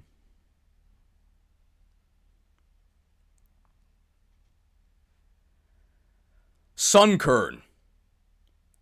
Famously horrible Pokemon. So Sunkern has the worst stats in the entire game, aside from solo form Wishiwashi. But if you obtain a Sunstone, which you can very early, it is a stone evolution, you can immediately go to Sunflora. And then if you then Firestone it, you can evolve up into the new Sunflourish evolution. It gains a fire type, and it becomes the very first grass fire type, which then gains double benefit from chlorophyll. I gotta redo that. Sunkern. Sunkern has literally the worst stats in the entire game, aside from solo form Wishiwashi.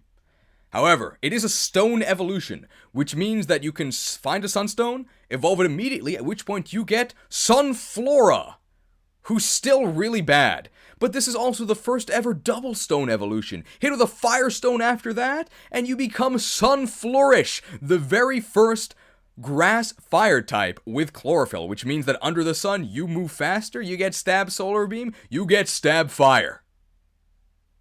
Nothing cool ever happens. There is no Sunflourish.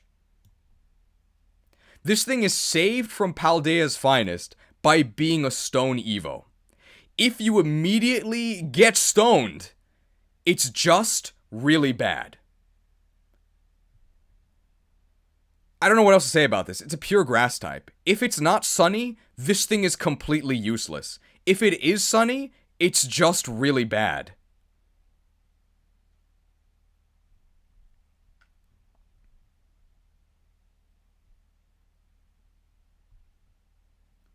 Where's this is where we're just gonna talk about the Paldea's finest.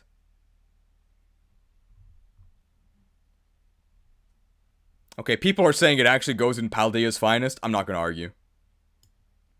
Plant a seed in a low tier, and perhaps, someday, however many generations in the future, it'll sprout into a plant that's actually usable.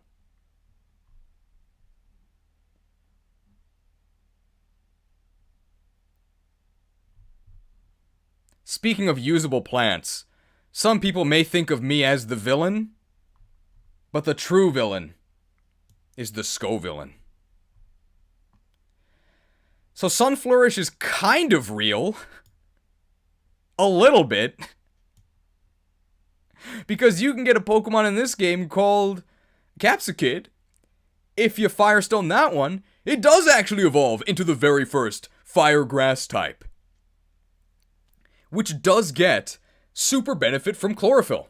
Because it gets faster, you can use Stab Solar Beam, and you get Stab Fire. It also actually gets Flamethrower the moment you evolve it into Scovillain. And because it's a stone evolution, you can do that right away. We gotta look at the stats.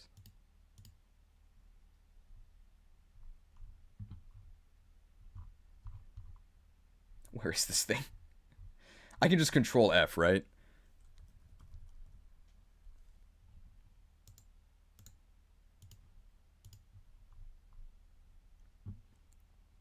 Sorry, I'm not paying attention to the chat for right now. I'll read through everything once I finish this.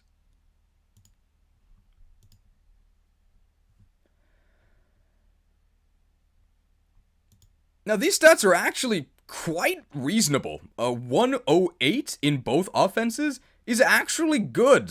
For reference, your friend Monkey from Gen 4 has less than this. And he's considered a good mixed attacker.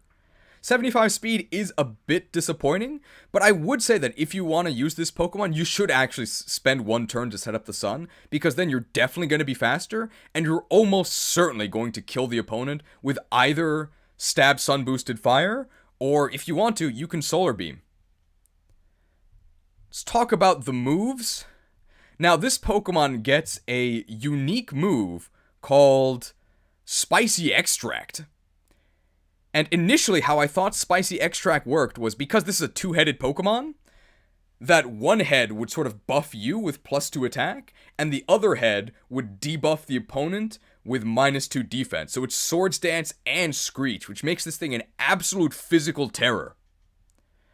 It's a double battle specific move. It's basically a version of Swagger that you're supposed to use on your teammate to make them stronger, but also more vulnerable to attack. But there are a total of 5 double battles in the entire game, so that move is completely useless. Great. We also have to consider that this Pokemon, because it specifically wants to use Sun and benefits probably the most out of anyone from Sun, that there are overworld weather mechanics. So yesterday, I did the rematch against the Water-type gym leader. I went into the gym building to start the rematch, and then when the rematch actually started, there was an overworld sandstorm. And for whatever reason, if there's overworld weather, your weather moves cannot change it. So I went into the battle fully intending to show off this Pokemon, and through no fault of my own, because I'm not a weatherman, suddenly, my entire strategy just doesn't work. And there's no workaround for this. It's not like you can predict this. There's just a chance that in a certain battle, you can't use weather. Great. Awesome game.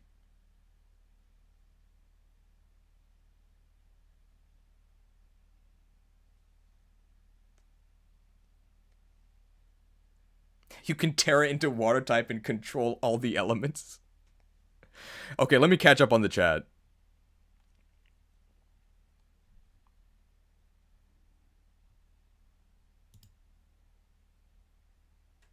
Yesterday does not work for premium.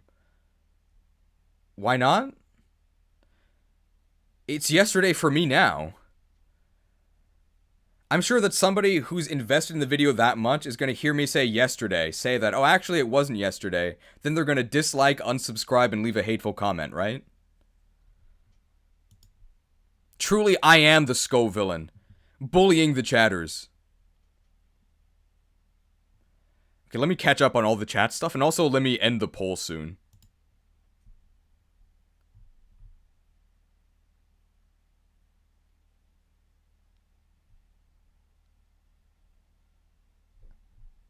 Talked about overworld weather.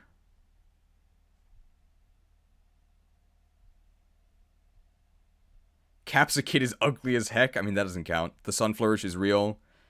Just debating shades of useless. May I ask why we're doing it out of Dex order? What? Oh, you must be just talking about Scovillain, I guess. Otherwise, it is in Dex order. Okay, I think I've gone through everything. Okay. And just for the purposes of editing, I'm gonna end the poll now. It looks like Paldea's finest for sure. Yes, 16. Okay, yeah. And just for the purposes of editing, so I don't spoil it, I'm gonna do this.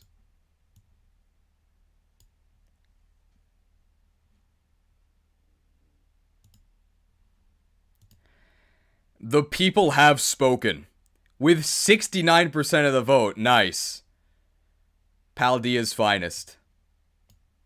You want to put Paldea first? Well, you should probably go to the tier with Paldea in the name. Stop the count. Illegitimate poll.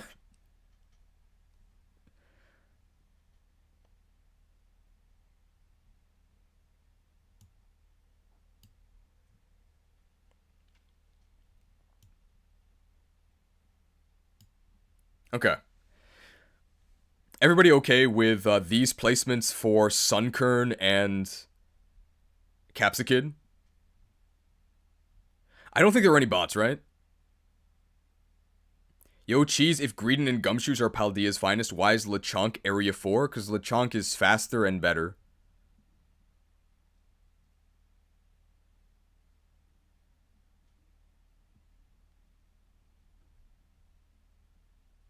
I'm gonna go make popcorn. See you in a few minutes. I hope you enjoy your popcorn.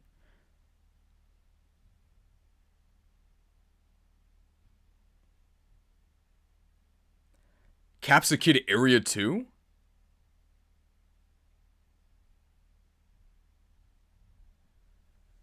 We might move it up. We'll see what ends up in Area 2 eventually. 100% bottom of Area 2. Then people saying Capsicade isn't Area 2. Who's going in Area 0? Unranked endgame Pokemon. Hoppip over Sunkern? I don't think so.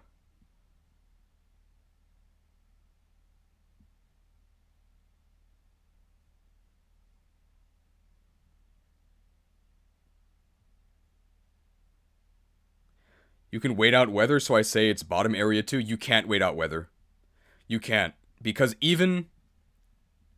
And another note about overworld weather, you can't wait it out. Even if the weather stops occurring on the overworld, if there's no weather effect, the weather effects themselves still persist. It's very confusing and unintuitive. There we go.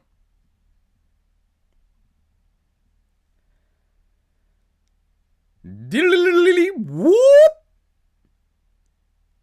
Absolute best cry in the series. Makes you cry in-game. It's Kricketot. What do you want me to say? It's terrible. It does evolve really early. And the stats that you get at that early level, it's okay. Huge asterisk. It has an attack stat, but it's a mono bug type with 0 scaling. But maybe you can use it in 1 or 2 fights before it gets outclassed by anything else that you could pick up. 65 base speed. Okay is pretty generous.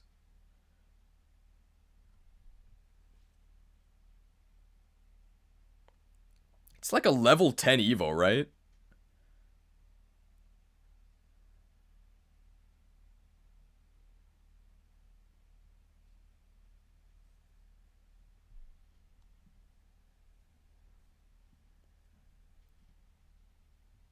Worse than Sunkern? Level 10.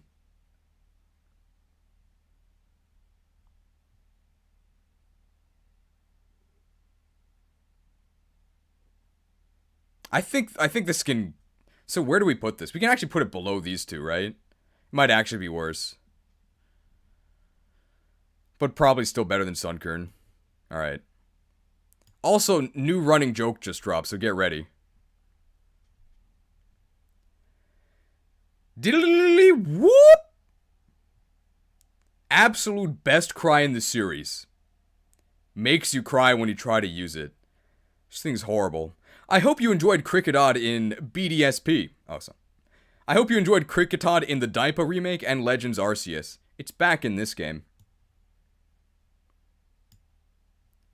It's a Kricketot. It's terrible. It evolves really early. So you can get its Cricketoon stats, which are nothing to write home about. 65 base speed, 85 base attack. But before it gets outclassed by other Pokemon, I guess you could try using it. I say before it gets outclassed, as if it's not outclassed the moment you obtain it.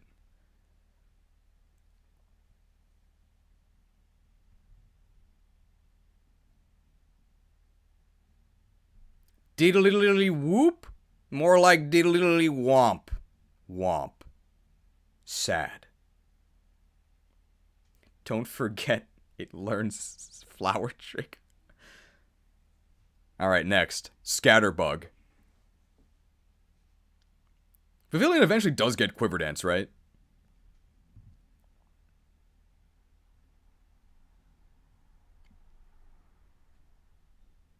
Yeah, okay.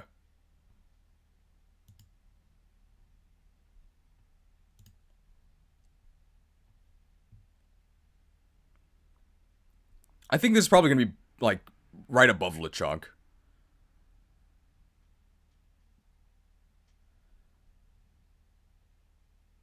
Oh, does it have Compound Eyes? Does it have Compound Eyes Sleep Powder? Oh, okay. I put in Area 3 then.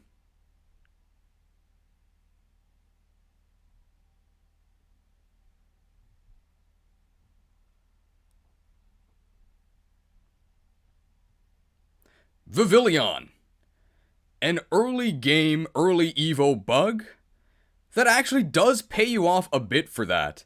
Have you heard of Butterfree? Well, it's not in this game, but it kind of is because you get this thing. It's just Butterfree, but kind of worse. Hey, you get Compound Eyes, Sleep Powder, Hurricane, and then you can Quiver Dance eventually. It's a very, late game move. And by late game, you've got way better Pokemon than Vivillon, but if you like bugs, well, this is a good game for you, because it's got a ton of those. I'm not talking about ones that you can put on your team.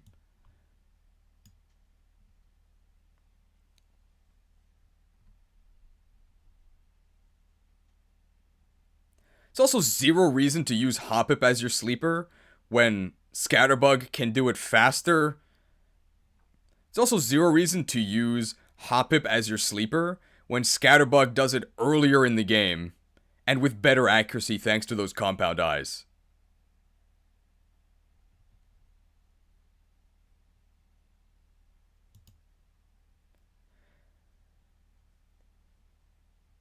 Butterfree is worse? Talk about Quiver Trick? It's just Butterfree with better stats? Okay. Did I say it was worse? I meant better.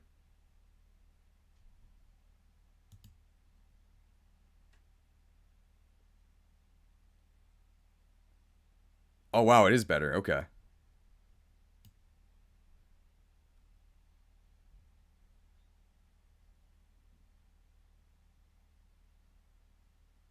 Okay. So we'll do that again. Everybody okay with bottom of area 3 though?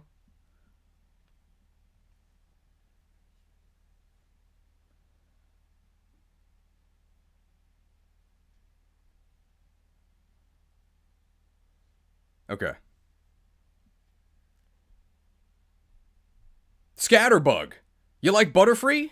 Well, too bad, because Butterfree's not in this game. But you get Scatterbug, which is just Butterfree plus. What a title. So this is an early game bug that actually does kind of stay barely sort of relevant throughout the game.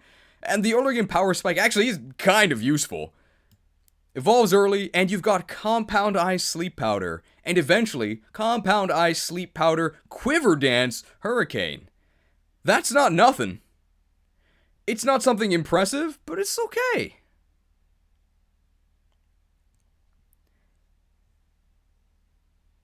Now, one of the defining features of Vivillon is that its pattern changes depending on the region where it was caught. And by region, I mean your region, where you live in the real world. And in this highly interactive game that encourages social interactions, they definitely implemented unique Vivillon forms into this game, which has online connectivity, right? Right? They would not do that, right? Right?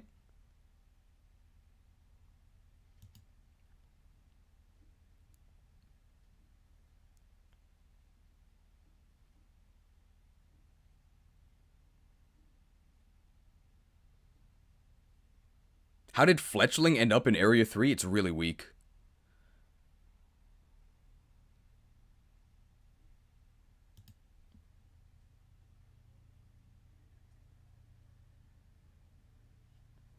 Now, one of the defining features of Vivillon in particular is that it has a bunch of different patterns based on the region that it was caught. And by region, I mean your physical region, in the planet Earth. So it's just a nice bit of extra personality that this line of Pokemon gets. And there's no way that they would remove that in a game that has online connectivity, right? That would allow you to collect all the Vivillons really easily. They wouldn't remove it. They removed it. Of course. And I say it has online connectivity. It's not like it actually has a global trade system yet, because that's been ripped out of the game, later to be incorporated into Pokemon Home, which is split across a mobile app and a separate app in the game. And of course, you need Pokemon Home subscription to fully utilize the service. This game is disgusting.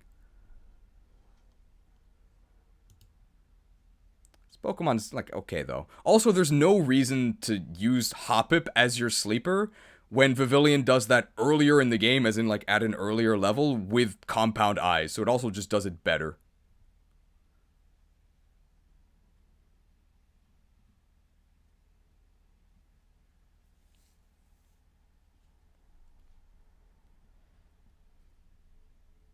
Pokemon credit and Pokemon debit.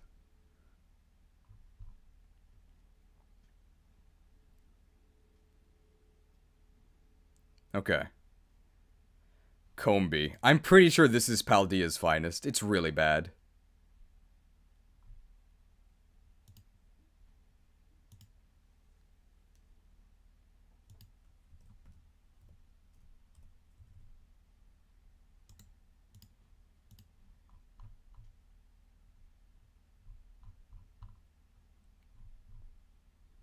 Good defenses.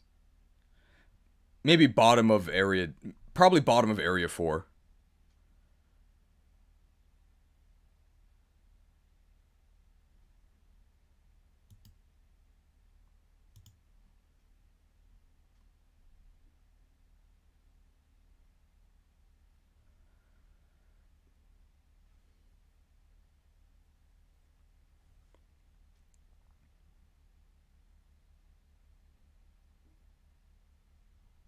Yeah, okay. Combee.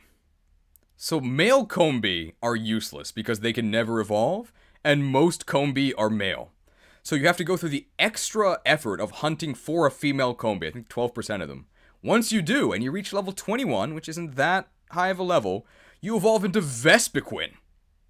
Defensive stats with one of the worst ever defensive typings, Bug and Flying. But its attack is kind of okay. So I think we're just going to put it at the very bottom of Area 4. Also, a victim of Dexit, even though it's in the game? Because... Also a victim of Dexit, even though it's in the game? Because they Dexited its signature moves. Why? Didn't want to animate them? It's not as if you animate the moves anyway. Also, I hope you liked this in the Daipa and Legends. Also, I hope you liked this in the Daipa and Legends Pokedex, because it's back.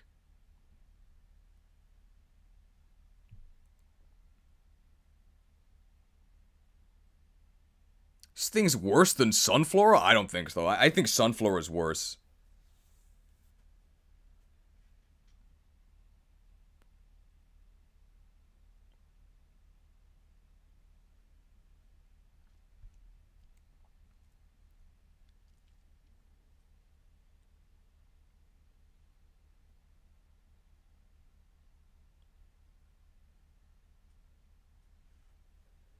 Are we gonna put this in Paldea's finest? We actually might.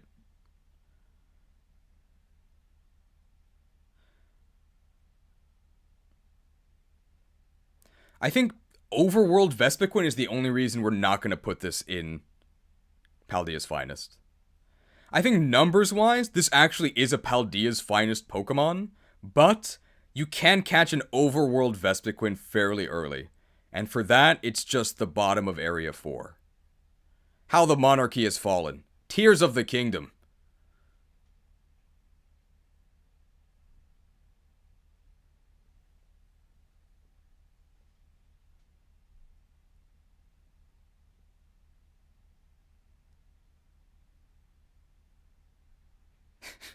Tears of the Kingdom.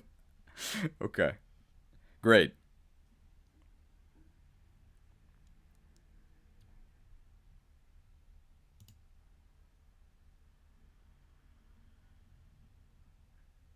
Rookidee evolves into Corvisquire and eventually Corviknight.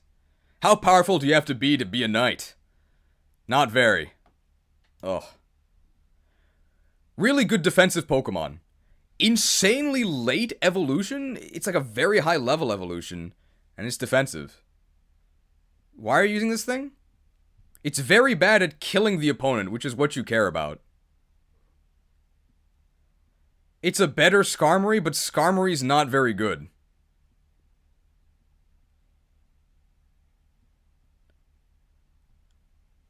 You get Body Press as a TM? I don't think that's that good.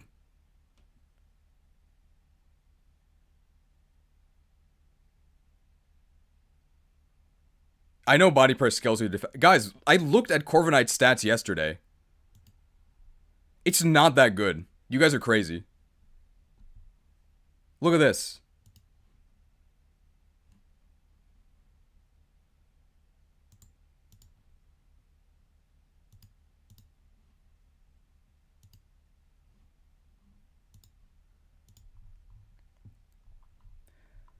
Like, I know this tiering looks pretty low, but like, look, level 38 to reach Corviknight, and when you get Corviknight, who has a really good type, look, 67 speed, 87 attack? I'm sorry, what?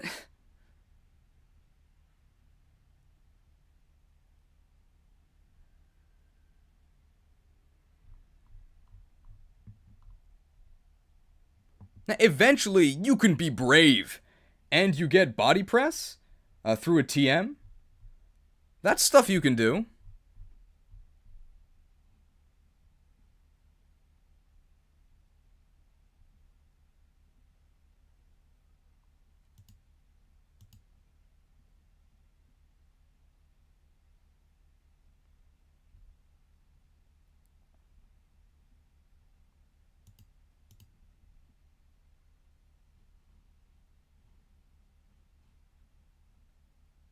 Hang on, let me get some of the right thing.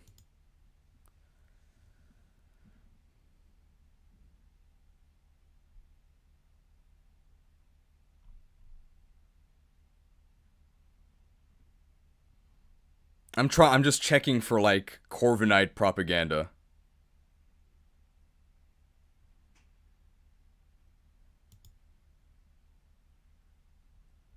Yeah, no, obviously this thing is very good and competitive, which counts for nothing here. It's a Pokemon that specializes in defense in a list where defense does not matter. But it has existent offense eventually, which is why it's not in Paldea's finest.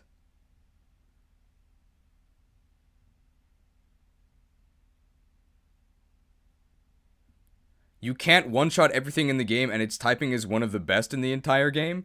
You can one-shot everything using these Pokemon. Don't worry.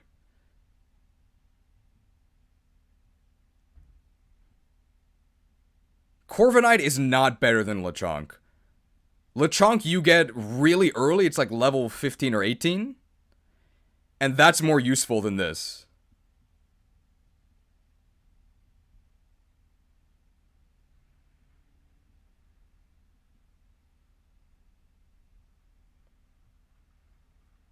Vivillon is Area 4? No, we just talked about why it's not.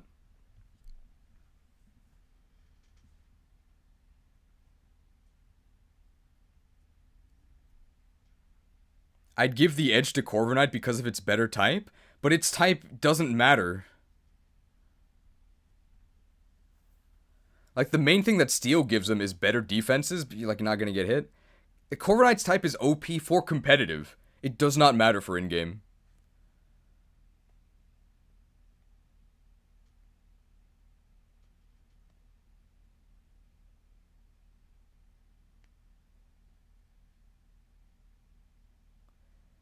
If Corviknight was like a level 20 Evo, it would probably be bottom of Area 3. Super late Evo, no.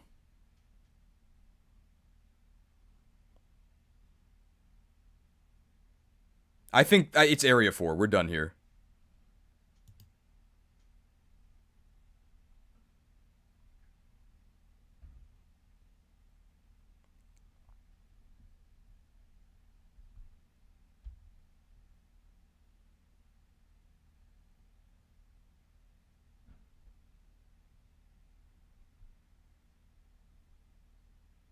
It gets Flower Trick, though. There's a couple more Pokemon left. Okay. How long has it been? 3 hours. I don't know if we're going to finish this today.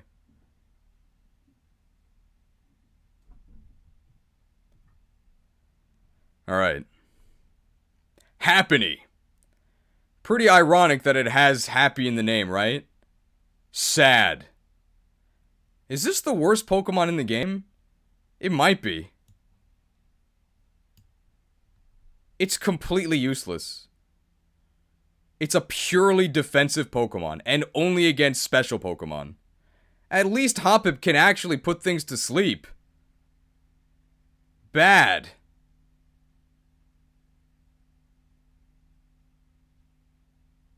Happening. Not happening.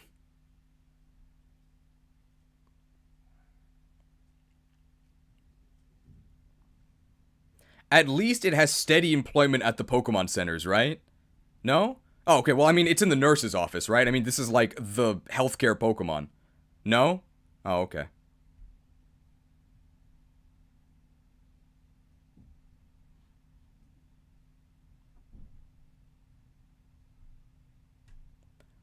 Talonflame can at least be Area 2, gets Acrobatics at level 20 since no one actually uses held items.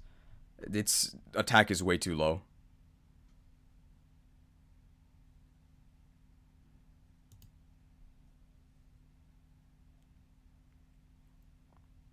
Okay, I think that's it for Happiny.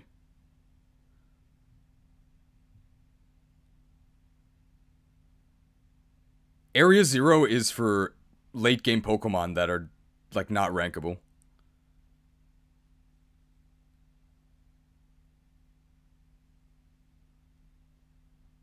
Okay.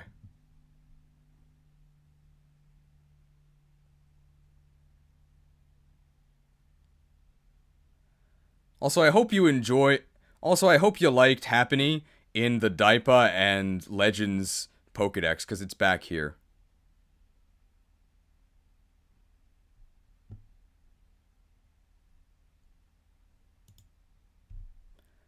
Azurill. I hope you liked Azurill in the Daipa and Legends Pokedex, because it's back here. So this is actually Azurill in its final form. We've got the dual typing. We've gained Fairy. We've got huge power. Is it any good? Not really. Oh. So here's the thing. Huge power doubles your attack stat. And it really does double your attack stat, which means that it gets double the benefit from EVs and IVs, which you don't have. So unfortunately, you do not reach your full potential, and the speed is really bad. 50 base speed. You are never going first. I think this is an Area C tier Pokemon.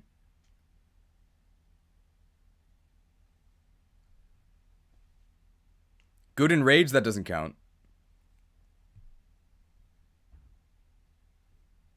No, they didn't remove EVs and IVs, but because this is an in-game playthrough, I'm not considering that you've actually trained for those. This is a Pokemon that benefits a lot from specific training that it will not receive in this game.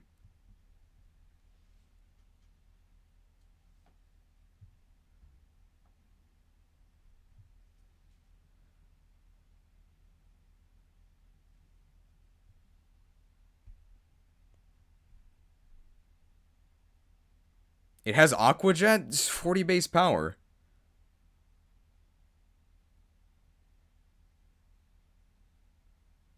At least it gets... You get 90 BP Aqua Tail level 19 as Marill. We can move this, like, out of the sea, but I don't think it's that good.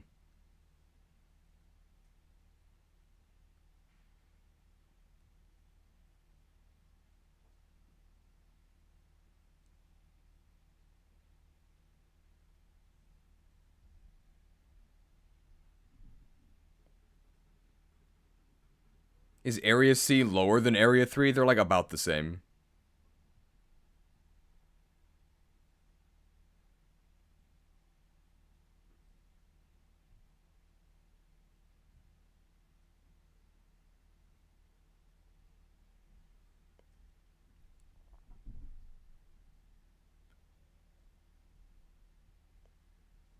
It gets, like, good moves fairly early, and it is a really good type.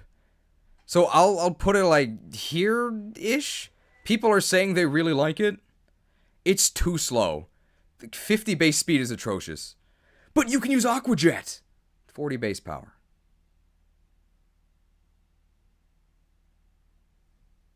I'm not a fan.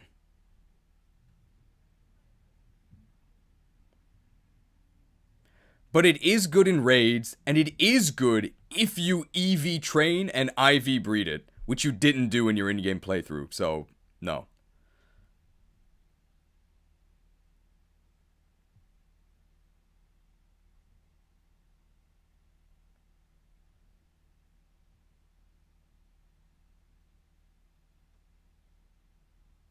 Isn't Azurill a friendship Evo? It is, but I think we said earlier that you can get friendship Evos really quickly, and also you can just catch a Marrow.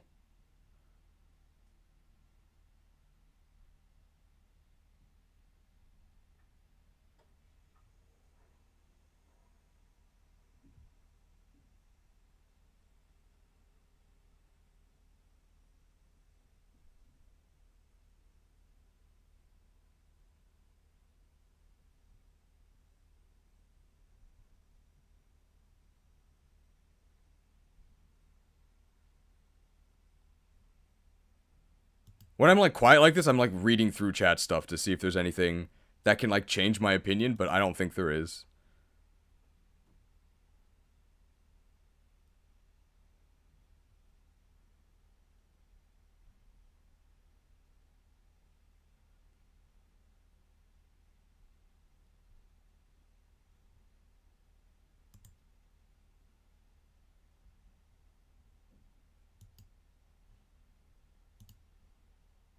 EV training is really easy to do in this game, though. At the end, yeah, you can like stuff them with vitamins.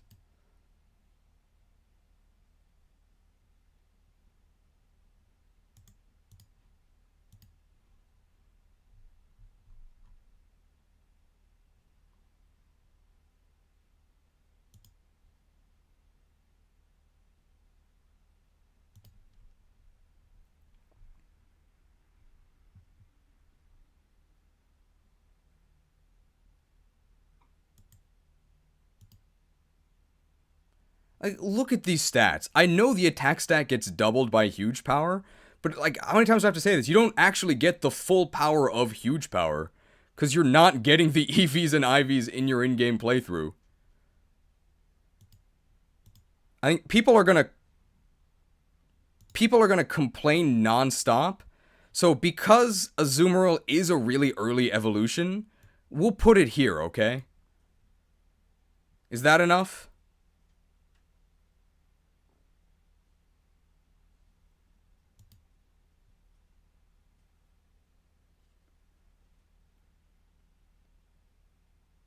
Okay, we're done. Equip a power item and go beat up Deerling for half an hour. I would rather not, so no, you don't EV train. Okay. Great. We're done. Surskit.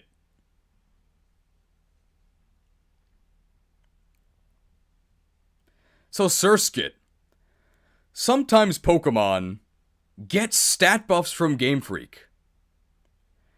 Surskit received a 40 stat buff in the best stats, 20 to speed, 20 to special attack. For context, a Mega Evolution is 100 stats, so they basically gave Masquerain half a Mega Evolution for free, and it's still one of the worst Pokemon in the entire series. Sad. Why are you using this? It gets Quiver Dance eventually. It gets Intimidate, which is almost good.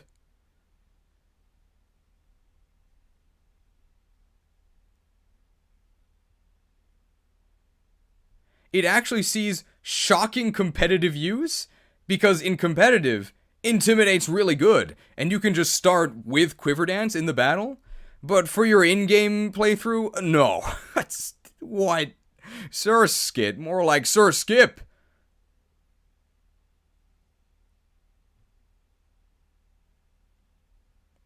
It's actually probably better than Combee. But it's still really bad.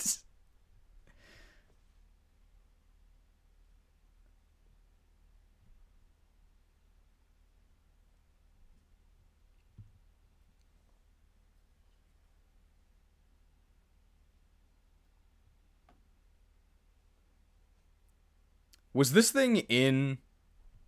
This thing was in Daipa Remake, right?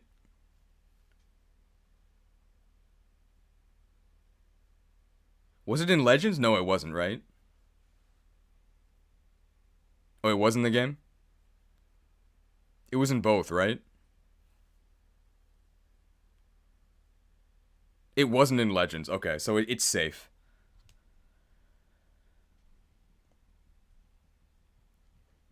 I hope you liked Floatzel from the Daipa Remake and Legends, because it's back in this game. It's really fast and really strong. Okay. Cool. Do you like water types? Maybe you'd consider using this thing.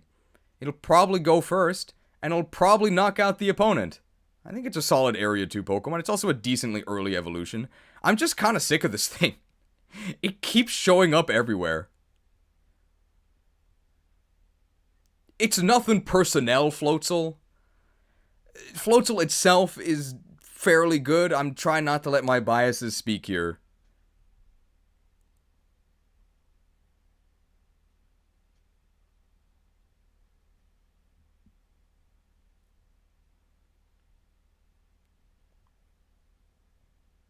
What are its abilities? Swift Swim? No, I think it's definitely better than the C tier. It's really fast.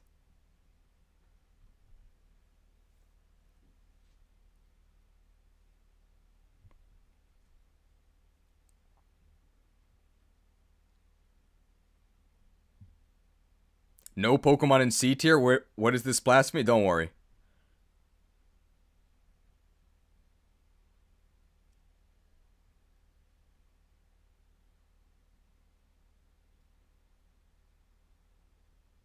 There's also like a whole C tier block down here.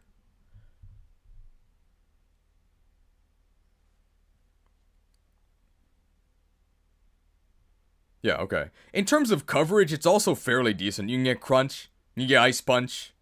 You can use like 2 water moves. Aqua Jet in case you need to go really fast. I don't think you will, but you can also get Waterfall. Cool. It's okay.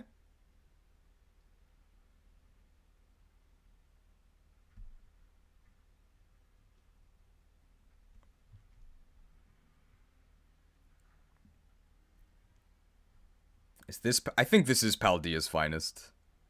It's really bad. Let's look at the stats beforehand. It's really bad.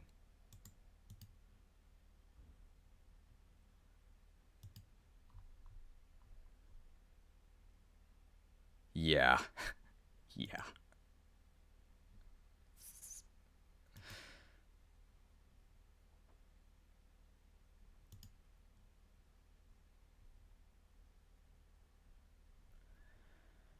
Paldean Wooper and Clodsire. This is the cutest thing I've seen in my entire life. It is so cute. Japanese Twitter is obsessed with it, as it should be. We've got Takoyaki Clodsire fan art. He's tied to everyone's favorite Twitter waifu in this game. Its Japanese name is also so adorable. Its Japanese name is literally Do. Because it's like Earth King, but it sounds like Do, and it also sounds like Do for when you mess up. Area 1 in our hearts. Paldea's finest in the actual game. This thing is so bad. So the only saving grace of Quagsire is it has Giga Chad typing, right? The best typing ever. Among the best typing. Paldean Quagsire does not.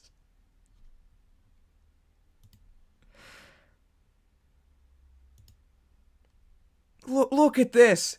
Just look here, okay? Just look here. Don't look down here, okay? Don't look here. Just focus here, okay? Oh, I guess in this list we do have to talk about the bad news, which is this. 20 speed. Yikes. 75 attack. Ah, no. Defensive Pokemon. You definitely want one with Water Absorb. At least you have Stab, Earthquake, Eventually? Level 48? Poison Stab is totally useless. Ugh.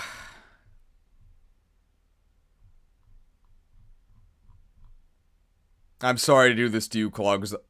I'm sorry to do this to you, Clodsire, but looks don't count for anything in this list.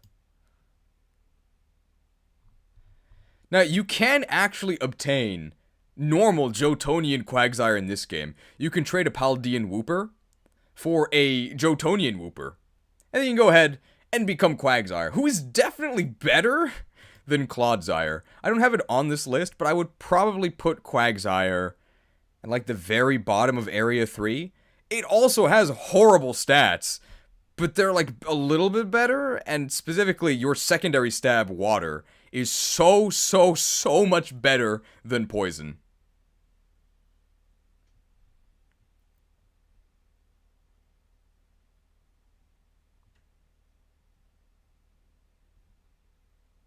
Oh, I guess I should redo that because the tier wasn't correct here.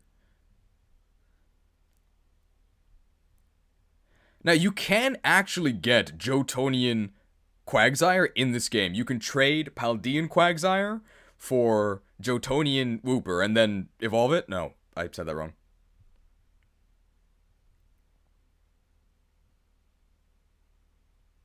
Now, you can actually get Jotonian Quagsire in this game.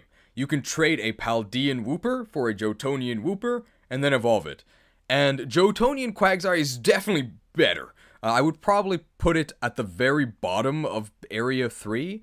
It still has horrible stats, but its typing is so ridiculously busted that I would probably say that that alone carries it like just barely out of the sea. You can't go that wrong with Water and Ground Stab, but you can go a little wrong. You can go Quagsire amounts of wrong.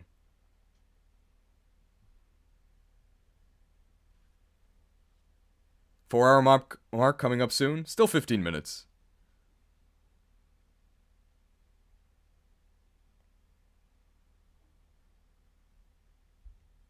I think that's it for. I think that's everything for Wooper and. I think that's everything for Paldean and Jotonian Wooper.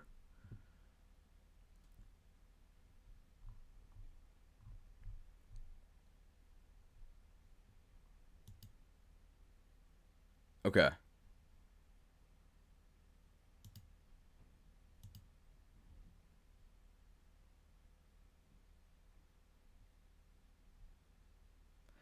What was the at-home rankings for Water and Ground types?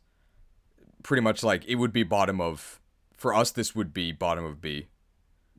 Alright. Psyduck.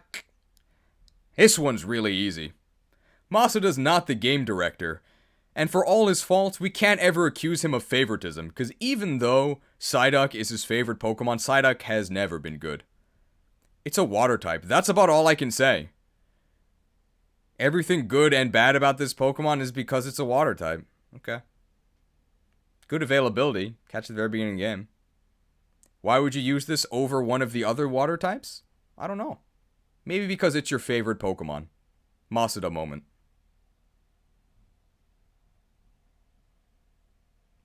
Why isn't this a psychic type, by the way?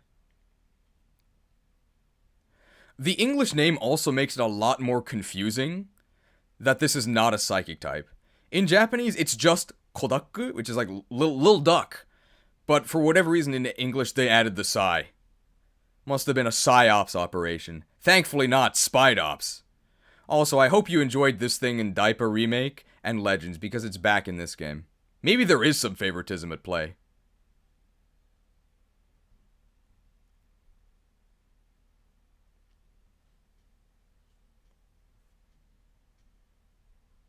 Psyduck! More like... Psyduck. Very creative. Okay. I think that's it for Psyduck.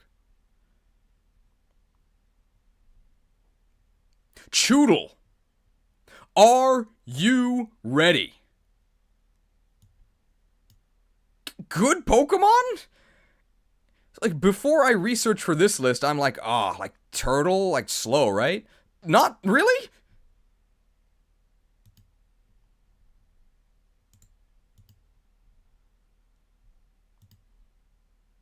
So people are shocked in the chat. Prepare to be more shocked. Okay, well, here we go. Let's get the stats actually. So people are shocked in the stats. So people are shocked in the chat. Prepare to be more shocked. Well, look at these stats. Pretty good? What? 115 attack, 74 speed. That's not even that bad. Good offensive stab. Strong jaw, good ability. Only a level 22 Evo? Hello? A good Pokemon?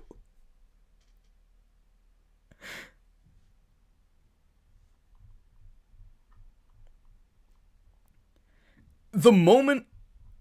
Now, Choodle itself has like a really bad move pool. But, again, you can have benched Pokemon that kind of just evolve for free because of XP share. And then once you evolve into Dreadnought, you can immediately relearn Crunch. You can get a really good water move in the form of Razor Shell. And I think you also get some other Fang moves, right? No, you don't.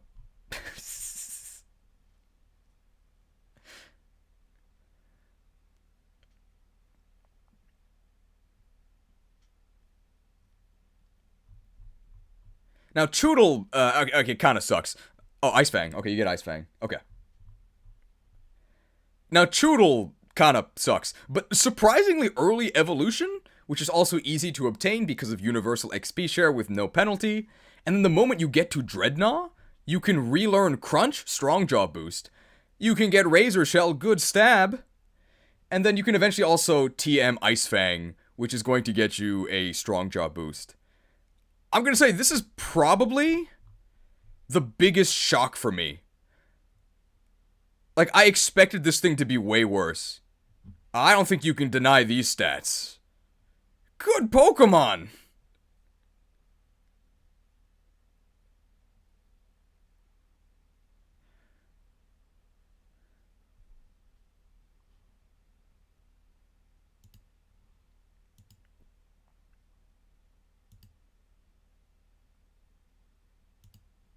Everybody okay with Choodle in Area 2?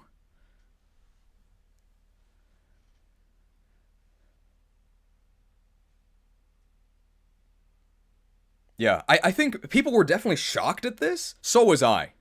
I think after seeing the numbers, this is where it goes.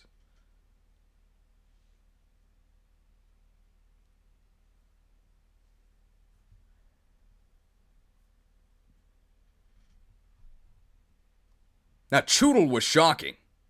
This is not. Horrible. Horrible. The only good thing you can say about the Jigglypuff line is that it's cute. Not even this. This thing's not even cute. Hideous. It's got a really good move pool and horrible stats. It does not have the stats to do anything with the tools it has available.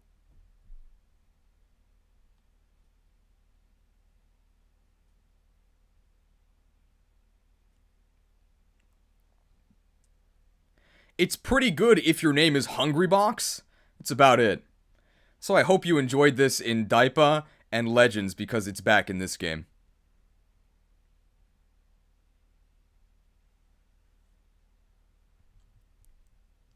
Is it worse than Cricketune though? Yeah, I think it is. Oh, it wasn't in Legends? Yes, it was, right?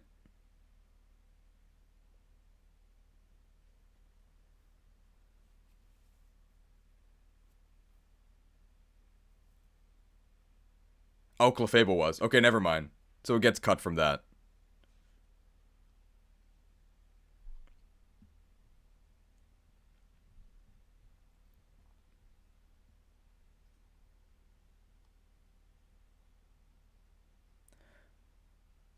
Put it above.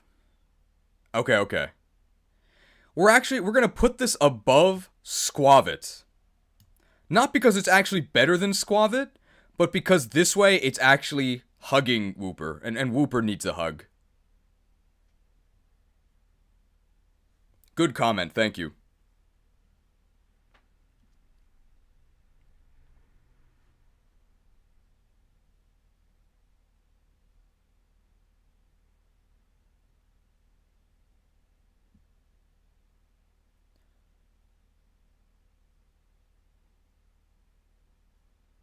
Okay. Next.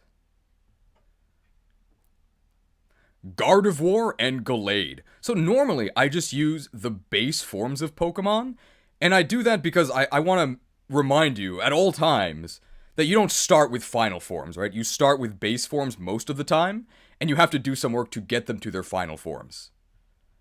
Kirlia, the middle stage of this evolution line, is one of the worst Pokemon ever. It is literally worse than Unknown. With Gardevoir, you can't skip Kirlia. You have to level up from Ralts, who's awful, through Kirlia, who's awful, and eventually you get Gardevoir, who's great. If you instantly started with Gardevoir, it would be Area 1. Because you have to go through so much work, I think I'm going to put this in very low Area 2. Psychic Fairy is a fairly good stab combo, mostly the fairy part, but it does combo very well with Psychic because Dark is the Psychic immunity, but Fairy beats Dark.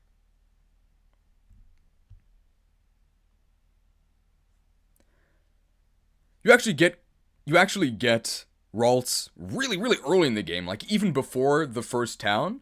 So great availability.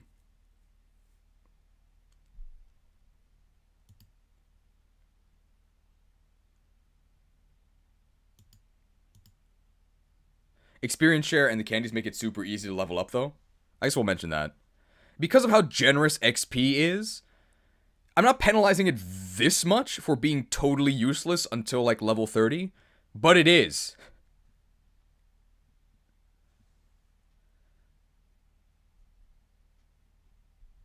Now, what about Gallade?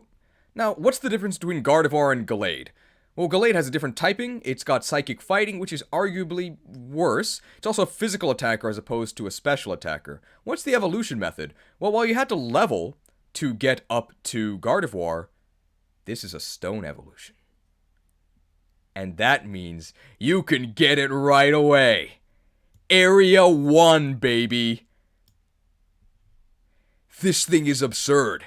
And he's been playing Monster Hunter because Gallade has got sharpness mechanics. He's got the whetstone. Are you ready for this?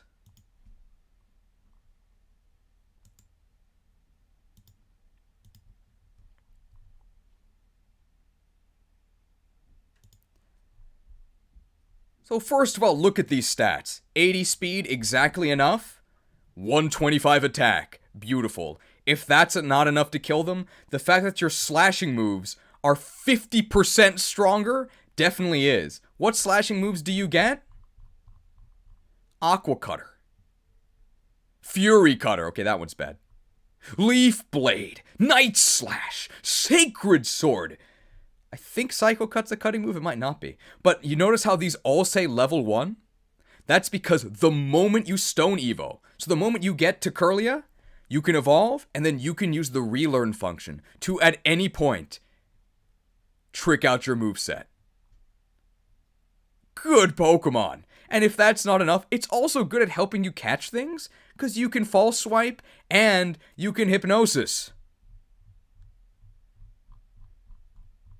Ridiculous.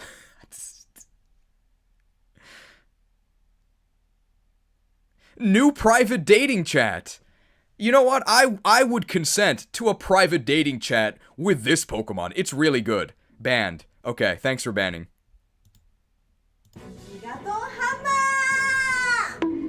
The ban hammer doesn't get a bonus from sharpness.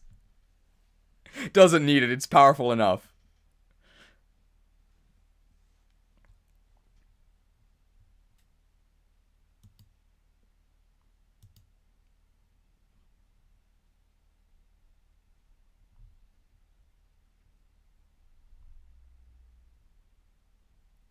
Let me get the tier. Okay, here we go.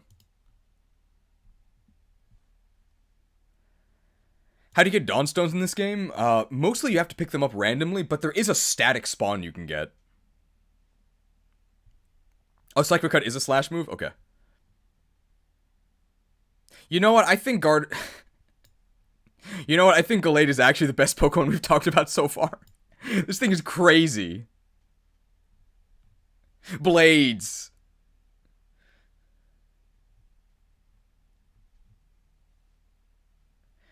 There's so many people here. I'm impressed. Me too. Thanks for watching, by the way. Thanks, everybody.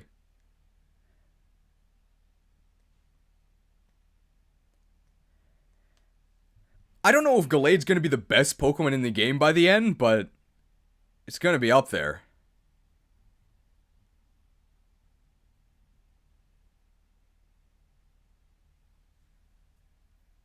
Okay.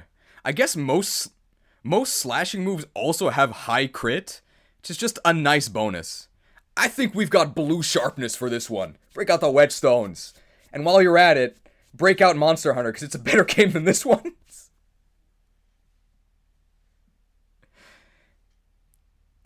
If you're wondering why I'm like doing this, and if you've never played Monster Hunter, so in Monster Hunter, sharpness is a mechanic that affects how much damage your weapons deal, and as you use your weapon, it loses sharpness. So you need to use a whetstone to sharpen your blades.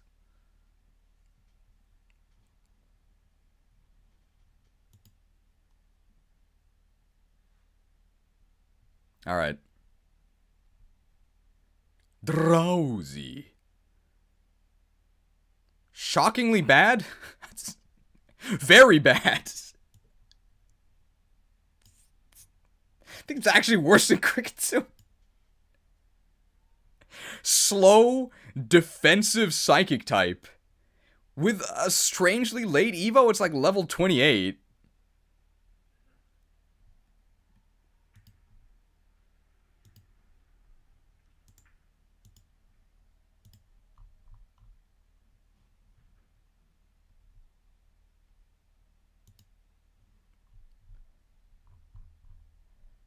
I was wrong. It's level 26. For this. No thanks.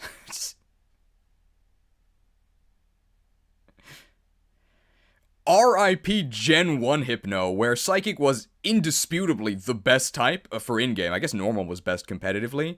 And this 115 was actually 115 special. So it actually hit pretty hard. Not since Gen 2. Put me to sleep so I can dream of a better Pokemon than this one.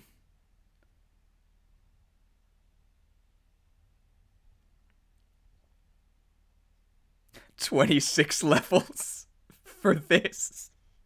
If people are confused by that, there was a student that we fought in the game who spent 20 years at the academy, and then after you beat him, he goes, 20 years for this.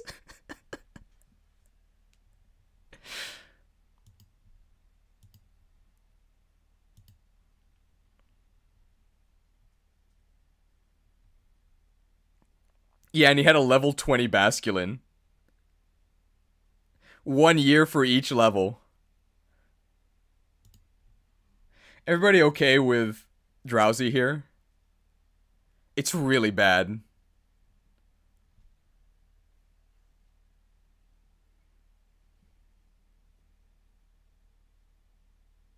I don't think it learns Dream Eater by level up either, which seems wrong.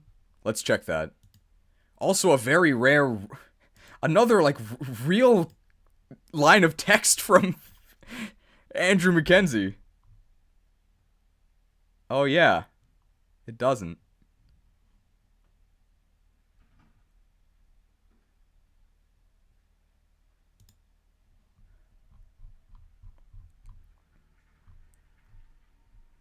Also, look at this hypnosis-themed Pokemon that often talks about eating dreams. You notice something wrong here?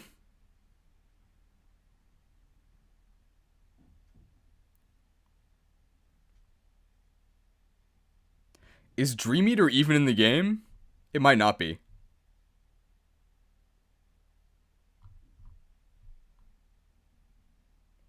Although, to be fair, it might be because Dream Eater is not in the game.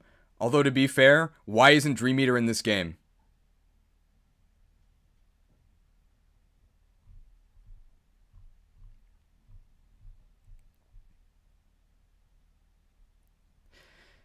Should we explain the 26 levels for this joke?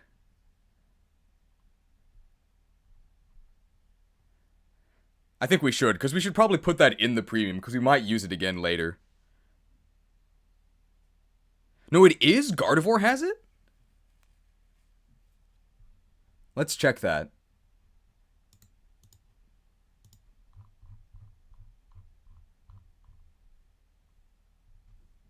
It does! Okay. So let's redo that. Also, notice how Hypno, a Pokemon themed about putting people to sleep and eating their dreams.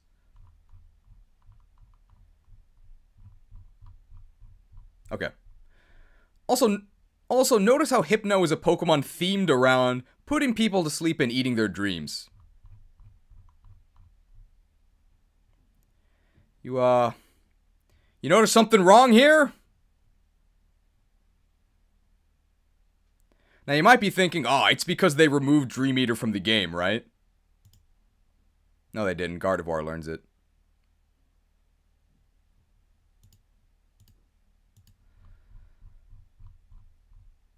Ugh. 26 levels for this. New repeating joke just dropped, so to explain it for everyone, we faced, a student in the game who is, of course, a grown adult.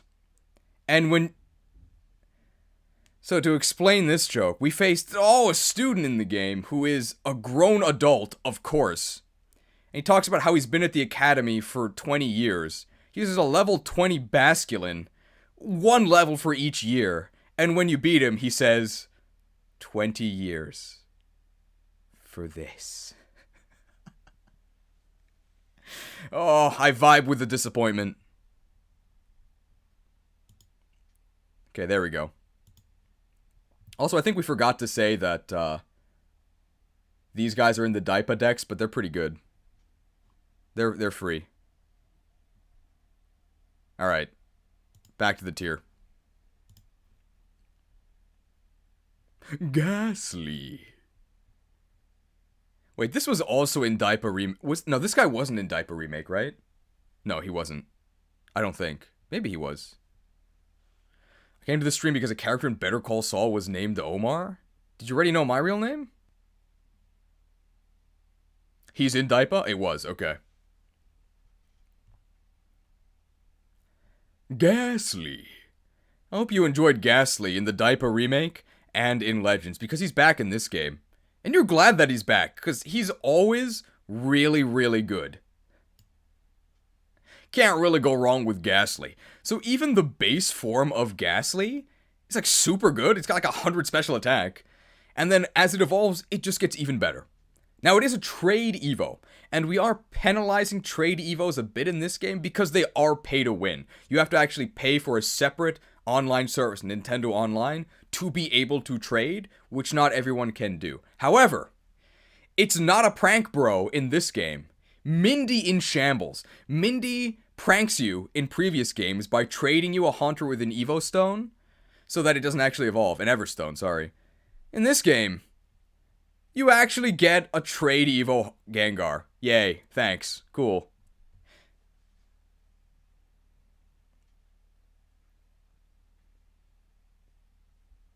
Spookily good Pokemon. Great stats. Great availability. Great typing. Well, one of them at least. It also just happens to be a poison type.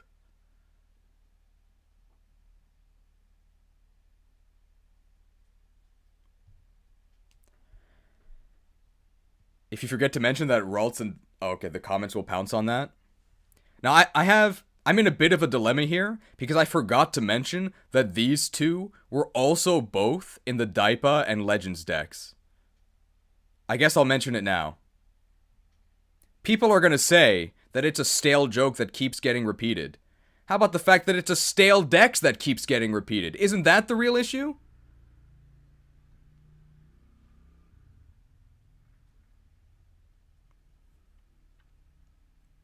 Okay, I think that's it for these guys, right? Everything... Nobody's upset about Ghastly in Area 1, right? Super good.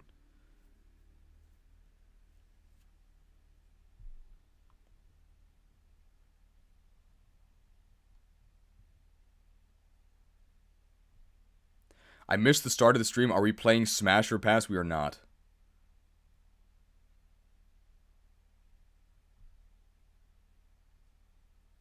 Okay.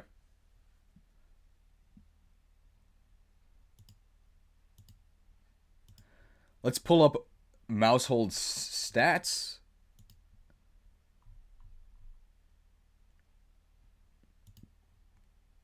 Okay.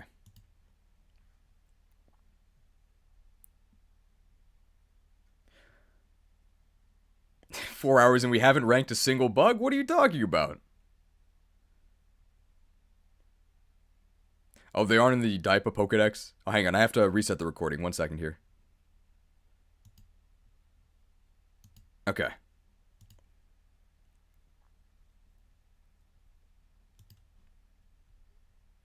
New Pokemon just dropped. Ratatouille. Not its actual name. It is called Tandemouse. It's a normal type. That's unfortunate. It eventually gets a really strong move. By eventually, I mean level 50. But it gets Population Bomb, which ends up being a 200 base power stab normal move if you have a wide lens. So it's 20 each hit, hits up to 10 times, but it checks accuracy each time. And has 90 accuracy. But if you equip a wide lens, which you can easily buy, then it pretty much always hits 10 times. That's a lot of power from the move itself.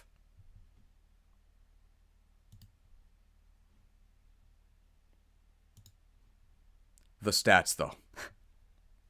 It's really fast, so it moves first. 75 attack is pretty iffy. This is a Pokemon that benefits a ton from Technician, which is hidden. No! So you don't get it, unfortunately. Gets Bullet Seed. That's a fun move. Population Bomb level 53. If it got Population Bomb as it like leveled up into Mousehold, then I'd probably be willing to put this at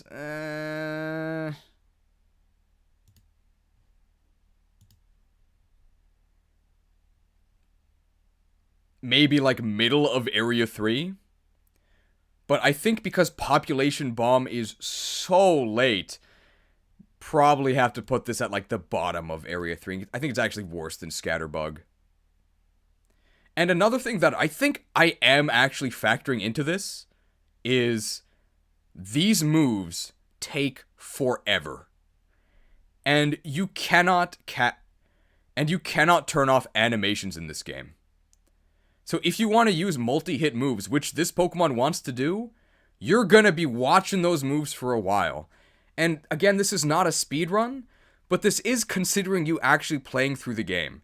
And I personally, myself, and I don't think I'm alone in this, would say, I don't want to watch these animations every single time I try to use this thing. I'm just going to use something else.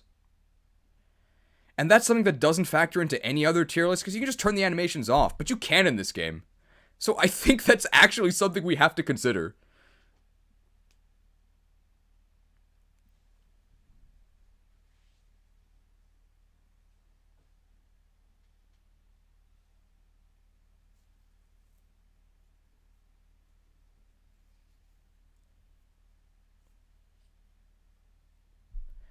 Everybody okay with this placement for Tandemouse and Mousehold?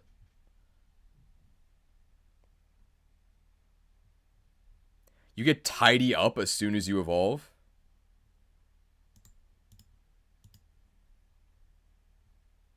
Useless.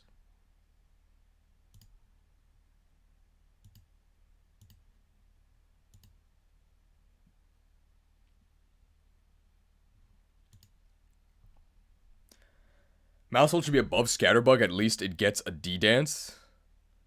But Scatterbug gets a Quiver Dance. I think this thing is Area 4. Oh, people are saying Area 4? Wow. Wow. People really... The chat is full of exterminators. They don't like mice. It looks like we're going... The chat is full of exterminators. They don't like mice. Unfortunately, this family is getting evicted. Top of Area 4. Maybe if you get lucky, you can get a 4-member mousehold. How can you be so cruel? Okay.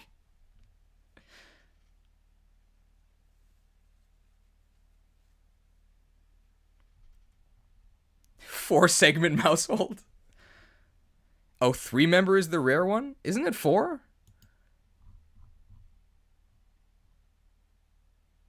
Oh, 3 is the rare one. Oh, whoops.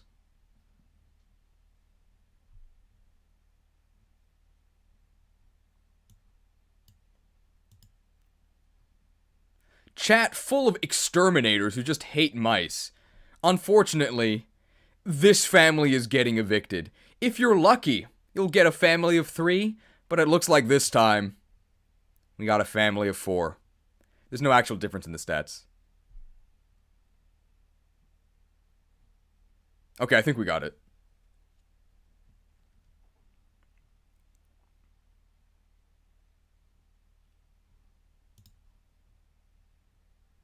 Pichu! I'm not gonna complain about this thing being in any decks, because, I mean, it is the mascot of the series. This is also a mouse. It's a Thunderstone evolution into Pikachu. Stone Evos are pretty good. Pikachu, good job! We're gonna put it here. Very decent stats for how early you can catch and evolve it. You can do much better than Pikachu, but you can also do much worse. And when I say you can do much better, I mean you can use Pawmot. Please just use Pawmot. Oh, did I say Stone Evo into Pikachu? Oh, okay.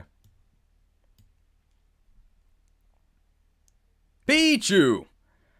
I'm not going to complain about this thing being in every dex because it's the series mascot, right? They stuff Charmander and everything, and I'm okay with that.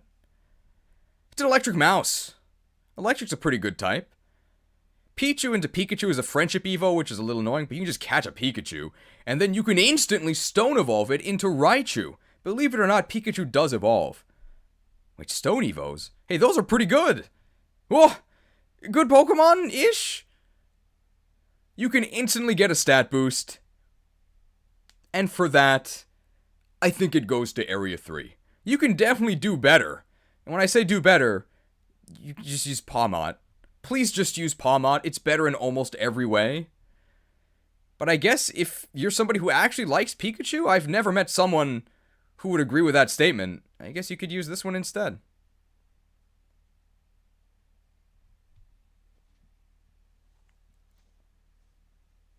Also, Raichu has a swimming animation. Did you mention Pikachu gets merchandise tricks? New jokes every stream. I guess the one for this one is because I messed up. I didn't even mess up. I did say that it gets Flower Trick. But now for some reason, every single Pokemon, it's... Did you mention it gets X Trick? Oh, I said Trick Flower. Okay, that's why.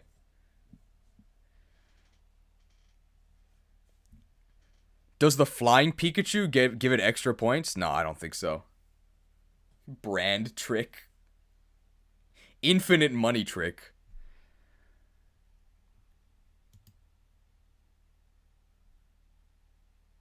It's pre-order only event. Did you know that Fido gets Bread Trick? Well, we can start with this GIF, right? Let's make sure it actually is in the right spot. Make no mistake, Fido, you little muck. Yeah. Okay.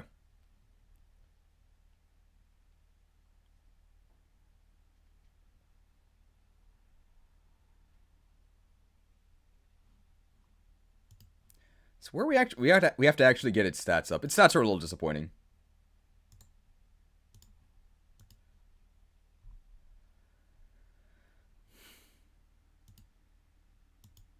It's probably going to be a low Area 3 Pokemon, by the way.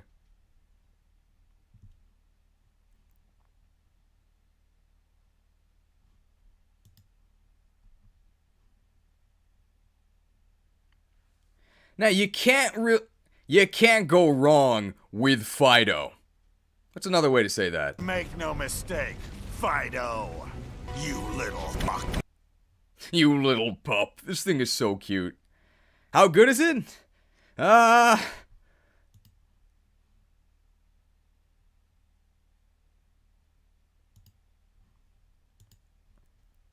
These stats are pretty much the definition of okay. 95 speed is fast enough to go first. 80 attack is not enough to kill most things. But maybe if you get a super effective hit with your Stab Fairy, good typing, your Stab Fairy, play rough. And I guess even though you're the one who's made of food, you can try and eat them with Crunch and some other fangs. Good defense. And Well-Baked Body is pretty cool. It's like Super Flash Fire. It gives you a fire immunity that also then further boosts your defense. You become pretty much invincible. Also, compare Well-Baked Body to Water Compaction from Palossand, who's also in this game. With Water Compaction, you get the +2 defense when you get hit by a water move. Except the water move killed you because you don't get immunity. Well-Baked Body actually gives you an immunity. Nice.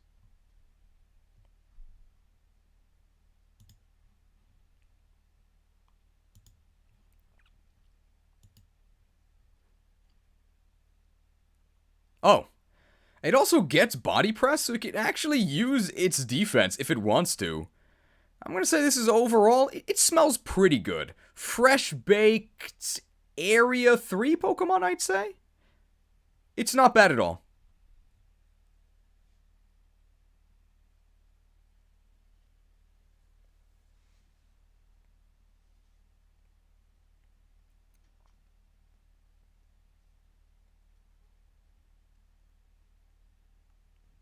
Oh, it's a dog. We forgot to mention that. So we're currently at Triple Dog Dare. Also, if you if you are a channel member, you can make some toasted sandwiches. If you use Flame War and Small Sand. Okay, we are going to say that. $5 donation from MovieZig5. Fido is a purebred dog. I should pay you for that one. Good joke. Also, it gets Dog Trick.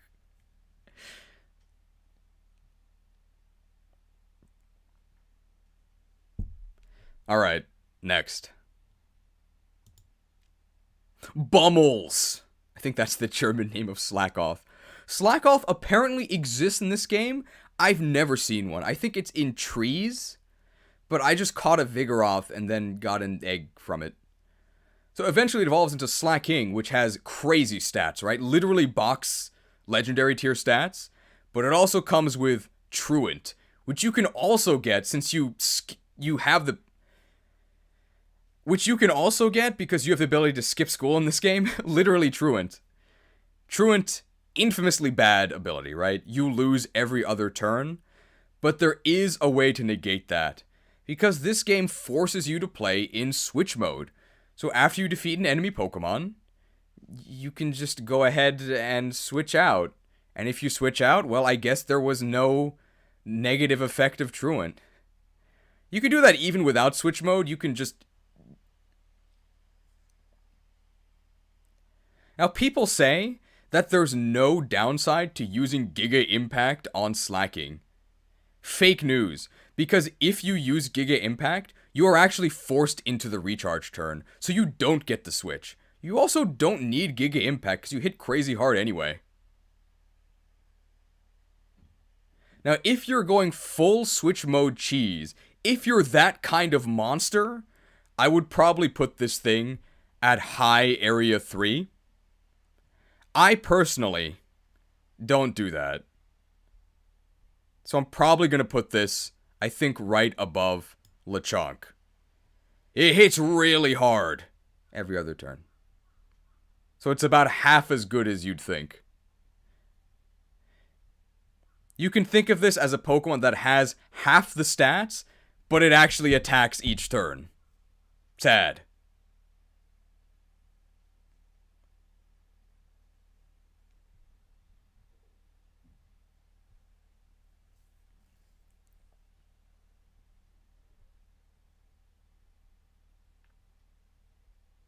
Anything else about this? Is everybody okay with this? Did I mention it gets ability trick?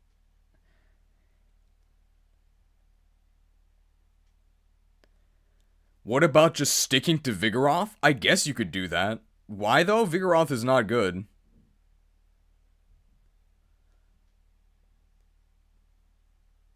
Gets Truant Trick.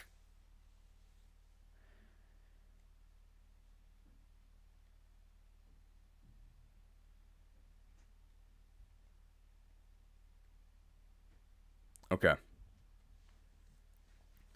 We've been going for 4.5 hours. I'm gonna go to the bathroom. So while I do that, please enjoy both this technical difficulty screen and also, I truly am a Scovillain. I'm gonna press the add button.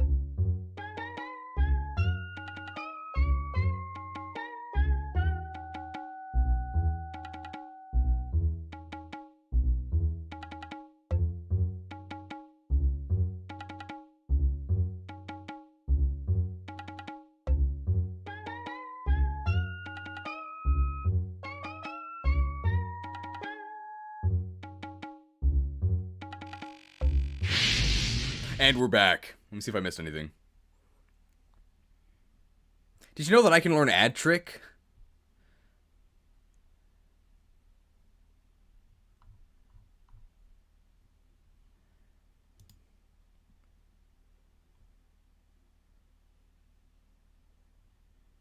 Oh, hang on. Don't look at the screen for a moment. In fact, I'm not gonna let you look at the screen as I set this up.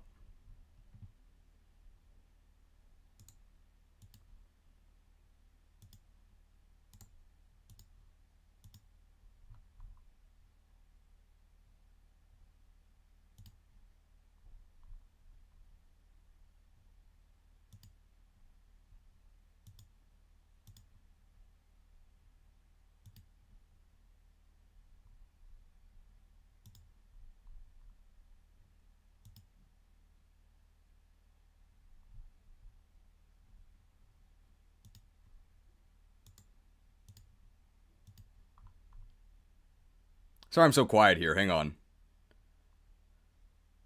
Okay. We're ready. You didn't miss anything. Don't worry. Okay. Beep. Beep. Oh, I'm on the wrong tab. Okay. Why is your time set so late? I don't know what that means.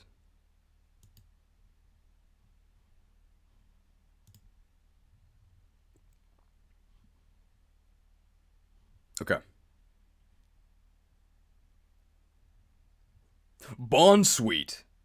I've never seen this Pokemon.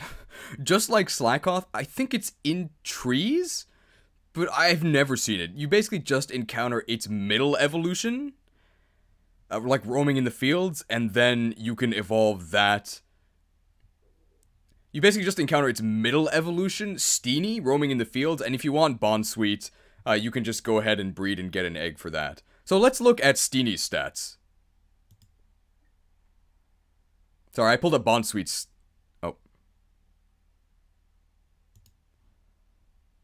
Oh. Sorry, I pulled up Bonsweet's stats by accident. Wait.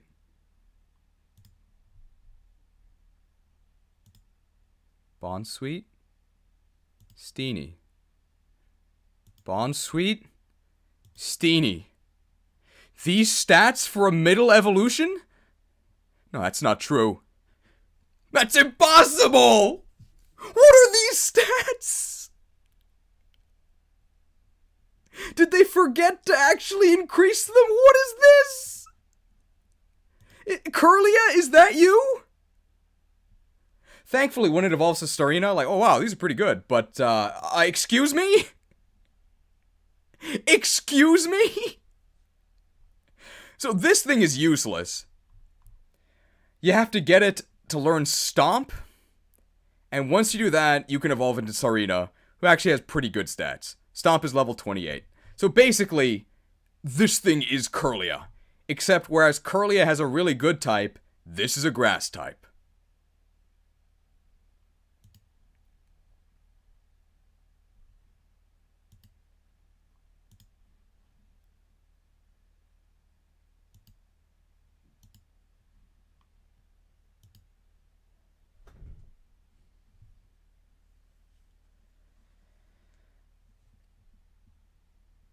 So, while Gardevoir actually pays you off for training it by becoming really good, Sarina is, like, okay?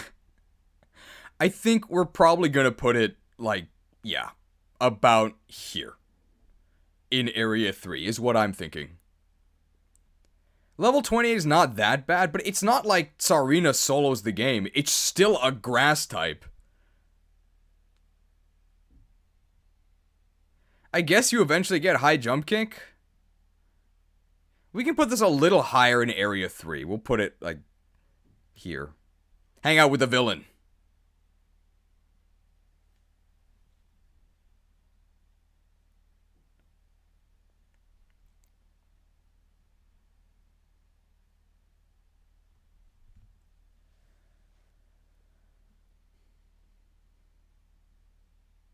No stab, though. Isn't Sarina pure grass? Yeah, it's pure grass. If this thing was grass fighting, it'd be a lot better. Are there any grass fighting Pokemon in this game? Maybe ones that evolve earlier? Maybe ones that have access to a really powerful, specific move?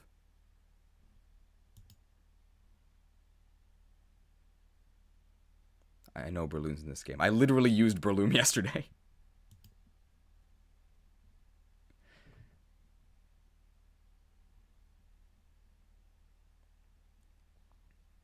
Alright, next. We gotta get Smoliv Garden ready.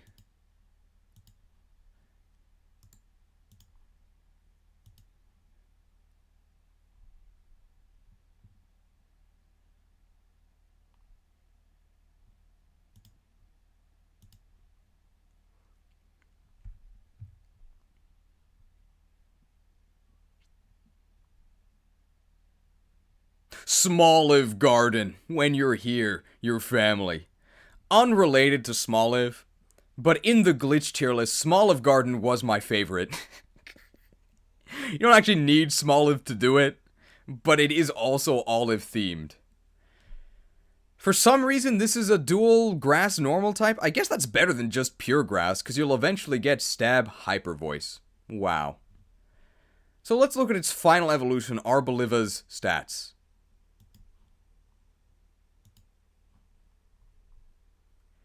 Actually pretty good. And also its ability, Seed Sower, is not bad at all. So when you get hit, Seed Sower is the grass version of, I think, Sand Belch, or whatever that Sandaconda thing has. If you get hit, it starts grassy terrain. So that powers up your grass moves, and it also heals you, which you might want, because you just got hit. 39 base speed. So this is like the opposite of it goes first and then what? It goes second, and then it probably does a lot of damage. Or at least it would, if it wasn't a grass normal type. Hello?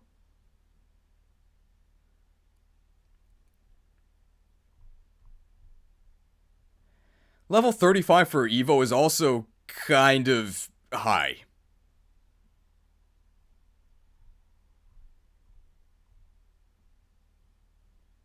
And in terms of moves, you get grass and you get normal. And I guess you get earth power, that's pretty good.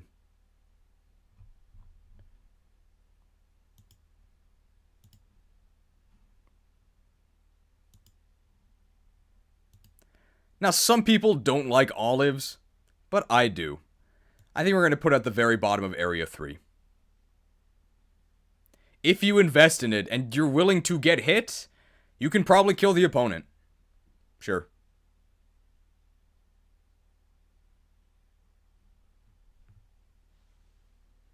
Actual opinion on olives? Olive story time. So when I was in college, sometimes I would have to do like all night sessions. College moment. And I went to a very small college without a nearby supermarket. So sometimes my mom would send me packages of Kalamata olives. So I would have like 2 or 3 kilogram tubs of olives that I would just eat throughout the night. I really like olives.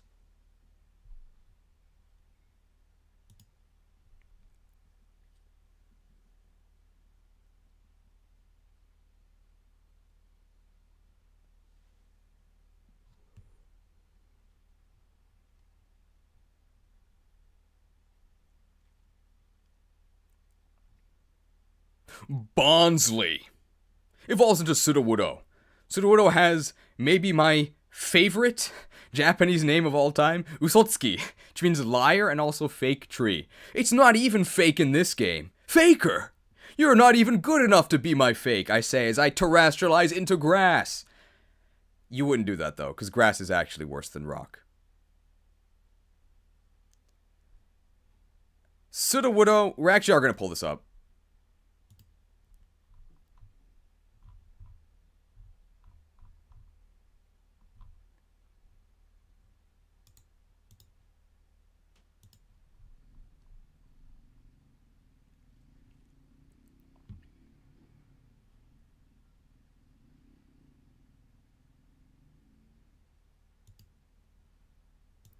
So Sudowoodo has acceptable physical stats, right?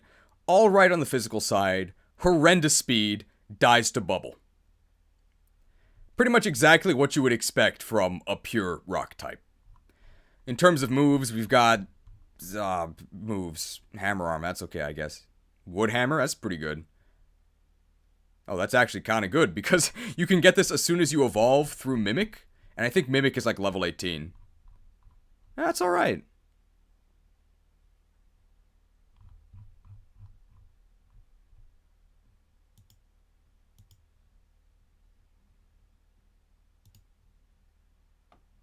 Oh, was also in Daipa and Legends? Okay.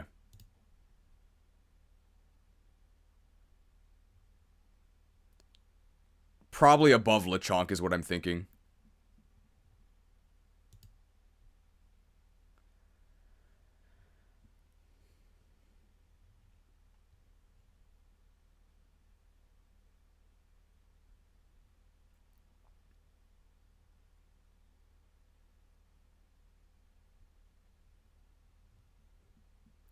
This thing is, like, almost alright. I think we're gonna put it barely above Lechonk. It's so slow. If it wasn't so slow, it would probably be, like, bottom of Area 3. I guess eventually you can use Trail Bit. I guess eventually you can use Trail... No, it gets Wood Trick? Okay. You do get Rockhead Woodhammer, so that's 120 base power move with no recoil. That's kind of cool. Maybe we'll actually put it at the top of Area 4. And eventually you get Rockhead Head Smash. So if you hit, 80% chance you do, and we know how often those hit, you'll probably destroy the opponent, assuming you didn't die first, which you might have.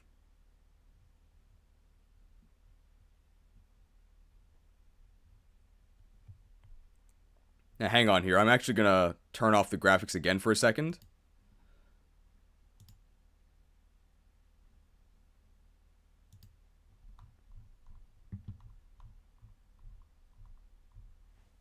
One moment here.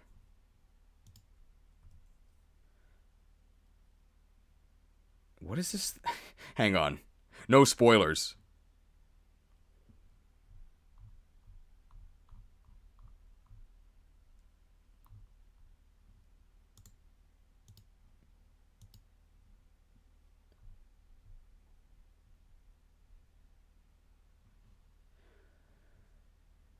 Okay. Now I've got a little quiz for you. I showed you Sudowoodo stats for a very specific reason. Oh, I forgot to say. Hang on. Don't look at the address bar, by the way. Like, don't look at the tabs that are open. Oh, you can anyway. Okay. Also, I hope you liked using this thing in Diaper Remake and Legends because it's back in this game. Now, I showed you Sudowoodo's stats for a very specific reason. Because I'm going to show you another Pokemon's stats. And I want you to guess what Pokemon that is. It's not, we're not going in order. So that's my hint for you. Also, don't cheat by looking at the tab for Also, don't cheat by looking at the tab, because I think that'll tell you what Pokemon it is. Let's make sure I'm on.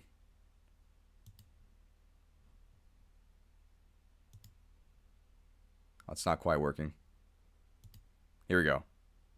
What Pokemon is this?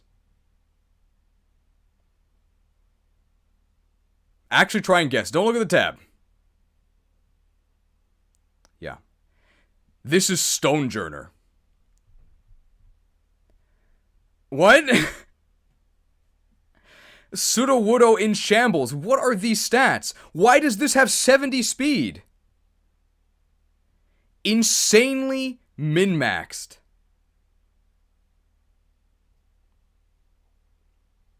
Absurd. Now, I will say, it has no ability, because this only applies to doubles, and there are no doubles in this game. Designs don't factor into my ratings, but I hate this Pokemon. It literally looks like a 5-year-old's drawing of Stonehenge. Come on, you really couldn't do better than this? Guess who drew this one? He actually did make some Pokemon that I do like, but this is not one of them.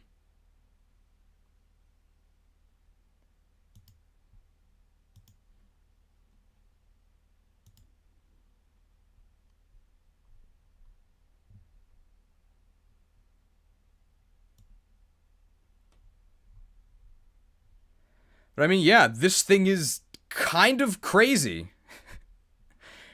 Insanely min-maxed stats, and you can catch this fairly early. It's just in the desert. Just go get one. Assuming you're playing Scarlet. It gets a lot. There are Pokemon that are a lot more exciting than this, with, like, better typing. But this thing's got super good stats. At least physically. Dice to bubble, though. Violet gets Ice Cube, which was made by the same guy. It is James Turner, the Vanillite guy. So you'll see that in the edit, which is why I didn't say it here.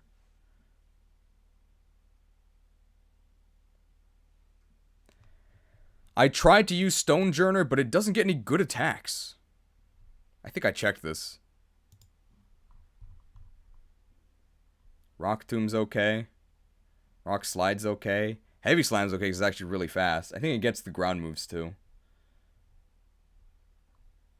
Yeah, it gets ground moves, so it's good enough. Low Sweep. Bulldoze.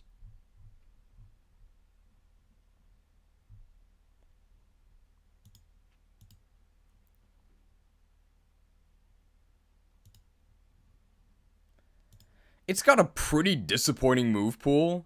Basically just gets some basic rock moves and some basic ground moves. Eventually it gets body press though. Pretty good Pokemon. Unfortunately. Because it is creatively bankrupt.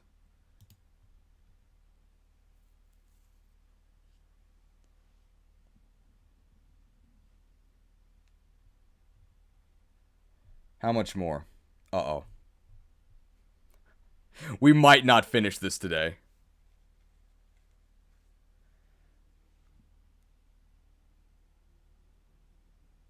It's way worse than Azumarill? Hello?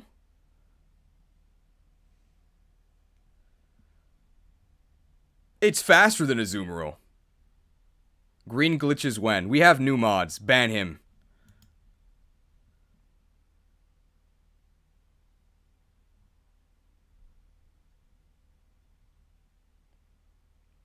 Two-segment tier list. Alright. Okay, next. Lycanroc forms. So Lycanroc actually has 3 forms. It's got Midnight form, it's got Midday form, which I don't have here, and it has Dusk form. I think Dusk form and Midday form are like the same. They're like 2 speed different. I don't really understand the point. Maybe somebody can enlighten me. But I'm basically just going to treat Dusk form and Midday form as the same. Apparently Dusk is way better.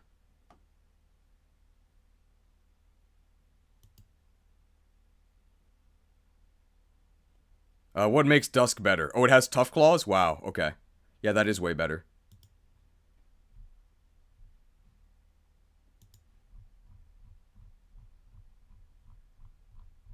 Let's pull them all up.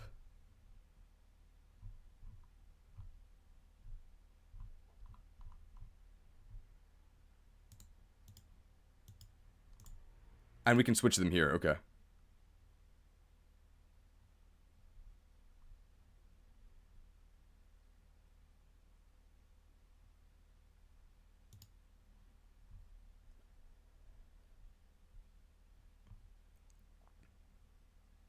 So this is the midday form, which is not on the list. 112 speed, 115 attack, pretty good. For abilities you get Keen Eye, useless, Sand Rush, not useful in-game. What if you go for the Dusk form?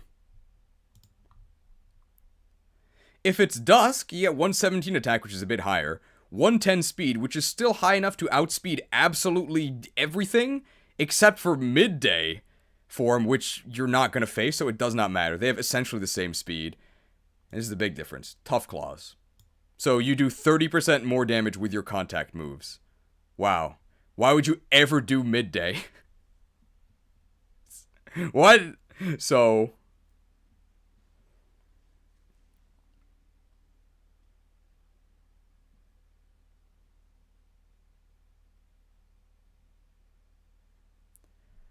there's basically no point to ever do Midday. The issue with Dusk form is that it's a bit more difficult to obtain because you have to evolve it during a very certain time of day. Now, the way that you set the time of day in this game, it's a little bit clunky, but all you have to do is go to your dorm room, and then you can go to your bed and sleep until whatever time you want it to be. I wish that you could do that on the overworld, but if you go through the inconvenience, you can set the time. Just kidding, of course. There's no time to set the... just kidding, of course. There's no way to set the time in this game.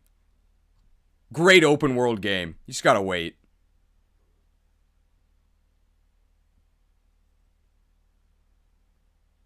Oh, you need an own tempo Rockruff?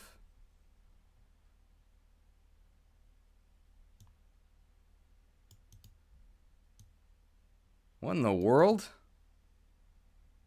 You need an own tempo Rockruff? What is that?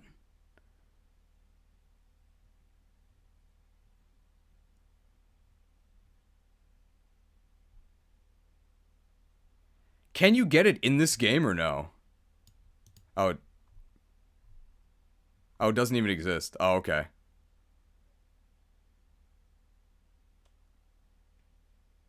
It's an event Pokemon, basically.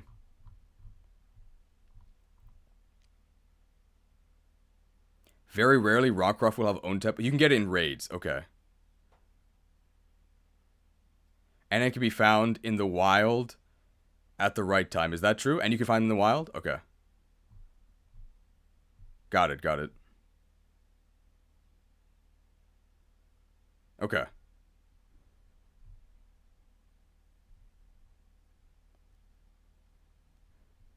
And the lies continue. Because although this is not actually a hidden ability, it kind of is.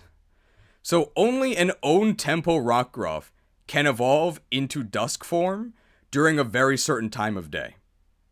But if you don't want to do that, you can also find this one in the wild, and you can also find it in high level raids.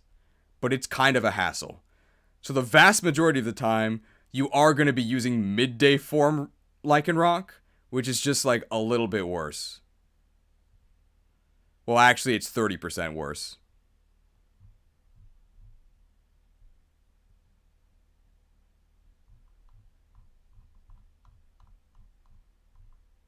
What moves does this thing get? Rock moves. Didn't see that coming. Crunch. Fangs. Brick Break, that's pretty good. Close Combat, that's pretty good.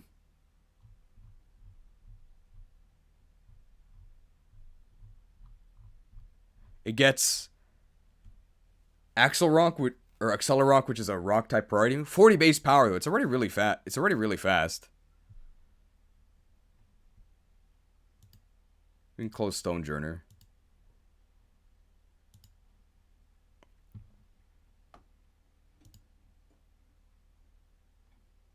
There's a fixed Terra normal Rockruff that has own tempo. Okay. I don't think Tough Claws gets a boost from Axelrock or Accelerock because it's not contact. It also gets counter. Isn't that Dusk form? So is there actually... There's a fixed Terra normal Rockruff that has own tempo. Is that true?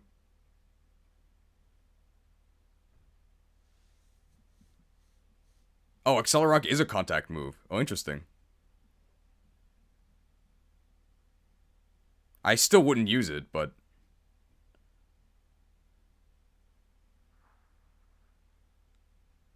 As long as there is a fixed own tempo Rockruff.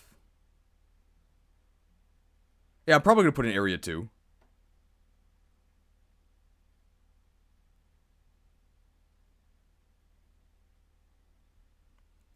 Apparently there's a fixed own tempo Rockruff that can evolve into the Dusk form. Terra normal, unfortunately. But that makes it a lot easier to obtain. Whether you get the Dusk form or the worse midday form, we're probably just going to put it Area 2. We'll put it above Stonejourner because it's really fast and it hits pretty strong. We're probably going to put it above Stonejourner because it's really fast, and it also hits decently hard, especially if you manage to get the Dusk form for the Tough Claws boost.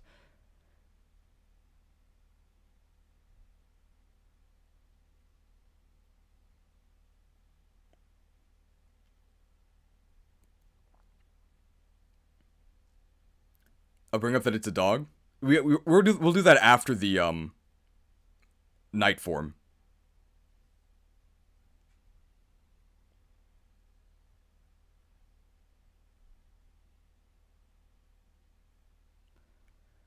Now, the Tough Claws boost doesn't actually affect that many things. It barely affects your stab moves. I think the only one it does is Accelerock, which goes from 40 base power to 30% more than that. And it's a priority move, but you're really fast. You're probably going first anyway.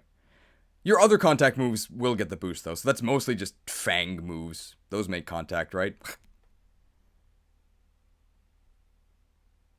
Gets a Dog Trick as an egg move? Better mention that. And if you have to settle for the midday form, I would just put it like one slot lower. They're like the same. There's not that much of a difference between them.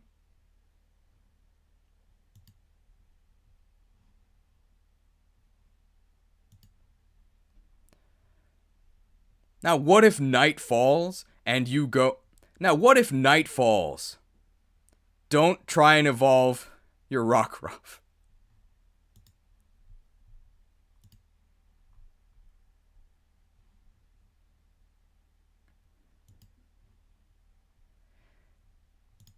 Midnight form is just way worse.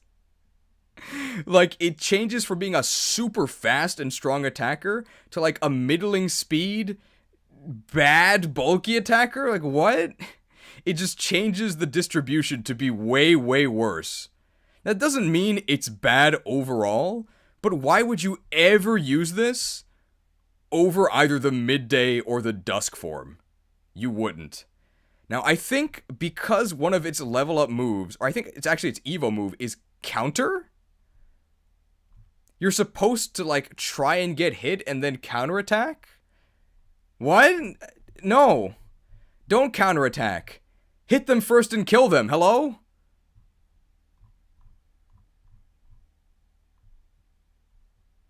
Am I just making that up? Does it not get counter? I guess it doesn't.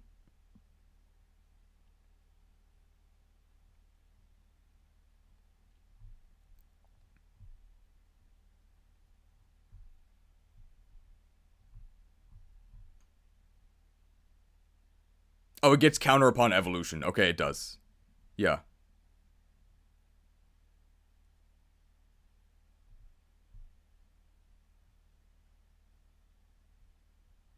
You have to switch the tab?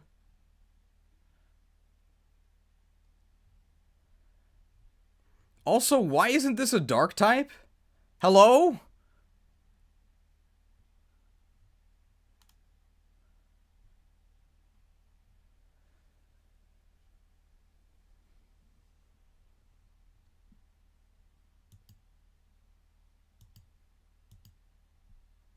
Is this live? Good question. I hope that answered it.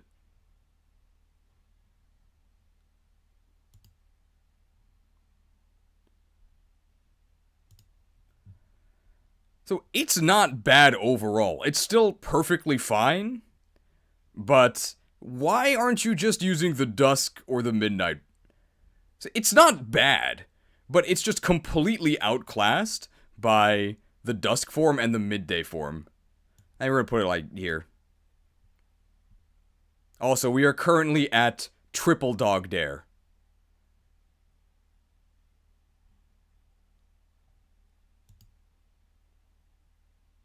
Put it next to Fido, let the dogs play together. I do think it's significantly better than Fido.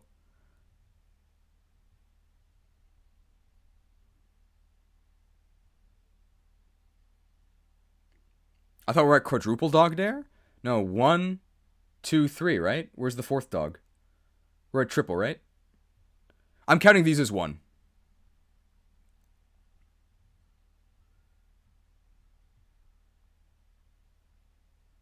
Okay. Roly-Coly. Fire Rock. The classic Slugma male typing. Really bad defensively. But that's okay because this is an offensive Pokemon.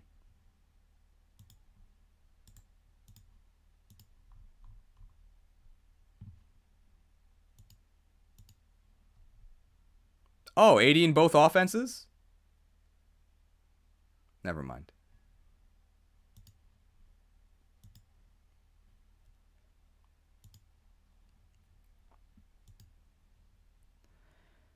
Well, you certainly will be offended. It's not very good. But Rock Fire is a decent stab combination. You do have a lot of defense, so you might not die. I think we'll put this like above Smoliv?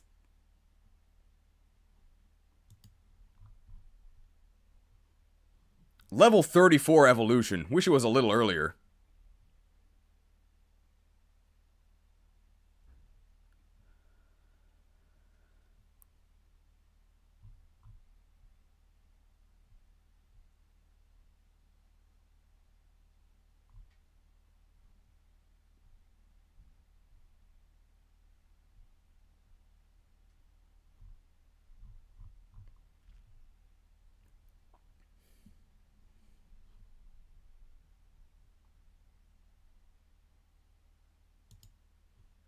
Now he gets an interesting ability here, Steam Engine. So if you get hit by a water move, which you're generally trying to avoid, right? If you get hit by a water move, you get maxed out speed. And if you take this base speed and set it to +6, yeah, you'll probably be fast enough to actually outspeed your opponent. There is a way to hit yourself with water moves in a battle where you use 2 Pokemon. Unfortunately, there aren't really any of those battles in this game. Okay. So, not really an upside. Maybe if you get hit by a physical water move from the opponent, you might be able to make use of this. But for the most part, this Pokemon has no ability.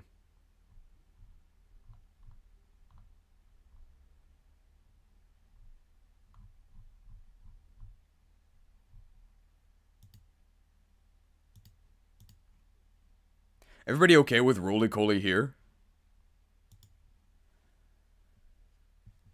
Have you ever made Japanese curry? Yeah, it's pretty easy.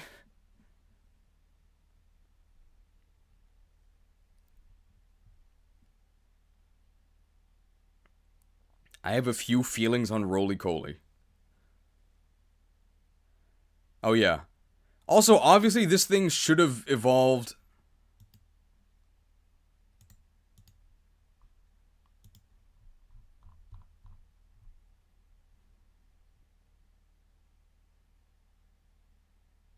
Steam Engine triggers with fire moves? Does it? Ah, okay.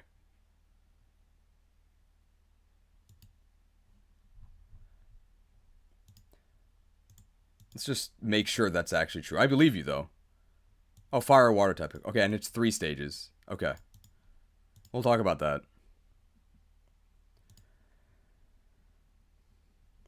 So it has an ability here, Steam Engine, which raises your speed by 3 stages if you get hit by a fire or a water move.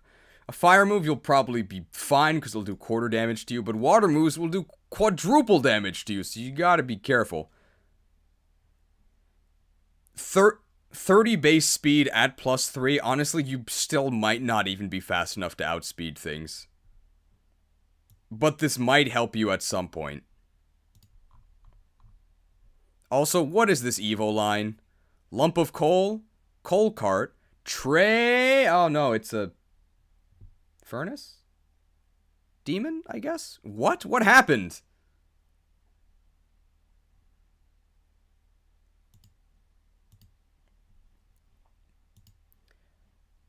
I think that in the end, this thing is just... I think that in the end, you can go mine some coal from Galar Mine Area 3. Oh, 10 gifted subs from the Dukester, thank you. To the lucky 10, please enjoy the ability to craft your own custom Dunsparces.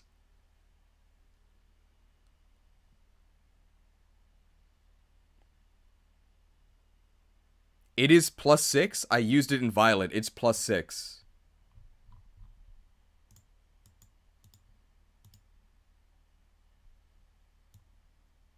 Is this lying to me?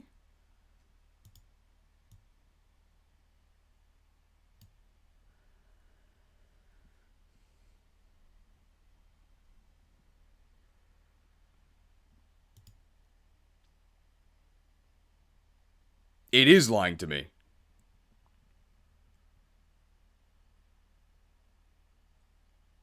Read the bottom line.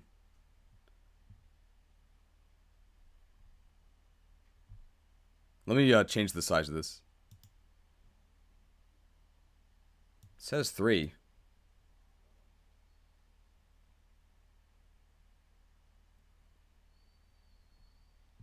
Anyone else think that expressing your opinion on the first take is underrated and overhated?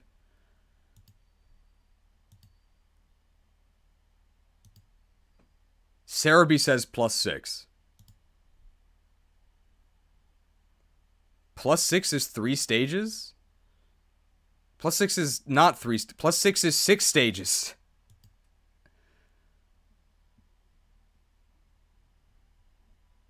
Hang on.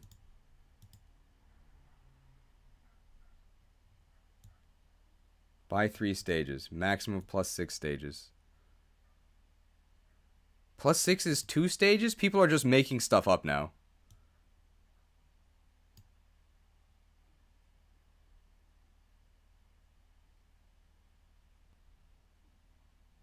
What is going on? Okay, let's go to a different source. Did I mention it gets Steam Trick? +6 is 6 stages, which is a 4x boost. Yes, that is true. Bulbapedia Steam Engine.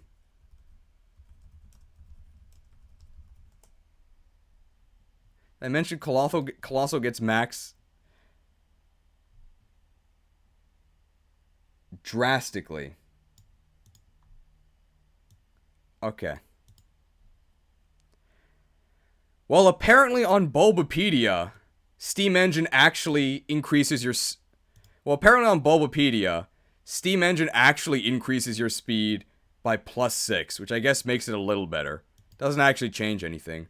Also, you might notice I keep getting stock image ads for sandwiches. Can you figure out why that keeps happening to me?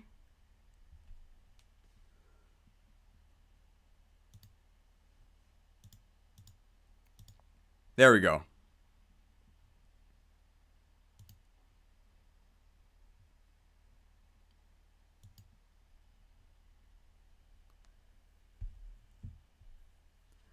Alright, let's move on.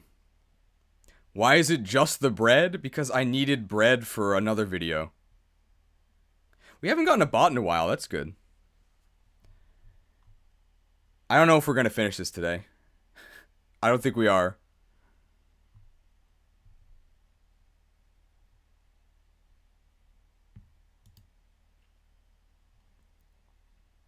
Alright, next. Shinx! Hope you like this guy in the Diaper remake and the Legends Pokédex, because it's back now. Shinx is pretty good. It's very unexciting, but it's pretty good. Now, unfortunately, it is a physical electric type. I hope you like Wild Charge, but its special attack is actually not that bad. I think its special attack is the same as Pikachu. It gets Intimidate. That's a good ability. It gets some decently strong physical moves that aren't electric. And of course, it's got really good attack and good enough speed. So I'm probably going to put this, like, high area 3. It's pretty good. My favorite electric dark type.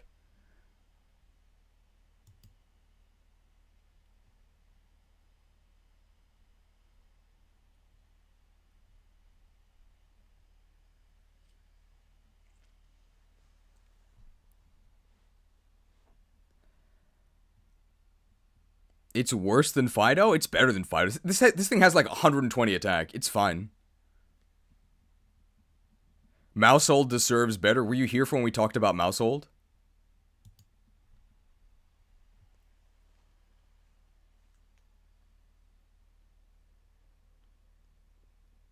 Oh. Luxray's 95 special attack is actually better than Raichu's. Wow.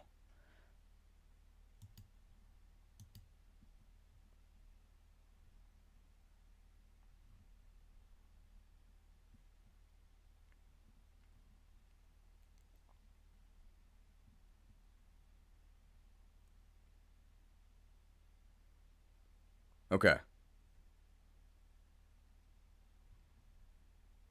Next. Starly. I hope you enjoyed Starly in the Diaper remake and in Legends, because it's back in this game. It's really good, just like always. It's the best regional bird ever, right? Is that fair to say? It's definitely the best in-game.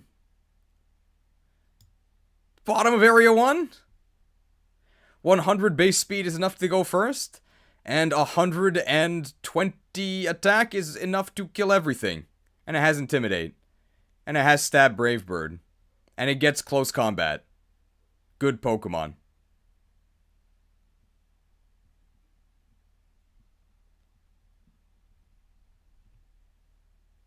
Starly above Houndour? No, Houndour, it gets the Houndour earlier.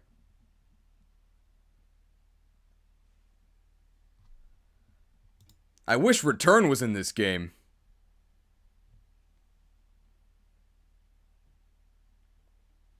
Oh, there's a better bird, though. Oh, yeah, there's a better bird. We might not even reach it today.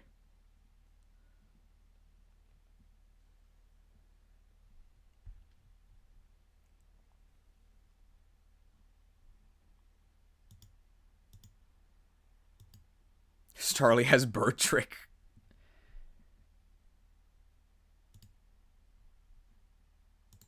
Let's look at all the Oricorio forms.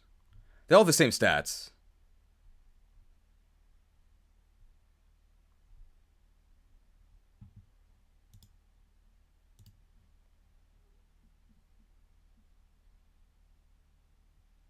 Dimension's got Sinnoh trick.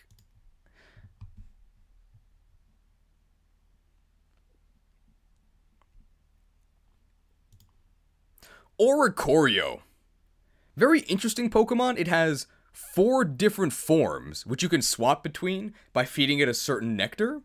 The form doesn't actually change its stats, but it does change its typing.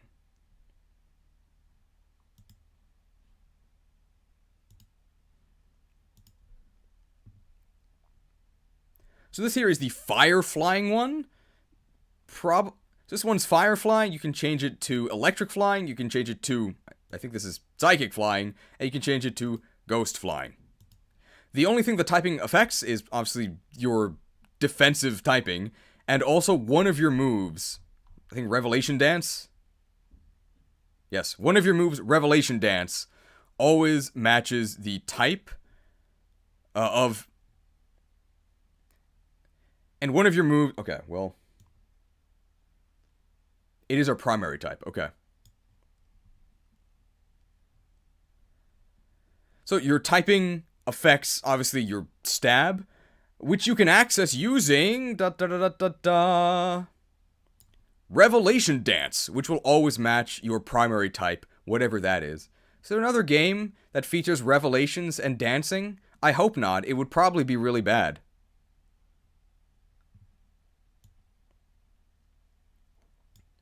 All the forms have the exact same stats, and these stats are okay. 93 base speed, probably good enough. 98 special attack, probably not good enough. But it could be worse.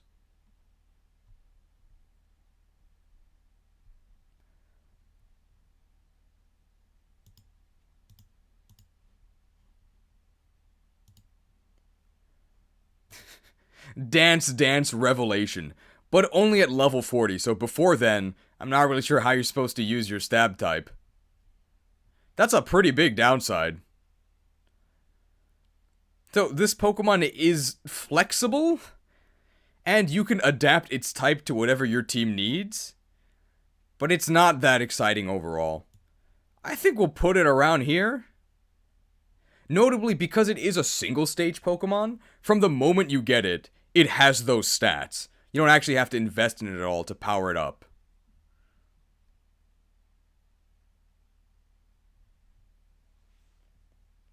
I will admit Effie Fates is better than Scarlet and Violet, so will I.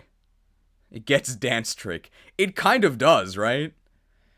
It has the dancer ability that copies other dances that happen. Does Terra type affect Revelation Dance? I don't know. It gets Nectar Trick. Let's see. So this always matches your Terra type. No, it looks like it's just your style.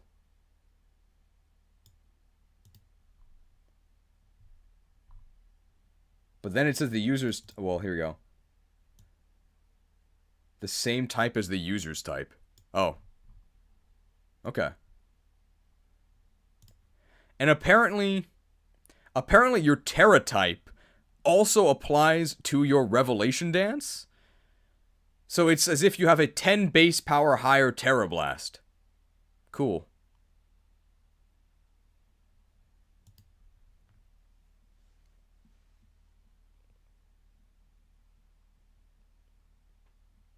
What's the problem with Effie Fates? I've never played it. The story is ridiculous. That's the main problem. Like, the story in Fates is so bad. I played it in Japanese first, And then I had to regularly check the translation to make sure I wasn't just going insane. Like, I would read a line and be like, oh, I probably just read it wrong. I didn't. That's how bad the story is in that game. Good gameplay, though, in Conquest. Alright, next. Mareep. People love Mareep. People love Mareep. And Mareep is really good in Generation 2. Outside of Generation 2, I think that Mareep is definitely overrated and underhated. That's not to say that it's bad. But what I will say to you is, wake up, Mareeple. This thing is so slow. It's so slow. But it does have a really good special attack. Very similar to Smoliv. It's maybe a little bit better than Smoliv, because Electric's just a better type. But you are 100% going second. And if you can hit the opponent with Thunderbolt, you probably killed them. But that's about it. Please bring back the Elemental Punching Circuit. It was specifically very good in Generation 2, because in Generation 2 you could teach it the Elemental Punches, and also because Generation 2 had Stat XP instead of EVs, you ended up just having really buffed up stats, which included your speed. So even though you were slow, you probably still went first. Doesn't apply to this game. You're going second. I hope you can survive. Get Sheep Trick.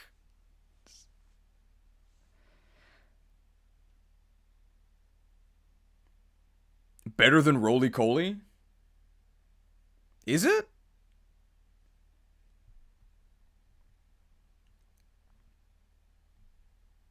Sure. Alright, we will say that I'd rather use Mareep for power than get my power from coal. Better than Roly Coly.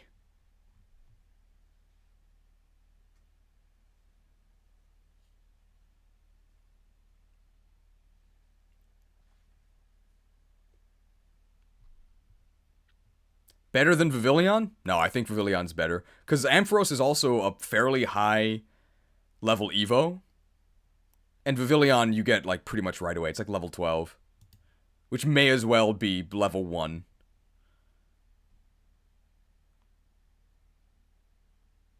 Alright, next. Vivillon? Petlil.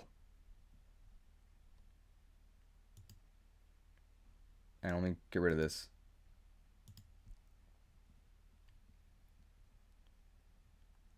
Petlil into Lilligant.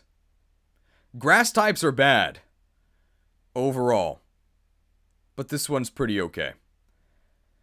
Huge point in Petlil's favor. It's a stone evolution.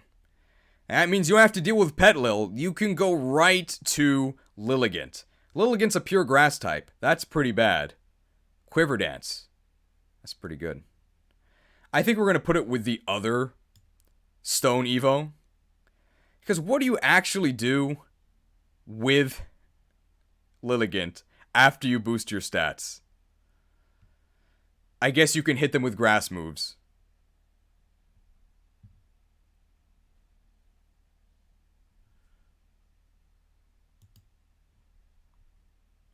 Let's check its move pool. Did they mention it gets Flower Trick?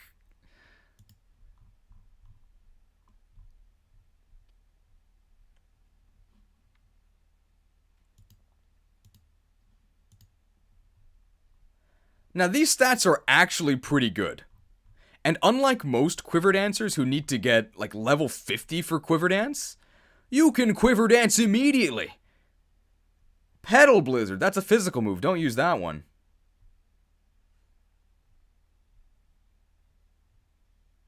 Energy Ball.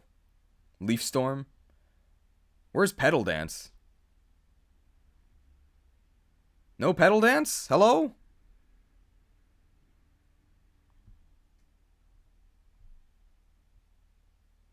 You can Leech Seed immediately too. Oh, when you evolve. Okay. Did you mention Flower Trick? So what other moves do we get? Oh my god. Okay.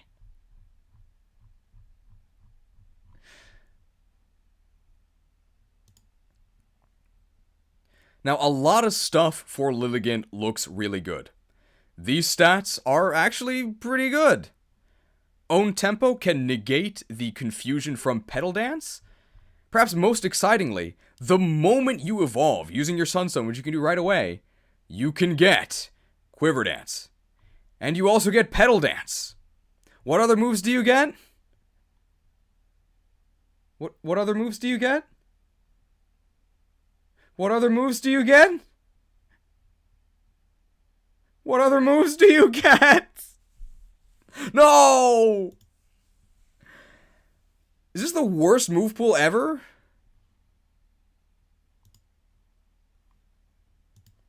Oops, all grass. I think what they should have done is given it like a secondary fighting type, and that would have helped it out a lot. I think if it had a secondary fighting type, that would be enough to boost it all the way up to Area 1. Because, like, those sorts of stats, and that sort of signature boosting move, with an additional fighting stab, that would have been Area 1. Oh well. Maybe they'll add that someday.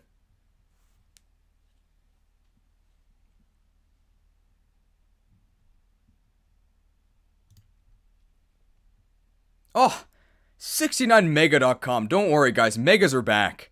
They have an AI that can help us find the perfect match. It really is Sada. Wow.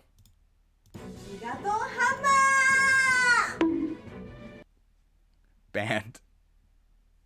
What's the count at? 8, maybe?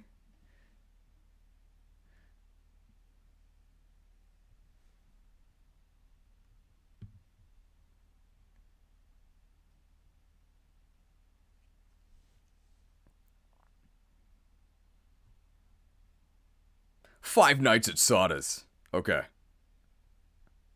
Dance trick. That's everything for Lilligant, right? Does anybody have anything else to say about Lilligant? Really good stats. Insane boosting move. Too bad it's a grass type.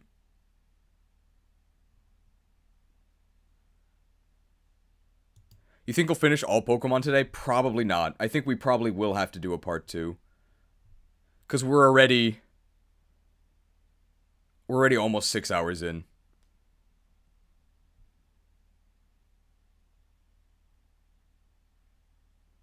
It's good if you give it a good Terra type? No.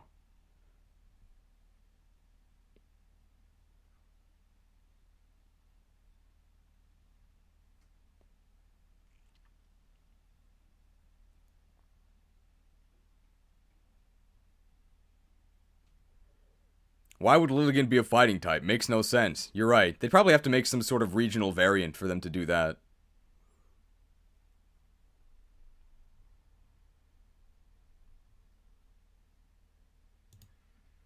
You like shrooms? I'm a mushroom fan. Shroomish. It's a grass type. But it can evolve and gain another type. And it evolves early, level 20. This thing's good. This thing's like shockingly good. How much attack does Breloom have? It's got little noodle arms. Little noodle arms that are doing 130 base attack of damage to you. Wow. Good Pokemon. And it also has an alternate route you can do. If you need a support Pokemon, you can just park this thing in the back until it's level 40, and then you can use it with Spore. What if you can't kill the opponent in one hit? Well, I guess you can kill them in 2 hits because they're taking a nap before you send them to the endless dirt nap. Good Pokemon. Unfortunately, Technician is its hidden ability, so you probably can't do Technician Bullet Seed in this game, which would have been really good. You'll just have to settle for Poison Heal, one of the other best abilities in the history of Pokemon. Too bad. And you can buy Toxic Orb.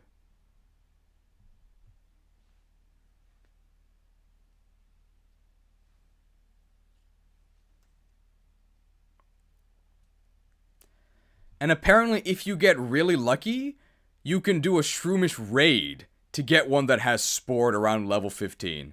And then the whole world is your Cloyster. Cloyster is also in this game.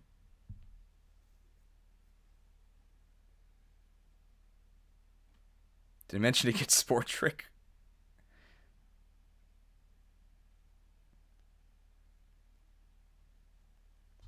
Now, one thing that you would be able to do that would be really good is you can buy the Toxic Orb, poison yourself, and then switch to another item, so you're both invincible and do a lot of damage. Unfortunately, if you're friends with Shroomish, which you probably will be because you should use this, it can cure the poison from itself.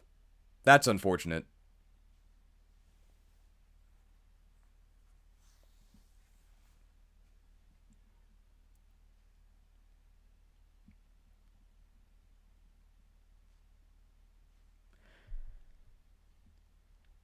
If this was fighting not grass, it would probably be in Area 1.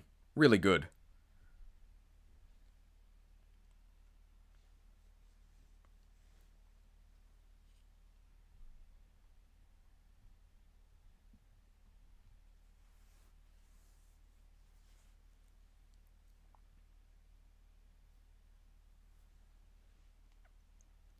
Alright.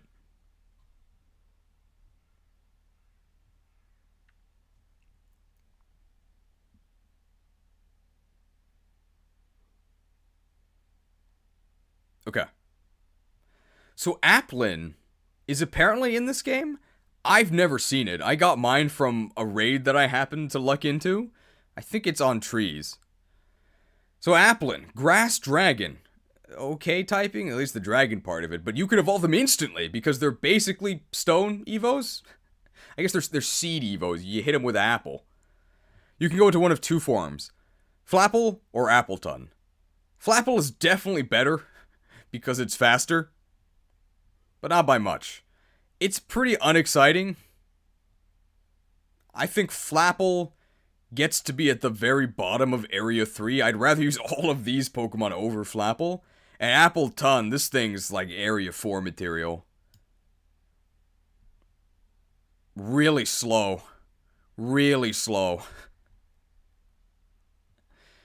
We might actually move this down further.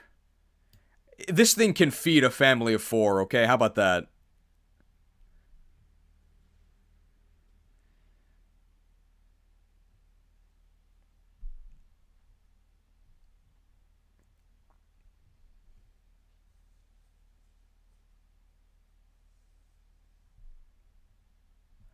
Flapple does have kind of a useful signature move, Grav Apple, where you bonk them on the head with an apple.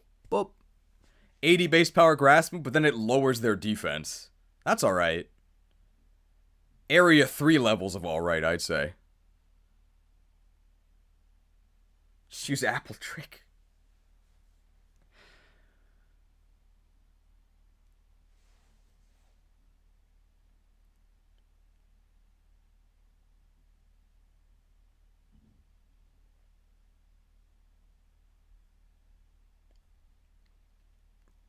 Anything else to say about Flapple or Appleton? Oh. Appleton has the special version of Grav Apple, but you can't really use it because you died, because you're really slow.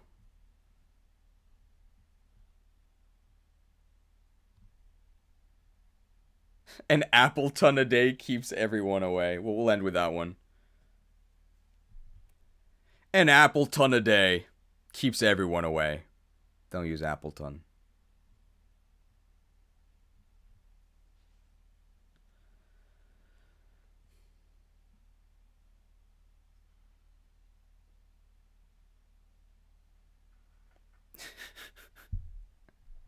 One bad apple spoils the bunch. Lots of apple phrases.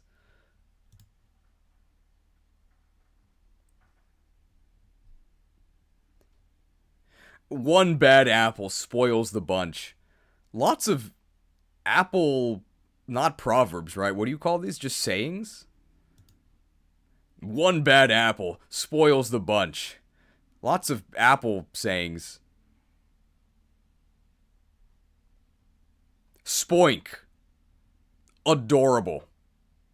Where's Hypno?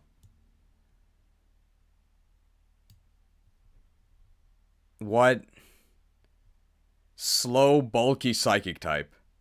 With a fairly high level Evo. So cute. So springy. So bad.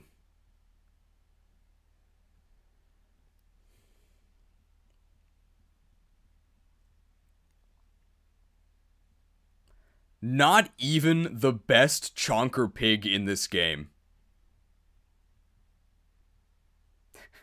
Why is Hypno on here twice?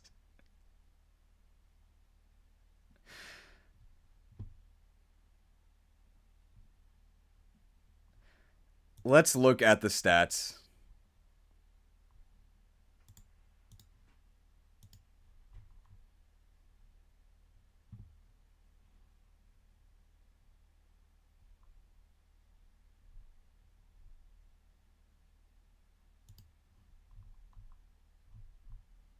Alright, well these stats actually, they're not that bad. Level 32 Evo. Ew. We've got 32 levels for this.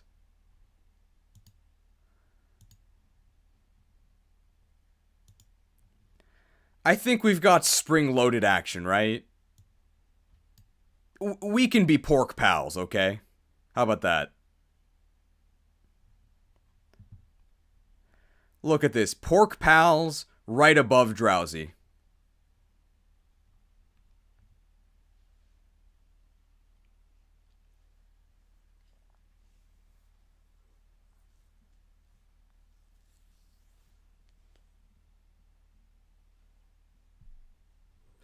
Is that okay for Spoink? Not gonna lie, gotta...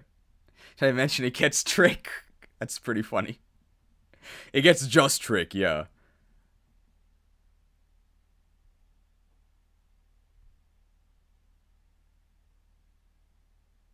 Okay.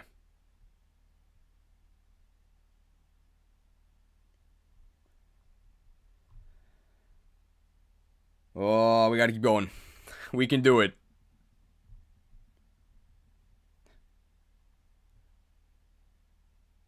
Is there anything that Elvis says?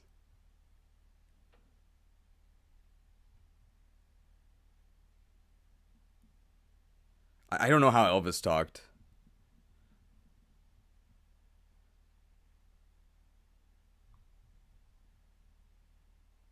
Johnny Bravo? Well, thank you very much. Okay, yeah, okay. You guys remember Chatot? What was wrong with Chatot? Here's Chatot. Again. Squawkabilly. Normal flying. It's pretty good if your name is Staraptor. Not if your name is Squawkabilly. It's a single stage, and the stats you get look like...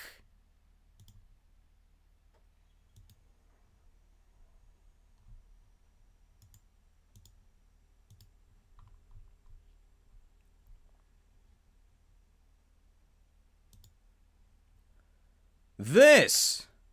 Which I'm going to be honest, is not that bad. It's probably even better than you were expecting, especially because it comes with Intimidate! Or, you can be on the Slugmamail grind set, and you can use Hustle.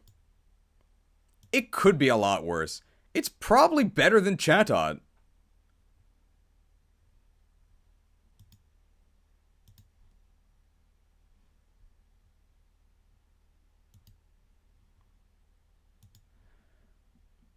And because it's a single stage, you can use that stuff right away, so...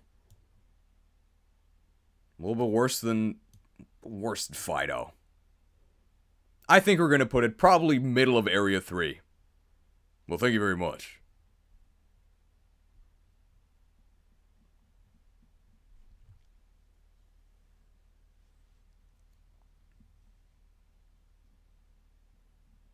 Make no mistake.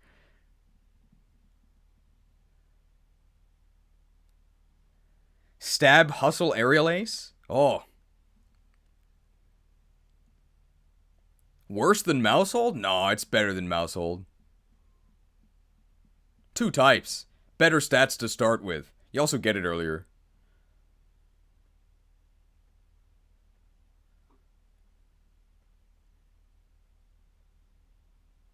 How did Smoliv make B tier? It's got good stats, bro.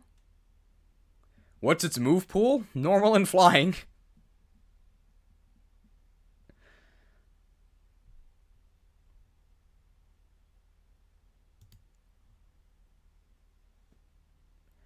You could do Stab, Hustle, Aerial Ace. The combo. 60 base power. Well, it is a combo. Not a good one, though. As for its move pool, it's exactly what you'd expect. It's a normal flying move, and it gets normal and flying.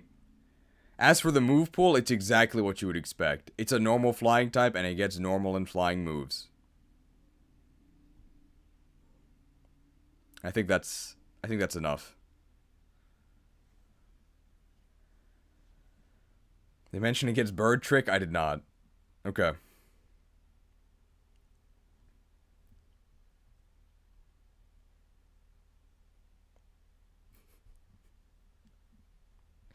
Well, we might summon one of the adult bots by saying this, but we should mention that this thing can't help falling in love with you. Don't copyright claim me. They won't, because that wasn't a very good rendition.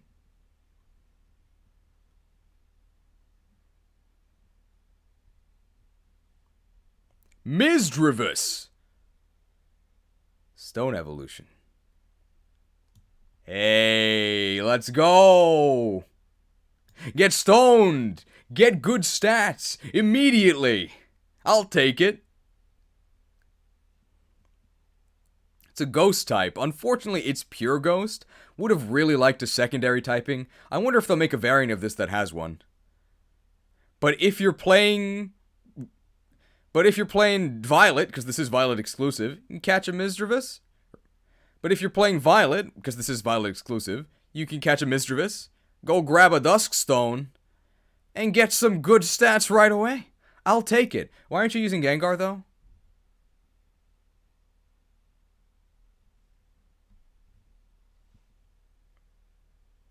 I think that's actually all we have to say for this thing. Dimension gets Ghost Trick. Good game.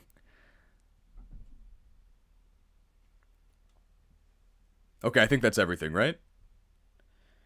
Like, I really don't have anything else to say about it. It's like, yeah, it's fine.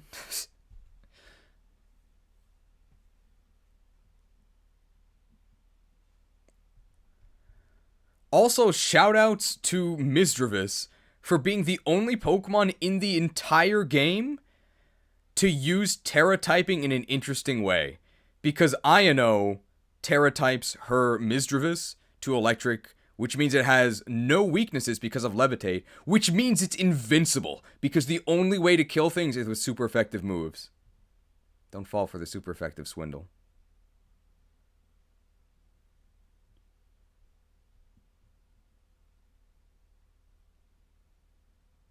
Did I say Misdreavus and not Mismagius?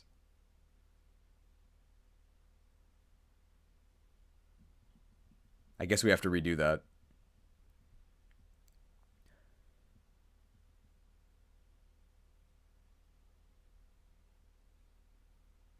Air Balloon Shed. Air Balloon Shedinja. I said Misdreavus? Okay. Also, shoutouts to Misdreavus, because Mismagius is the only interesting Terra type usage in the entire game. Ino has a Mismagius, and she'll Terra type it into Electric, and because Mismagius has Levitate, it has no weaknesses, which means it's invincible, because the only way to deal damage in this game is to do super effective damage, right? Don't fall for the super effective swindle. Also, great theming on Ino. She's got Magnemites in her hair. Doesn't use a Magnemite, not even in the rematch. Says that you're caught in her Electro Web. Doesn't use Electro Web on a single Pokemon. And it's not a translation issue because she also says Electroweb in Japanese. Great game, guys.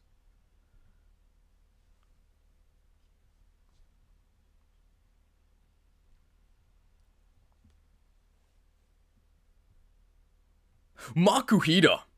Available early. Big attack stat. Slow. Pretty unexciting. But I mean, I can't really say that it's bad or anything. Here-ish?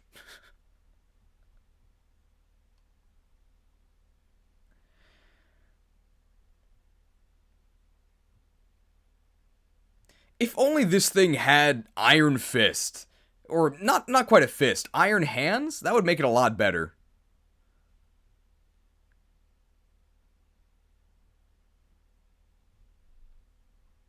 Meaty hands.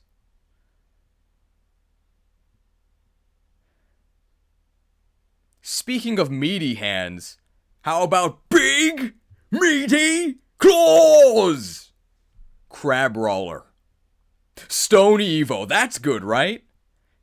Ice type Evo. That's bad, right? Uh-oh.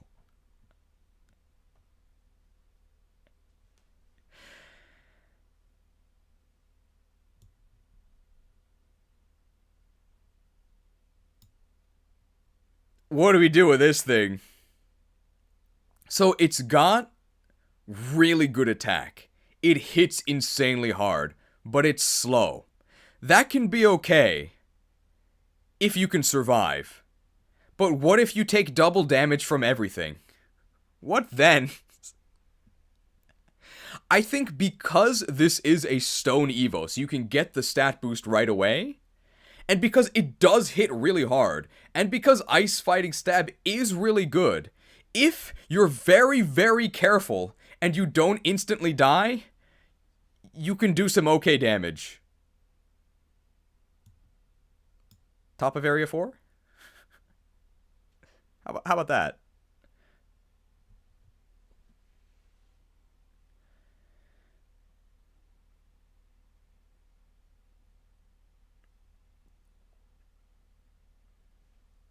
Below Bonsly? Nah, I think it's better than Sudowoodo. Does Ice even have any resistances? It has one. To Ice.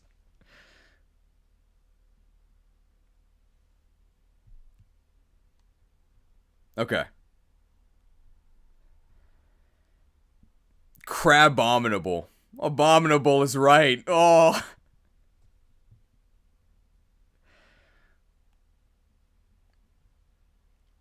Ice only resists ice.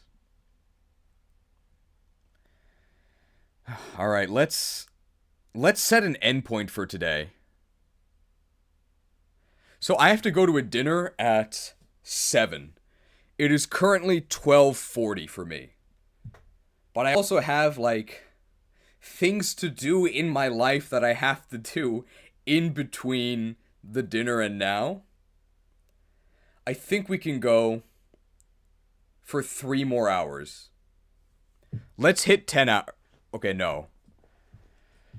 If I go to 10 hours, that's 5 more hours? No. We're gonna go to probably about 8 hours. We'll see. Ditto is a good midpoint. We will go to the midpoint. We'll go to the midpoint. So, what's the midpoint? Ditto? But that's not actually the midpoint, because these Pokemon here, these are all Area 0. So the midpoint's a little bit before then. We might end on Dunsparce. I think Dunsparce is our goal.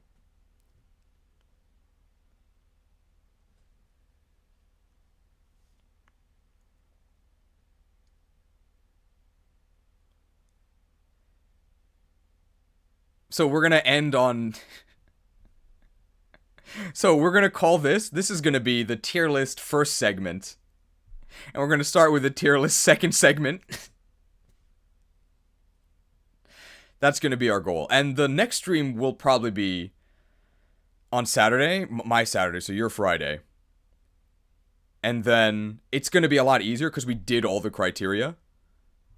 And then we have Area 0 at the end, which is going to go really quickly. So 2-segment tier list.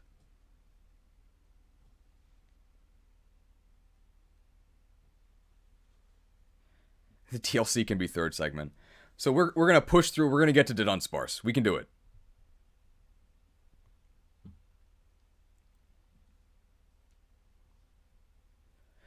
And I have plenty of footage from today that I can edit throughout the week.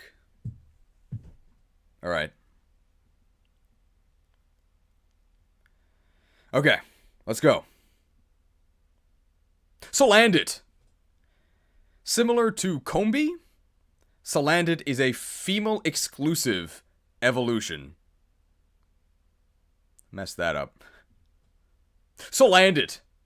Similar to Combee, Salandit has a female-exclusive evolution where it will become Salazzle, a fire-poison type. Unlike Combee, Salazzle is actually good. Really good speed, really good special attack, and fire is a good type. And poison is a type. I think with all of that, we can go ahead and put Salazzle in maybe about here. It goes first. It does some pretty good damage with fire moves. And with corrosion, you can poison fire types. Oh. And with corrosion, you can poison steel types. Incredible. Why don't you just kill them with your fire move, though? What? Great ability.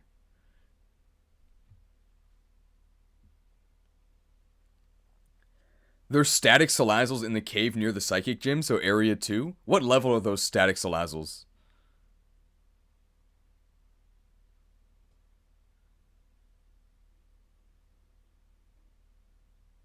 You need a clip for that? A clip for what?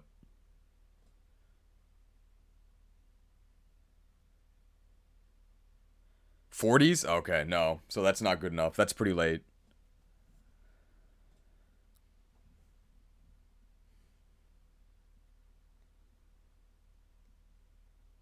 $30-ish for the Salazzles. Okay. Yeah, even 30-ish I'm thinking goes around here.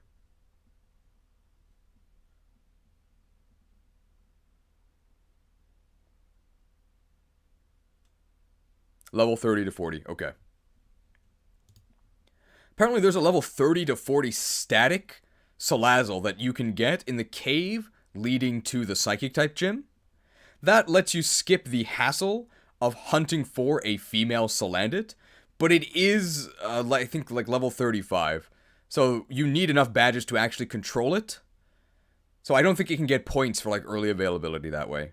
I think this is an okay placement for it. Not exactly dazzled by Salazzle, but it's pretty good.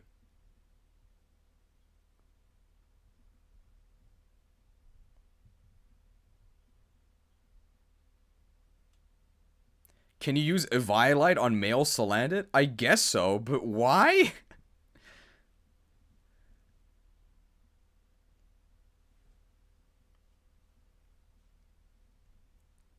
Alright.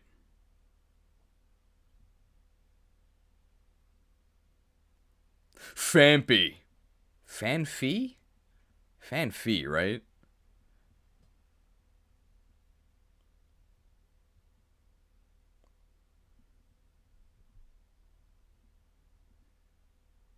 Phanpy. Phanpy, okay. Phanpy. Adorable. Fairly early evolution into Dunsparce. Okay, not Dunsparce, it's Donphan. It's nearly 11 p.m. here. Thank you for joining. I'll defeat Sada by myself, it's okay. I hope to see you for part 2.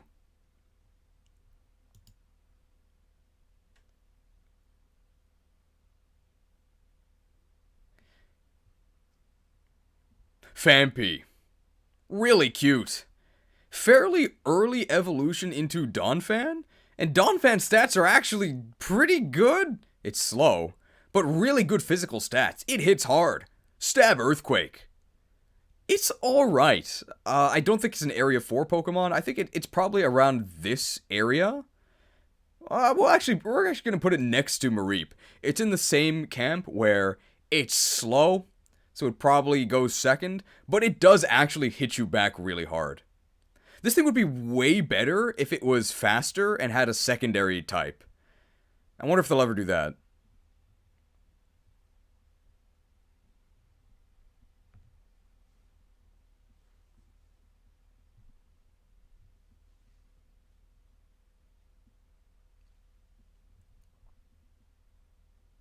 Like, if this thing had better tusks or, like, stronger feet, I think you could make this thing a little better. Maybe in the DLC.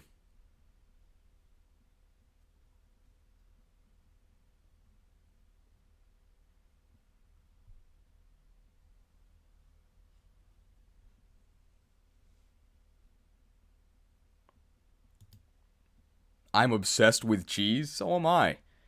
Good food. Yeah, thanks for the jokes. Good night. You almost spelled it right. Nosai, almost. Should be a ni. The rest of it was right. Okay.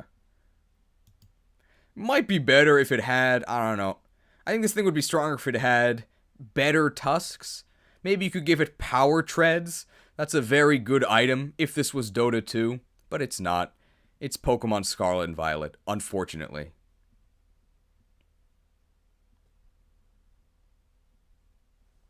Okay, I think that'll be the cut we use for that. Alright. I have no idea how to say this Pokemon's name. Seufant? Kufant?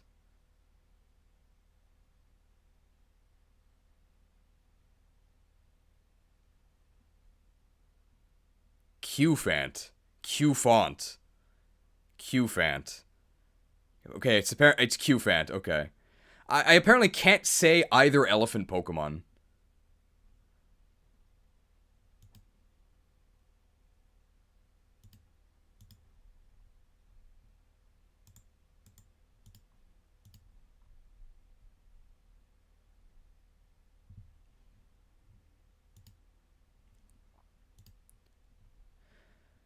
So Qfant evolves into Copperaja. 122 HP, 130 attack, 69 defense, nice. 80 special attack, okay. 69 special defense, nice. 30 speed, uh-oh, oh. Well, that's too bad.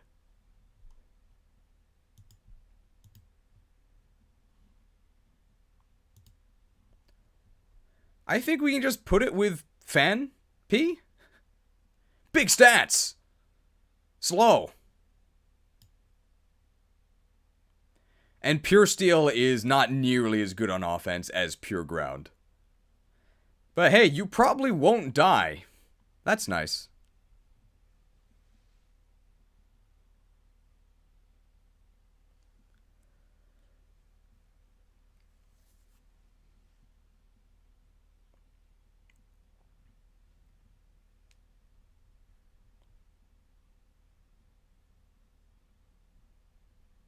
Now, although I do think that Donphan is better than Copperaja, we're just going to switch their order here so that they're doing like a high five with their trunks.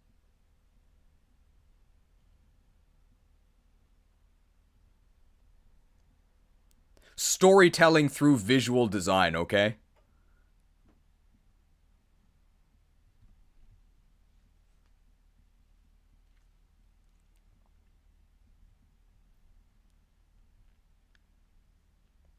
Gibble. I hear Garchomp's pretty good.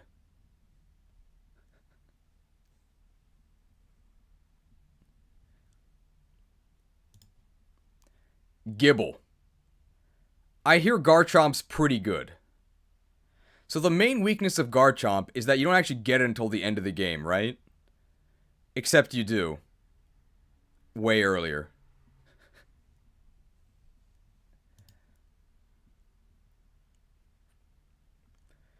Gibble. Garchomp's pretty good, right? it's probably like the single best Pokemon you can use because it will always go first and annihilate your opponent. Unfortunately, you don't start with Garchomp, you start with Gibble. Gibble's actually not that bad. For some reason, Garchomp, even though it's the strongest out of all the pseudo-legendaries, also evolves the earliest. Very fair and balanced. Area 1? So Gibble, really bad. Gabite, actually not that bad. Actually usable. And Garchomp, probably one of the best Pokemon in the entire game. So he's going to be a bench worm in Hero for a little bit, but not that long. Not as long as the other pseudos. And your reward is also the best. Good Pokemon. Also, I hope you liked using this in Daipa and Legends because he's back here.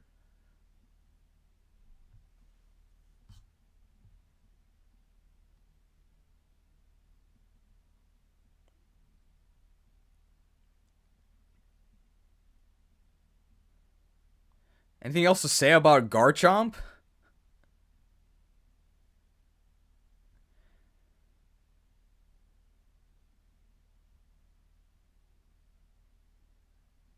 No natural earthquake? It gets natural earthquake, right?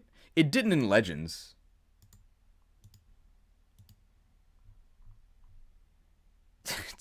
Look at this.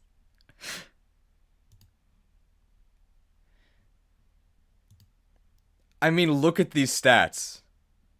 They're pretty good.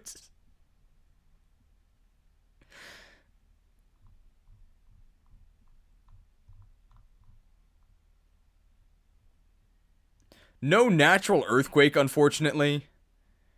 You can just give it earthquake through TM. It's definitely worth it.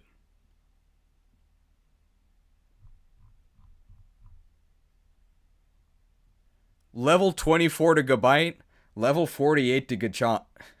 Level 24 to Gabite, level 48 to Garchomp. Evolves earlier and is better. What?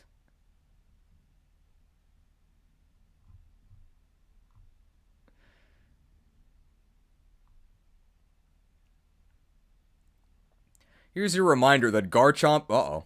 Official artwork. Here's your reminder that Garchomp is so good, it's literally better than its Mega.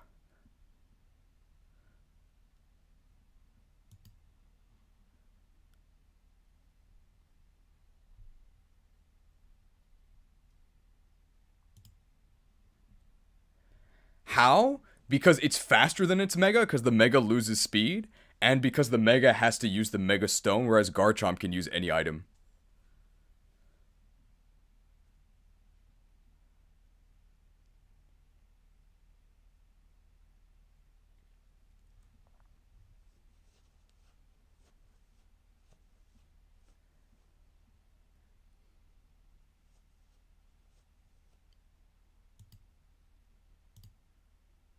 Uh-oh. Okay, we're fine. That was pretty scary. Dimension it gets Earth Trick. No! My ordering! Oh, it got destroyed. Okay, but near the end, it's still okay. Hang on, I gotta fix this. Give me 1 second here. The list, like, does this sometimes. Where... What was after Knockley?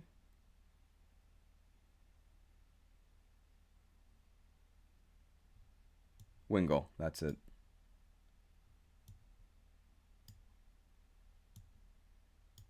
Oh, awful. Sometimes it just doesn't number correctly.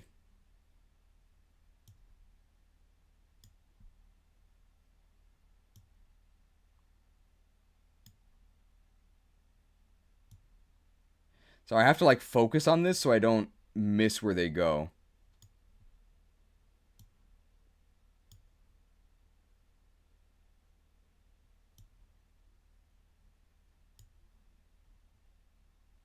I think I did miss. There we go. 1 second here. Bronzor, Axew, Mankey, Meditite, Riolu, Armarouge, Ceruledge, Barboach, Tadbulb, Goomy. Wow, we have a lot to go. Croagunk, Watchroll, Evolutions.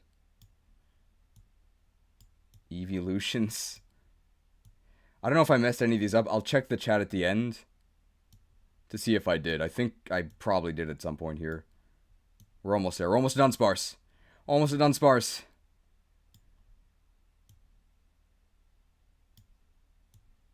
Okay.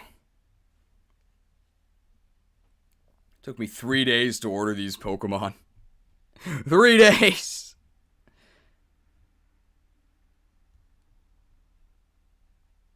Are we back at 100%? We're at 90. Here we go. Okay, we're back. Did I misorder anything here? 3 days for this. Okay. We're talking about Gibble, right?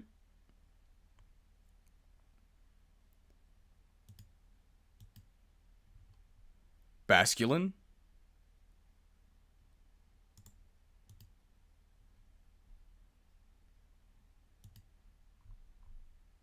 Okay. Dartfish. What about the Dartfish? This thing? Is it in the wrong place? It's supposed to be next to Basculin?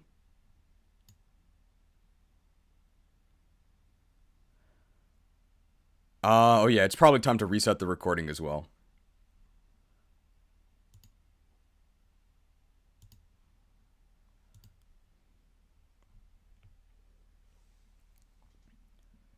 There's still some stuff at the end that comes after Dunsparce, but before Magnemite. This stuff was all after Dunsparce, I think.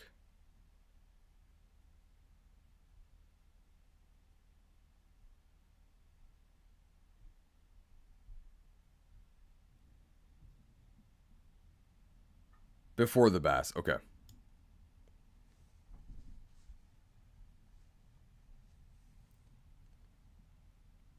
Alright, next. Sorry, just before I forget, was Wingull in Legends? No, right?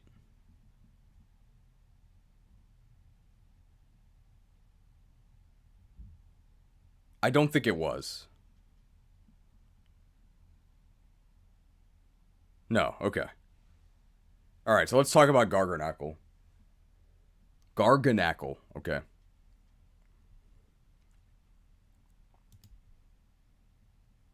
Oh. The Knockley line. Pokemon X Minecraft collab. Let's look at the stats for Garganacl.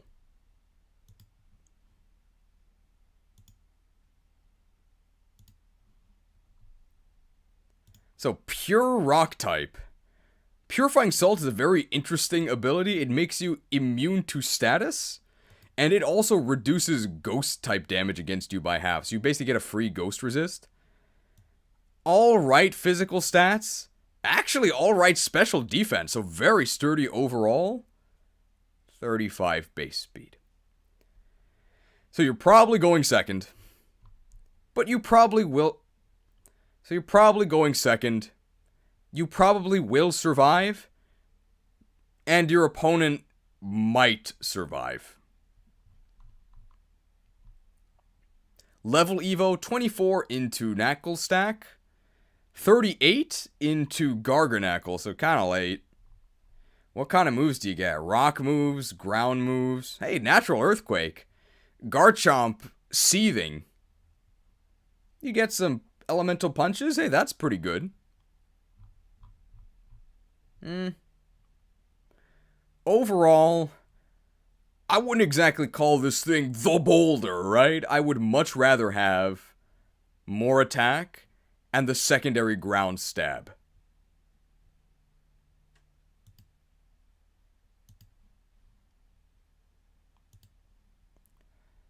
So all that being said, I think we're going to put this thing the very top of Area 1. This thing is probably the most important Pokemon in the entire game. And not because it actually fights. So one of the storylines is the Titan one. Every Titan fight is 5 copy-pasted cutscenes with a small boss battle in between. And these battles gate the Herba Mystica HM moves that allow you to traverse the world. Nocli, on its own, I want you guys to remember that salt is a key ingredient in cheese. Nocli on its own can solo all of these fights. Because of a little move.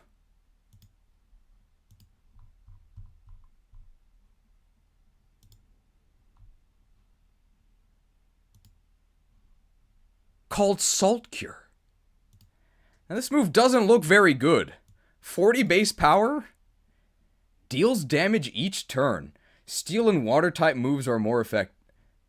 Deals damage each turn. Steel and water types are more affected. What does this mean? So Salt Cure is the only persistent damage over time effect that you can actually use to affect the Titans. So you can't actually poison them. And moves like Wrap that deal incremental percentage based damage, those have durations. Salt Cure doesn't. Once you start salting them, the attack continues until they're cured. And Nocli's other ability, aside from Purifying Salt, is Sturdy. So what that means is that the moment you hit level 24 and evolve into Knucklestack to learn Salt Cure, you can go and you can kill all the Titans. All you have to do is Salt Cure them, and then just use Big Pharma. As long as you heal up to full HP every turn, Sturdy keeps you from dying. So you can just sit there until they're fully cured, and you can break the entire game wide open. Your gameplay experience is still going to be awful because this game is atrocious, but it's going to be much better than it would be otherwise, because you can go and get all the traversal abilities right away. And it's all thanks to one salty boy. Very unique reason why this thing gets to be Area 1. Because for your in-game playthrough, you should do this 100%. And Nocli is the only Pokemon that can.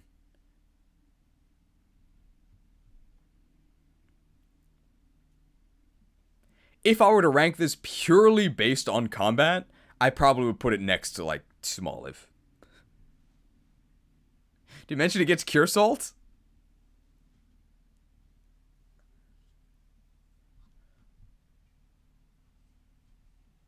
Does it mess up the Starmobiles too? I imagine it also works on the Starmobiles. But those aren't that hard, and there's also no reason to do them early. The Titans you should do right away. Sky hates Titans. Sky hates Titans. 殺してやる。一匹残らず. New Attack on Titan reboot.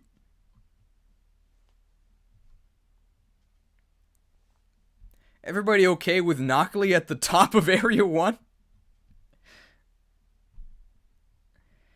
Titans hate this one simple trick.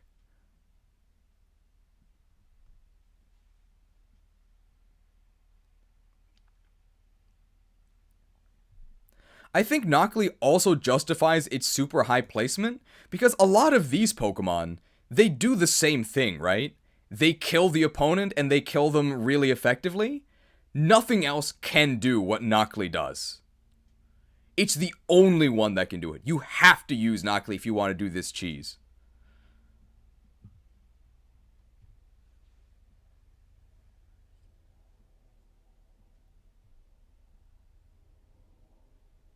Okay. I think that's it for Knockley. Alright. Wingull. It's a Wingull. Water flying type. Defensive.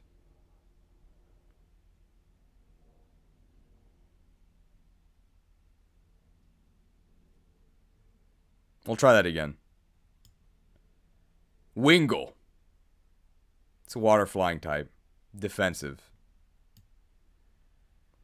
Has Drizzle as a hidden ability. You're not getting a Drizzle one. Sorry. Pico, you constantly disappoint me.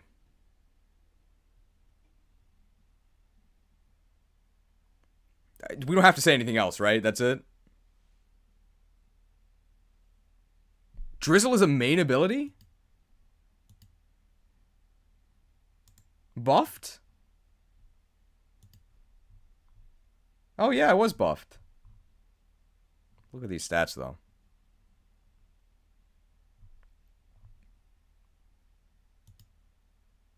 We'll make him the king of the sea.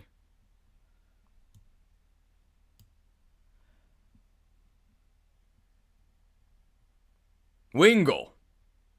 It's a water flying type. Slow. Defensive.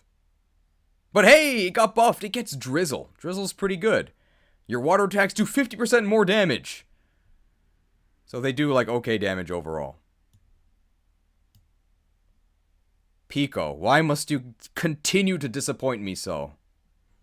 After I saved you all those years ago.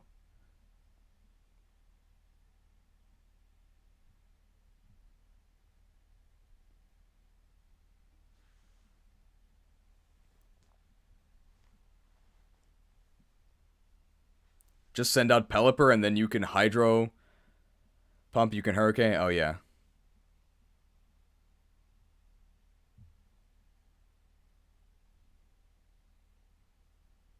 It's probably going to be the best Pokemon in C tier. And we'll mention the overworld weather again. Okay.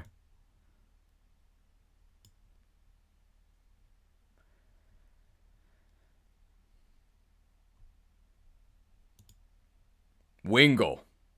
Water flying type. Defensive. But it gets Drizzle, big buff. So it'll actually do like normal damage. But then it also gets Stab Hurricane that never misses because it's raining. Except it might not be raining because overworld weather cannot be overwritten. So a fair amount of the time, when you send out Pelipper, Drizzle doesn't even activate. Great game. Pico. Why must you continue to disappoint me so, after I saved you all those years ago? If overworld weather was not a thing, it probably would escape the sea, but given that a fair amount of the time its ability just doesn't work, I think it calls the sea its home.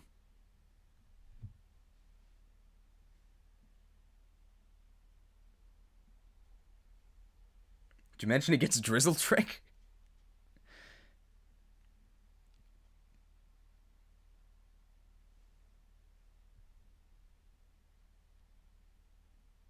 Rain is way more common than other weather? Well, that's fine, but then in that case, it's if you don't even have Drizzle. We mentioned 100% accurate Hurricane, right? Oh, Paldea's Finest got messed up? Well, let's fix that.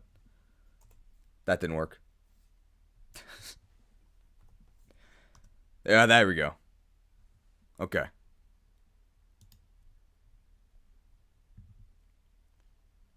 Magikarp. Now, the whole point of Magikarp is that Magikarp is terrible. But if you make the sacrifices to feed this useless Pokemon XP up to level 20, which used to involve real cost, you had to take XP from your other Pokemon and give it to Magikarp, you were rewarded with a Gyarados who's really strong. That downside hasn't been relevant for almost a decade, thanks to Universal XP Share. Why would you not use this? It's really good. Level 20 is nothing. You can get Magikarp right at the beginning of the game. Super easy to catch. And pretty soon, you're just gonna have a Gyarados for free. Insane attack. Intimidate. Great typing. Good Pokemon. The reason why you wouldn't use this is because you're sick of this. Why would you be sick of this? It was in the Daipa and Legends Pokedex. It's here too. It's also in like every Pokedex.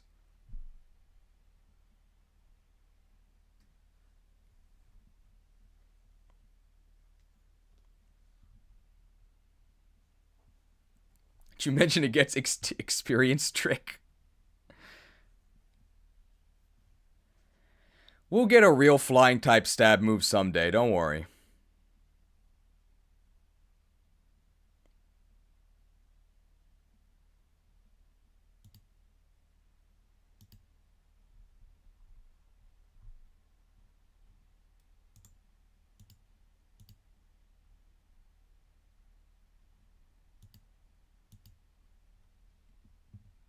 Did I mention it gets intimidate trick? I mean, like, that's it for Magikarp, right? Like, yeah, it goes here. It's very good. It's a Pokemon that rewards you for doing work, but you don't have to do the work. It's a Pokemon that rewards you for making sacrifices, but you don't have to actually make the sacrifice. Great balance.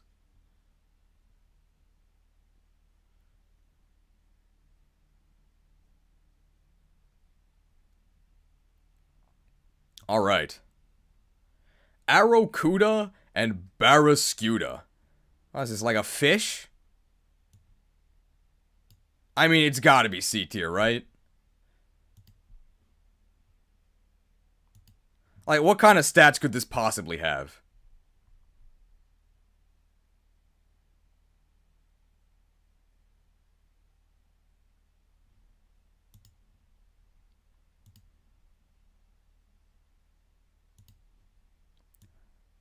Okay.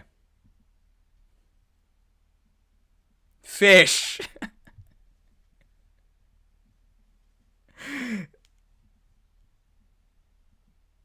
Did I not know? I did know. That's why I very specifically had this set up to not show the stats.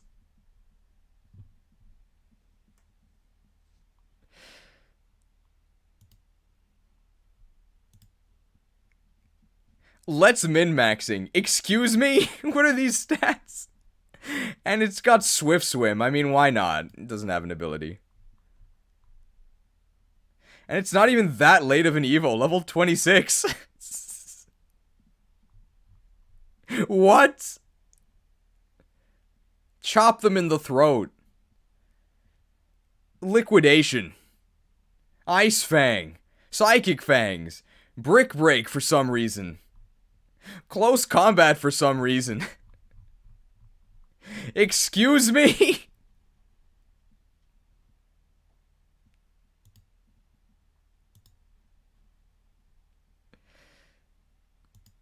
Oh, does it get Drill Run?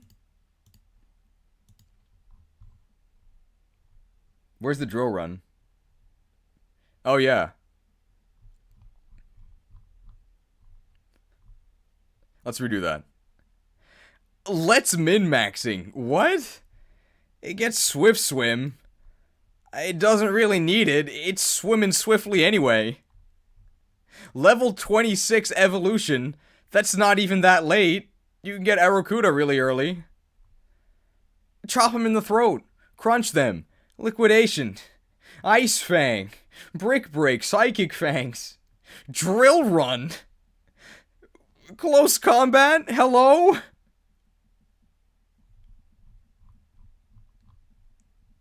If this thing had, like, a secondary stab, this would probably be Area 1.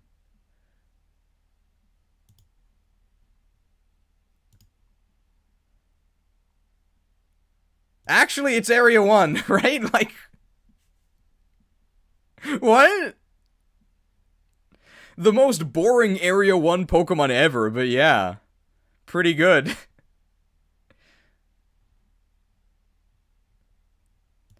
How about that acting, by the way? Theater major.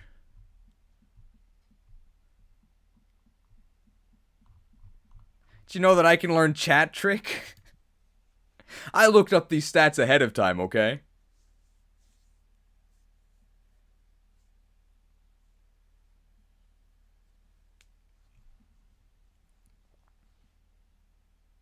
The Supercut watchers won't notice a thing, don't worry.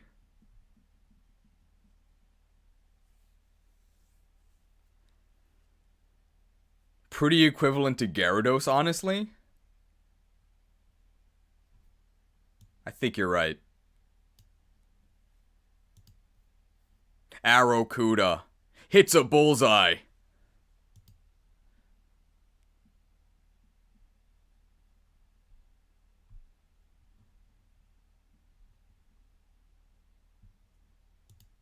Basculin.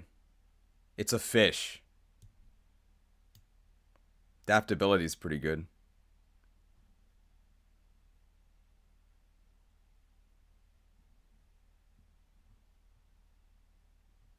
Anybody have anything else to say? It'd be pretty good if it had an evolution that gave it a really good secondary type. Maybe next gen.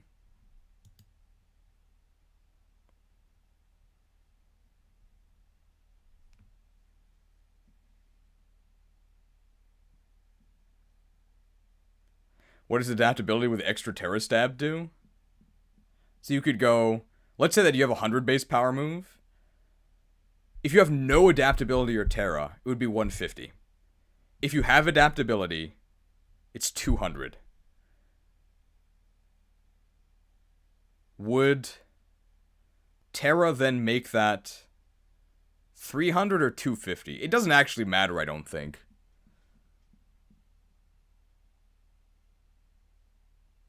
It goes to 225? Okay, it goes to 225. Okay. So normally your stab multiplier is 1.5. If you have adaptability, like Basculin does, it goes to 2. And if you Terra on top of that, you get 2.25. Okay. C tier. Also, for some reason, Basculin is like the hardest Pokemon to catch in the entire game. At least in my experience, but also scattered reports from other denizens of the web that they also couldn't catch this thing. I don't know why they made this thing so ornery. It's not like you get a reward for catching it. You get a Basculin.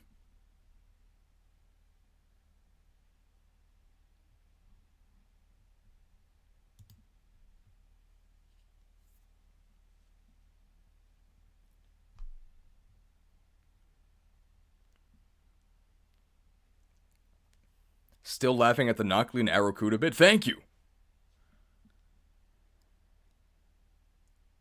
Don't worry, you'll get Basculegion soon. You can actually get it now, although we won't talk about that in the premium.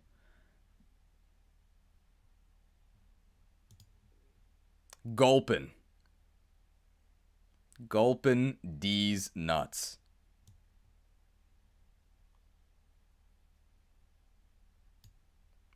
Horrendous. I don't know. Can somebody think of a use for this thing? We'll try that again. Gulpin. Horrendous. Can somebody think of a use for this thing? Gulpin D's nuts.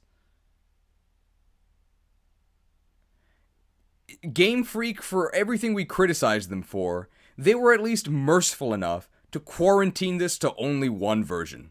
So only one version has to suffer through Gulpin. Slug my balls. Below Hoppip? Sure. Awful. Mono Poison Defensive. No thanks.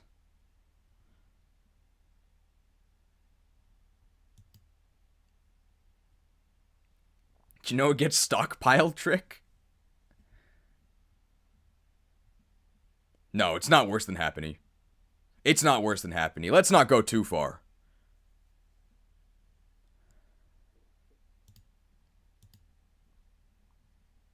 One man's trash is another man's treasure. I hope you don't find this on your treasure hunt. Ugh.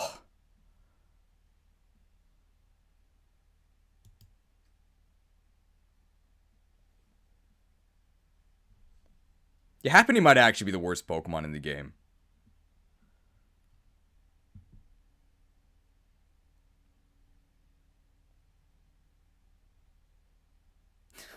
Gulpin got stuffed cheeks in this gen. Area 1 now. Look up Swalot's stats, they're terrible.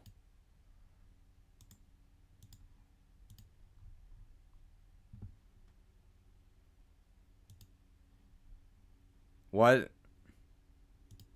No thanks.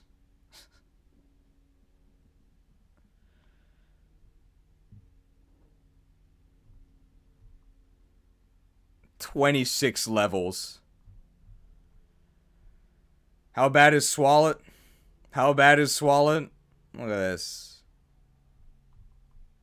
26 levels. For this.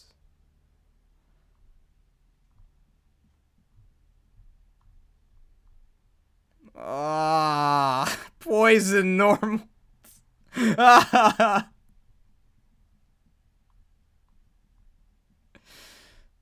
Elemental punches at least. Oh.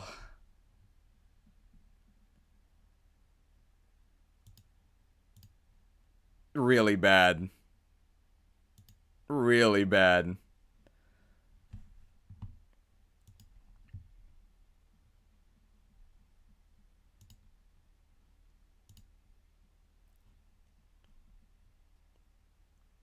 Okay.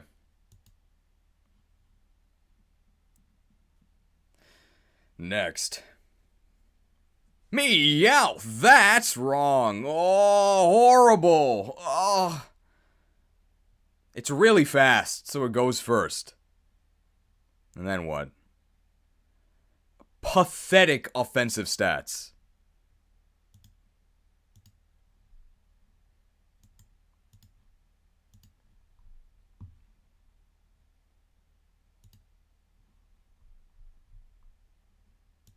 "115 speed, 70 attack. Technician's good. 28 levels for this.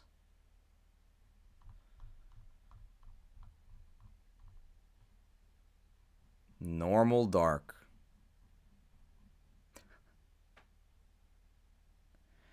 $2 donation from the Spliffing Brit. What's the least valuable stat overall? I'd probably say special defense.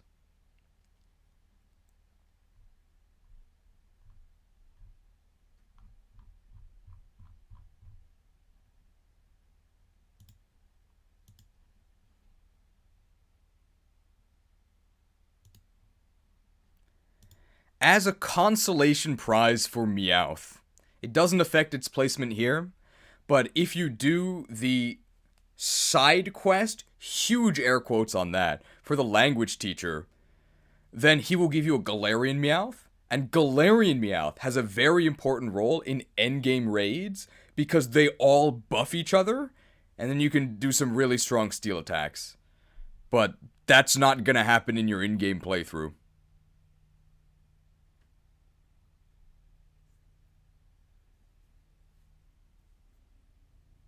And to actually get that Galarian Meowth, you have to go to like the 7th gym badge to actually unlock that portion of the social link with the language teacher. So all of that for a level 5 Meowth. No.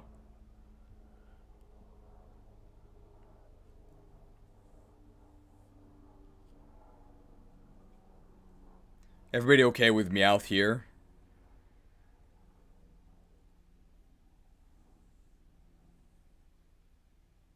Stream lagging? I hope not. Maybe for you.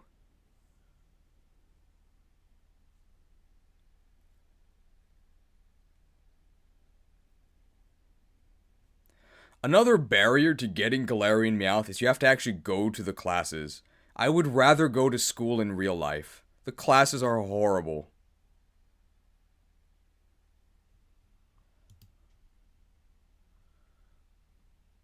Okay.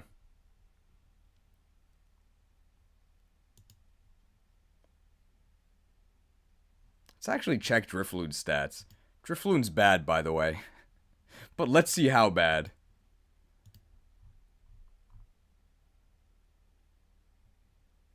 That's kind of okay, actually. Level 28. Eh.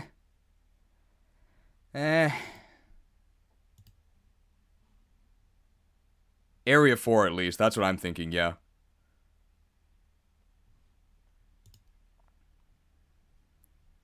Hide your kids! It's Drifloon. It's generally defensive, but it's not that bad on offense. Ghost is a really good type, and a nice benefit of Ghost in this game applies to all of them, is that Ghost types can always escape. So if you happen to run into a strong Pokemon that you want to run away from, if you have a Ghost type, you can just leave. Just run away. That's a nice benefit. High Area 4, maybe?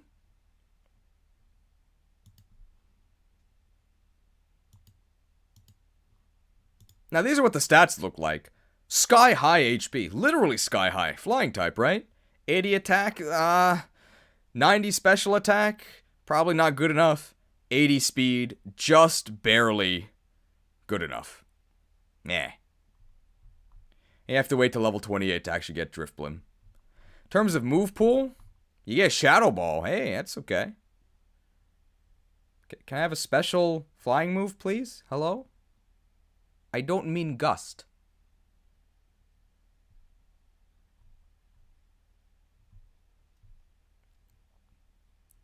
I guess you could do Acrobatics because your physical attack and special attack are basically the same. Where's Mystic Fire? Nope. Hey, Thunderbolt is cool.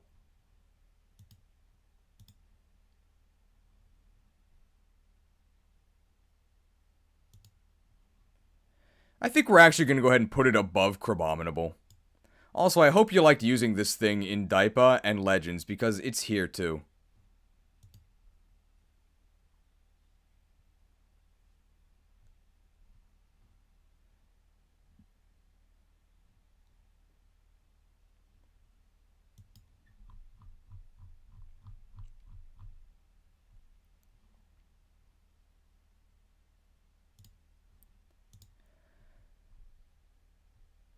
We actually are going to do a special mention to Unburden Acrobatics. Because we're also going to give this a special mention for Unburden Acrobatics. Because one of the very few actually positive quality of life changes they made in this game was that certain consumable items are no longer actually consumed. So for example, in previous games, Focus Sash was a one-time use item, unless you're in a competitive battle. But in this game, if you get knocked down to your Focus Sash and it saves you, it refreshes after the battle. So you actually can use powerful consumables and combo them with Unburden to then definitely move first and hit them with an Acrobatics. Almost a good combo. I wish it wasn't on Drifblim.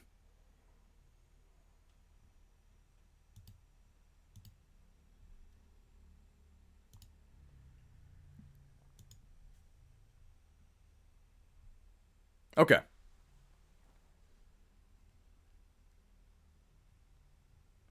I think that's good enough.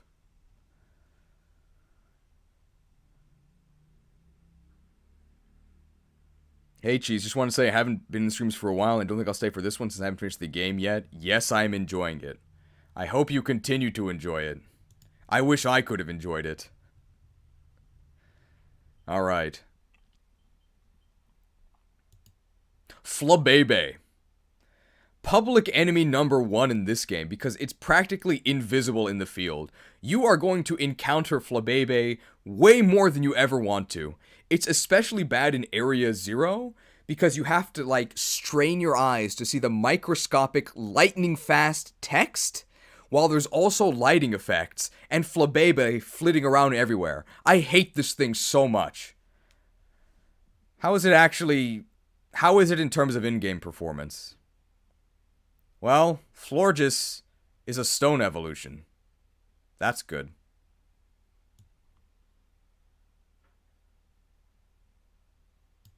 I don't know, here-ish?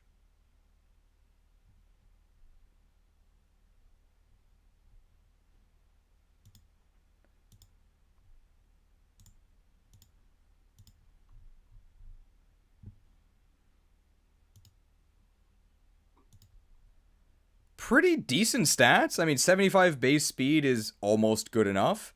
You're invincible against special attacks.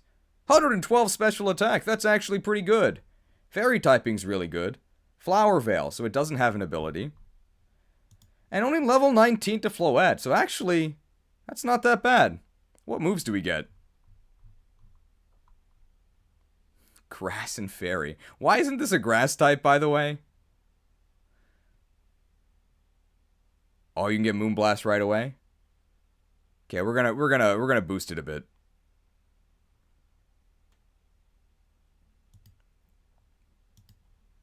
Okay, I think considering that you only have to get to level 19 to get to Floette, then you can immediately Shiny Stone to Florges, and you can then get Stab Moonblast off of that right away through move relearning.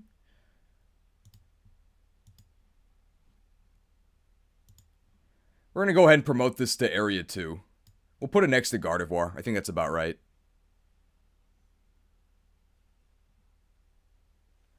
Check the pre-evolve learn set.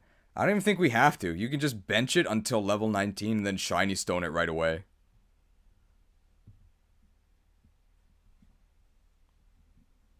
Why isn't this a grass type, by the way? I can't believe I'm asking for something to gain a grass type.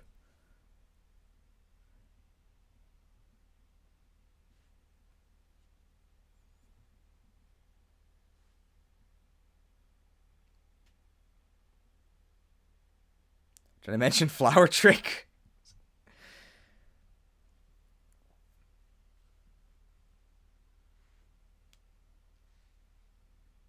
I think that's it for Florges, right?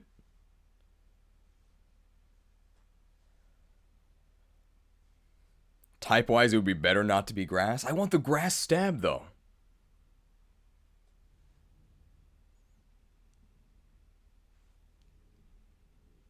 To mention it gets Fairy Trick.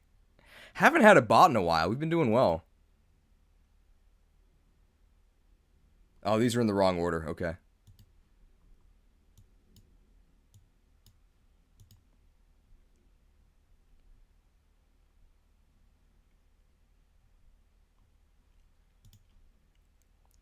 Diglett. First things first. Diglett dig, Diglett dig, trio, trio, trio. Okay, we didn't forget. It's really fast, so it goes first. And then what? This is like the most... I think this is the Pokemon... I think this is the Pokemon you're going to be most disappointed by. This thing always goes first and just barely does not do enough damage. God, it's so frustrating. If this thing had just like a bit more attack, it would be so much better. As is, I think we're going to put it like here-ish in Area 3.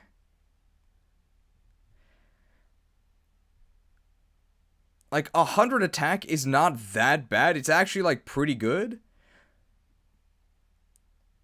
Normally, I don't consider durability for Pokemon because you should just be going first and hitting them so you take 0 damage. But sometimes you're not going to kill them, and if you get hit, you are super dead.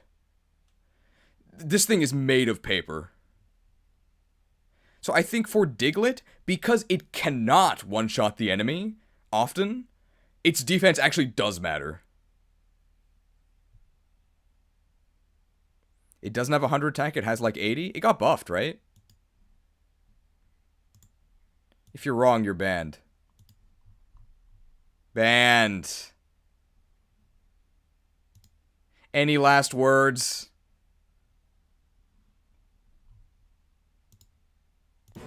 Goodbye. You're not actually banned. Because you were right in the past, but it got buffed.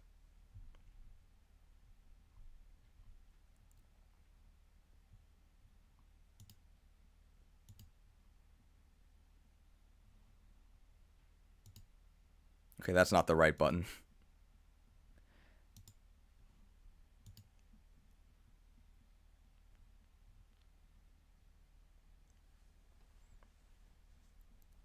I guess we may as well do Wiglet, because it is basically the same as Diglett, except it's a water type.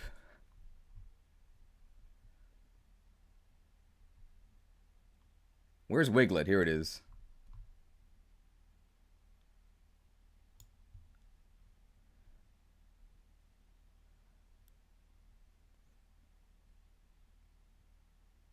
Wiglet Wig, Wiglet Wig. Trio, trio, trio. The ending's the same, right? Actually, we're just gonna put this in the sea. As it should be. They're basically the same, but ground is better on offense, and offense is all that matters. With Wug Trio, you're probably less likely to kill the opponent, and water is a very good defensive type, not good enough to actually save Wiglet. Also, whose idea was it to give this thing Gooey, an ability that synergizes with getting hit when getting hit kills you? Wug Trio stats, they're the exact same as Doug Trio's.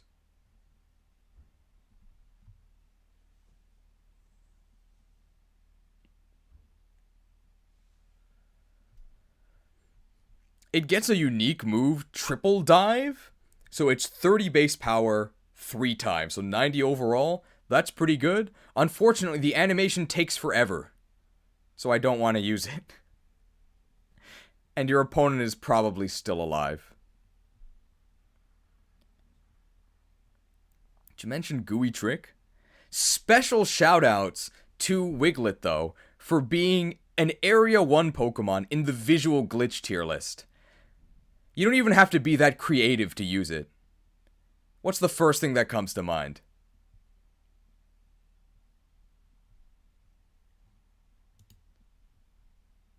There we go. I think that's everything for Wiglet, right?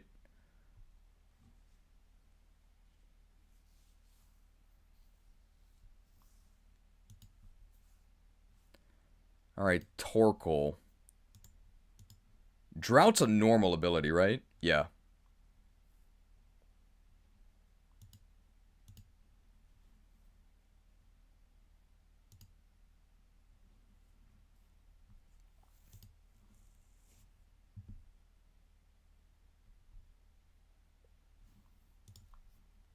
Torkoal. So Torkoal got a big buff. They gave it one of the most powerful abilities in the game, Drought, which allows it to automatically set sun. Maybe, if there's no overworld weather. Does it have the stats to use that? Does it have the stats to use that power? Nope. 20 speed. 20 speed. This is what you'd expect from a turtle. I don't know why Dreadnought's so fast.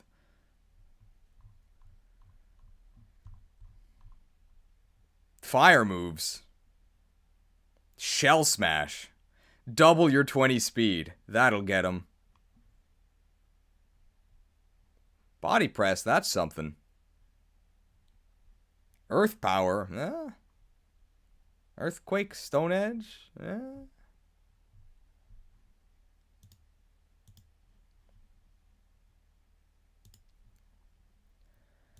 I'd say saved from memedom by its absurd ability.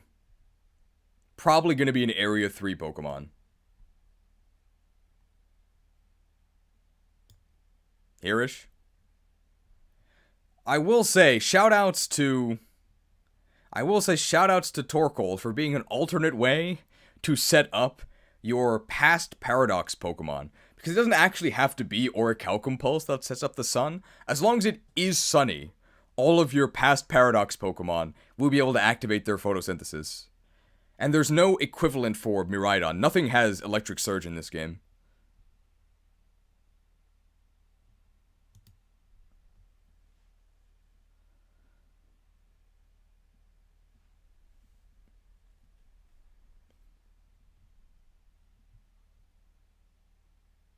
Oh, I guess Pincurchin has Electric Surge, but it's a hidden ability.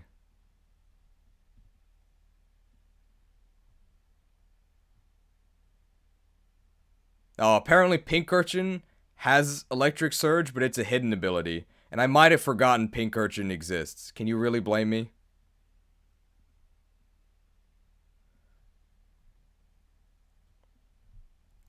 I will say I'd probably rather use Torkoal than Pink Urchin. Uh-oh.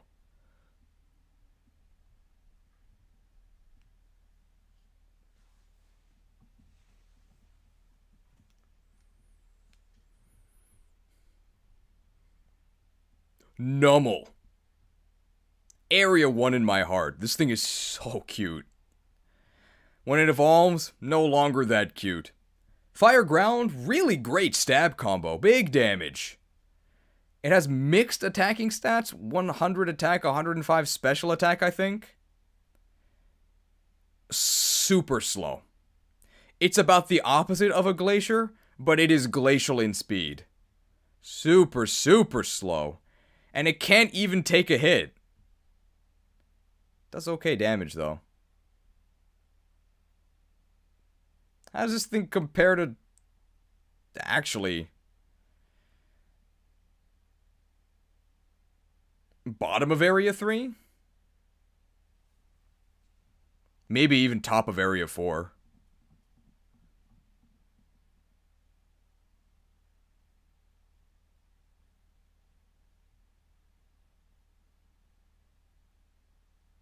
This might actually be top of Area 4. It's really, really slow. If you're gonna be slow, you should at least hit really hard, and this thing doesn't.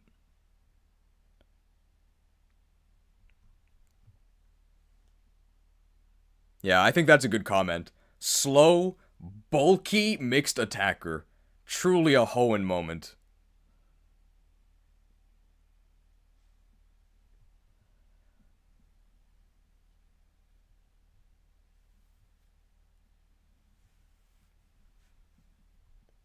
Okay, I think that's it for Nummel.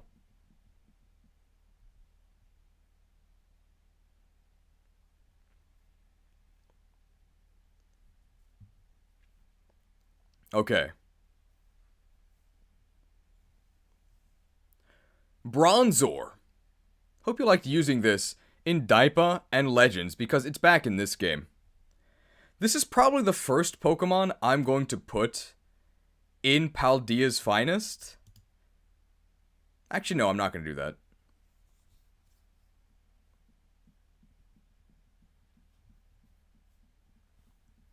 Bronzor.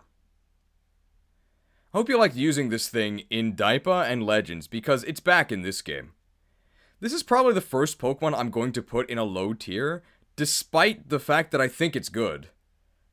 In contexts that aren't this game's tier list. I don't know if I want to put it in Paldea's Finest. It doesn't die. How much is that worth? Nothing.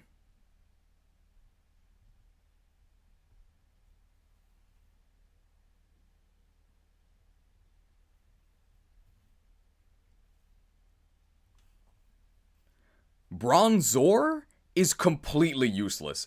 It has like 20/20 offenses. 20/20, good for your eyesight. Not good for a year. That's the year the world like went to hell. Also not good if those are your offensive stats.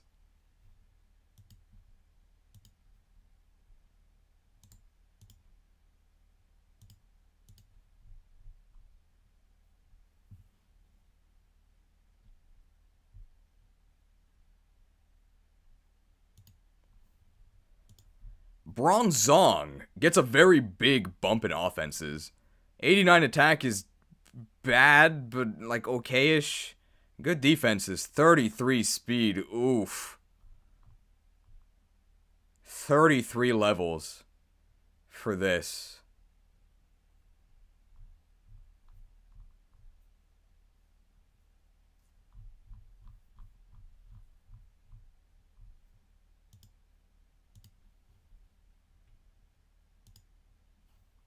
Oh, that's pretty funny.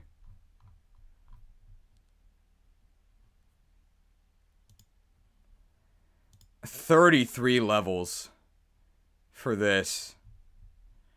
1 level for each point of speed.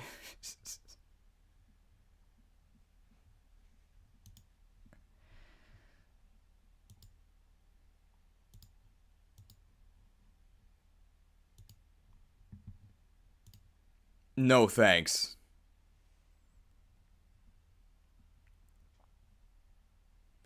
We'll say saved from Paldea's finest, because if you actually get to Bronzong, I guess its attack stat is okay. And the whole time, it's really good defensively. But that doesn't matter.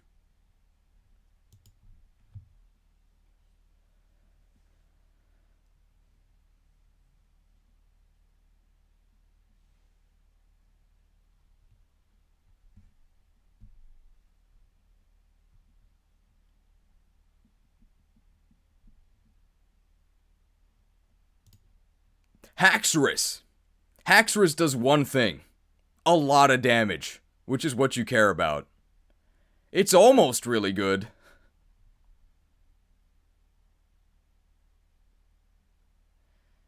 Very bottom of area 2?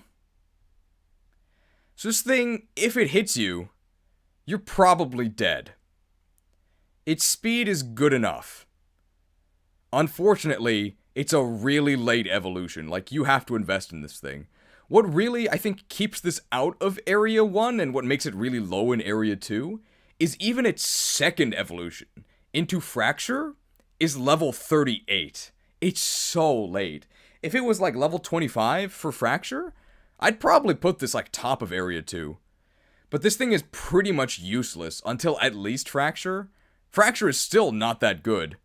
And then same level as Garchomp, I think, like level 48 or so, it becomes Haxorus, at which point it kills everything.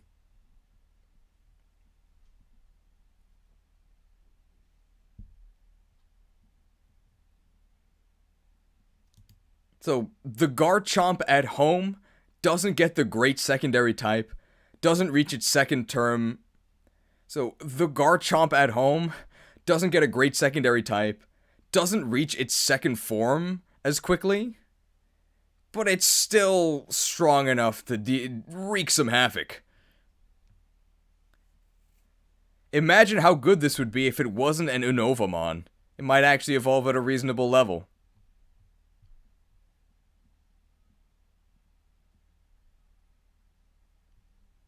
Everybody okay with Haxorus at the bottom of Area 2? Haxorus is not a pseudo, no. The pseudo from Unova is Hydreigon.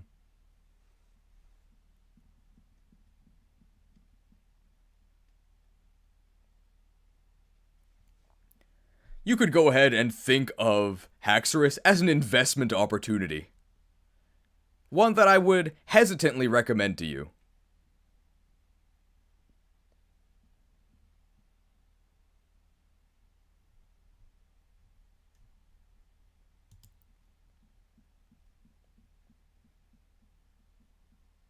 Okay. Breaking news. Local monkey so angry that it dies. F's. Breaking news. Local monkey so angry. Oh no, we'll do that one more time.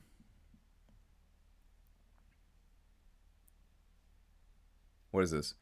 Haxorus is better than Stone? Did you see Stonejourner's stats? It's not. Breaking news. Local monkey so angry that it dies. F in chat. Breaking news. Local monkey too angry to stay dead. Because it decided to evolve into like the best Pokemon in the game? Like, what? It might actually be. This thing is absolutely insane.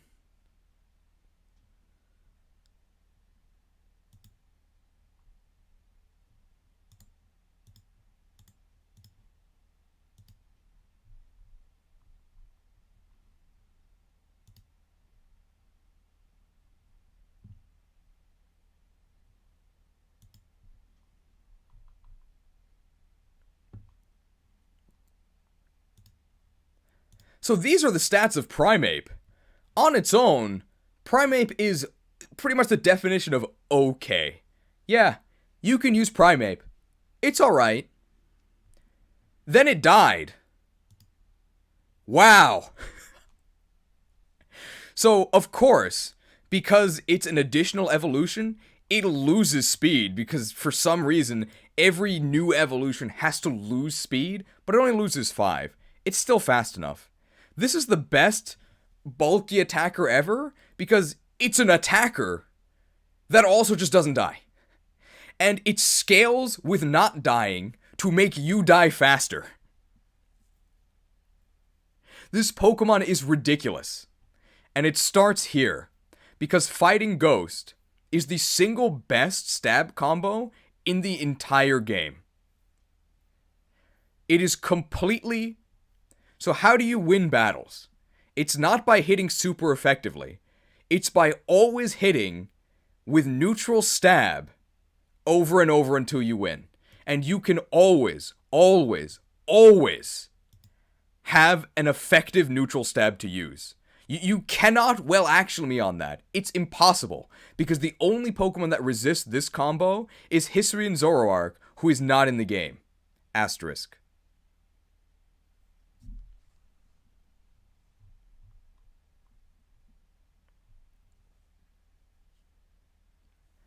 Now the evolution is a little bit annoying.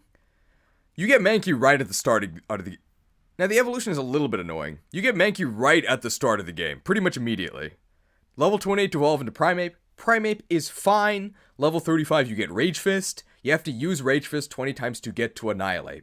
And once you get to Annihilate, you're going to be using Rage Fist a lot more than 20 times, let me tell you. How does Rage Fist actually work? It's 50 base power. If you get hit, it becomes 100 base power. If you get hit again, it becomes 150, then 200, then 250, then 300, but it's never getting above 150 because at that point your opponent is always dead. Maybe there's some difficult fights in the game? I don't know, because Annihilate beat them all. This thing doesn't die.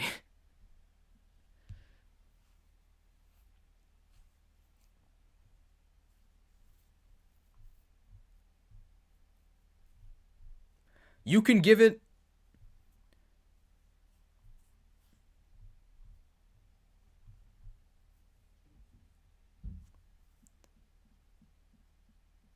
$350 is the cap? Did I say it caps at 300?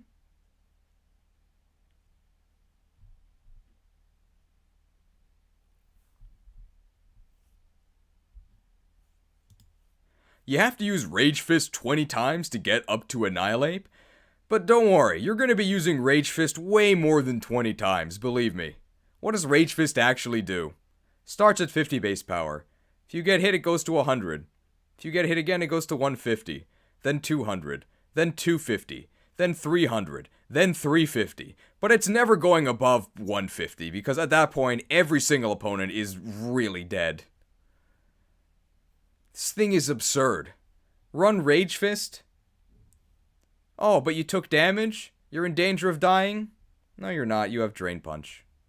What are your other 2 moves? I don't know. Do whatever you want. You don't need any other moves. You don't need any other Pokemon. Just use Annihilate.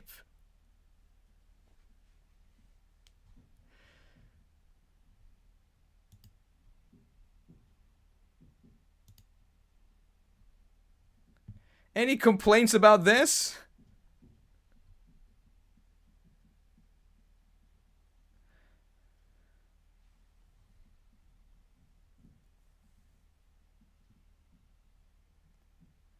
Yes. What's your complaint?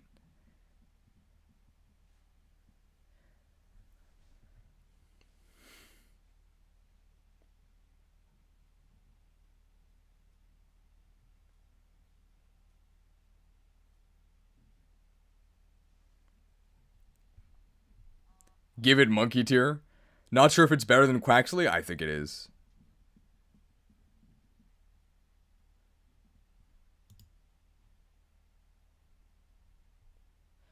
The only reason I don't want to do a bring back monkey tier is it back to monkey tier? Okay. Can we call it like Area M or something?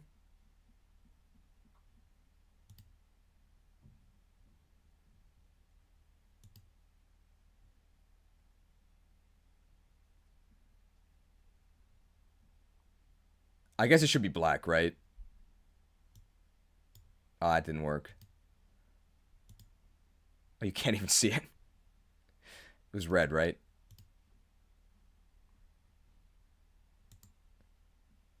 Ape Escape. Area M. What does M stand for? Monkey.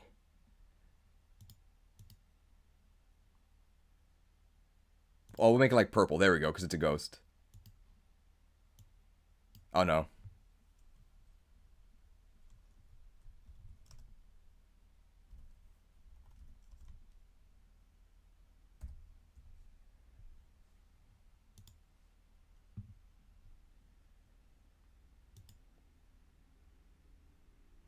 We'll make it like white. There we go.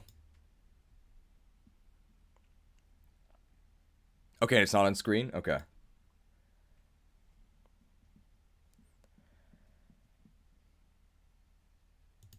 You thought we were playing Pokemon, but we were actually playing Ape Escape. We're going to Area M. What does M stand for? Monkey. We're not monkeying around, okay? We're beating this game so we can go play a different one. I also just want to emphasize that in pretty much the only difficult fights of the game, Annihilate is perfect because they're against trainers that have a gauntlet of strong Pokemon, and fighting strong Pokemon makes Monkey stronger. He will not lose. Welcome to Area Monkey.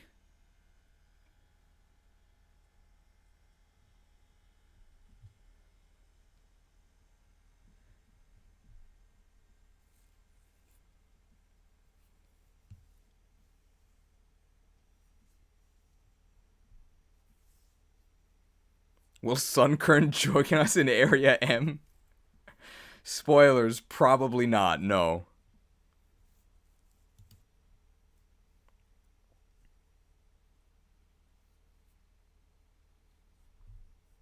Okay, now everyone's just gonna meme about what M means.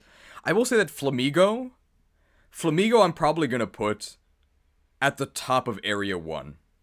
I think that Flamigo, while absurdly strong for the point in the game where you get it, and it can solo the whole game, I think Monkey does it a bit better. But it's like close. Flamigo's probably going to be the other Pokemon's at the top of Area 1.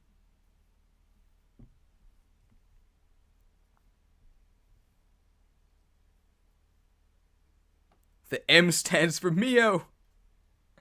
Yeah, Flamigo is the best speedrun Pokemon, but this also is not a speedrun.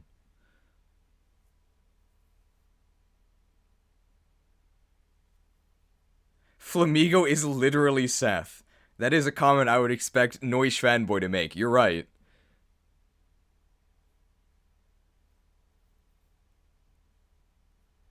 Is it true that Revival Blessing keeps the Rage Fist boost? Is that true?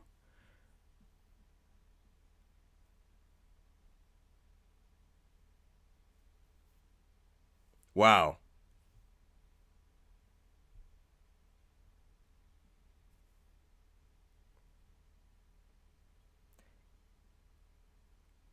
Does Revive also work? Apparently, that bit earlier about local monkey being too angry to stay dead, it's actually true. Because if you die in a battle, but then you revive with either Revive or Revival Blessing, you keep your Rage Fist boosts. Don't kill this monkey. It'll actually get worse for you. Don't resist, okay? You can't resist. He has perfect neutral coverage.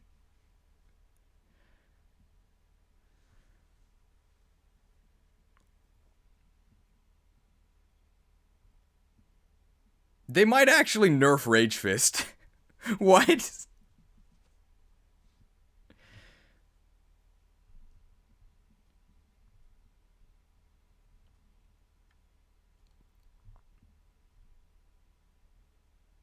Alright. Meditite. Fighting Psychic with pure power, so it gets doubled attack. Unfortunately suffers from some of the same issues as Azurill, where that doubled attack requires you to specifically EV train it or IV breed it to get all of that attack doubled. That being said, it still hits really hard. It's definitely worse than Azumarill, because its evolution level is like surprisingly late.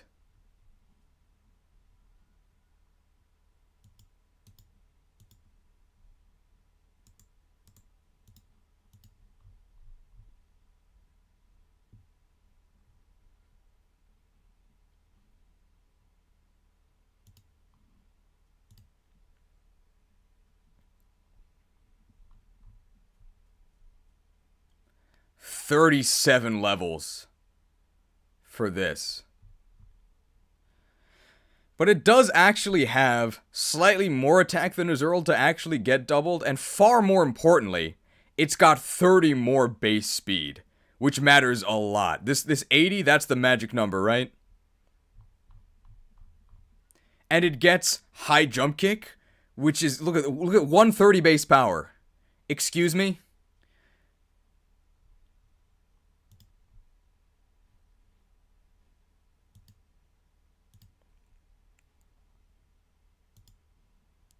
I think considering that, even though it needs a higher level to evolve, we're going to go ahead and put this... Yeah, we're just going to put it with Azurill. How about that? Doubled attack buddies. And you can elemental punching.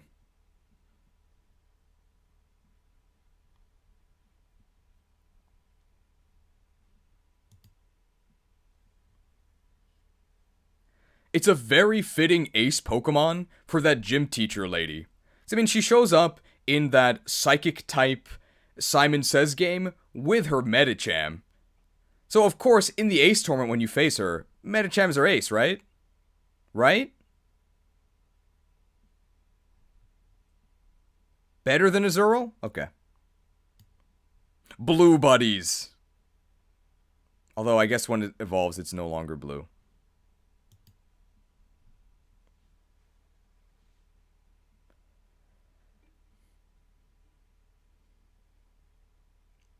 Top of Area 3 for Medicham.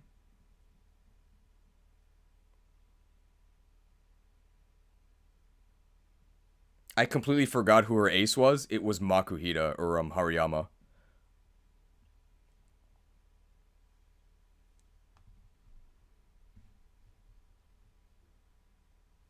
Actually, blue buddies stay winning, because the shiny for Medicham is blue. Also, Shinx is blue.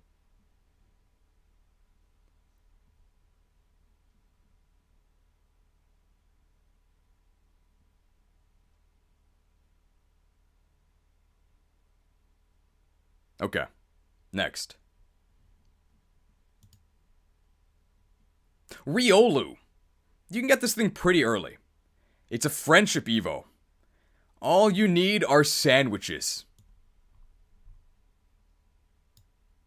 Lucario's pretty good.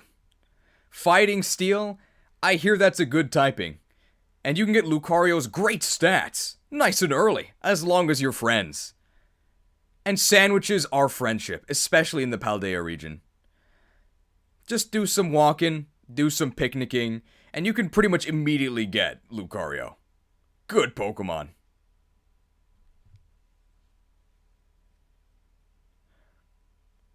I'd probably put this even higher in Area 2, were it not for just how annoying the extra work you have to do is.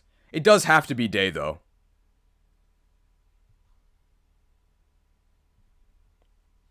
No, it does have to be day, you're right.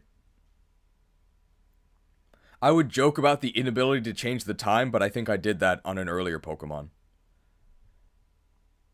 Also, I quadruple dog dare you.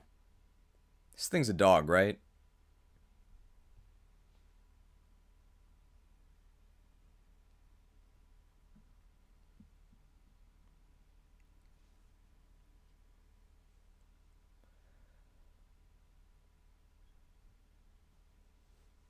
Oh, yeah.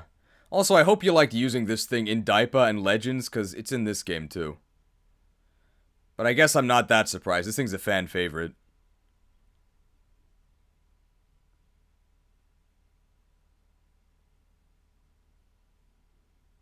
Just have a sun flourish in the party to set the time of day. Okay. Alright.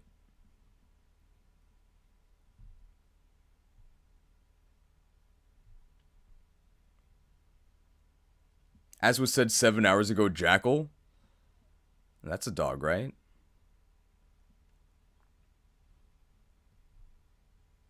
We can play this one.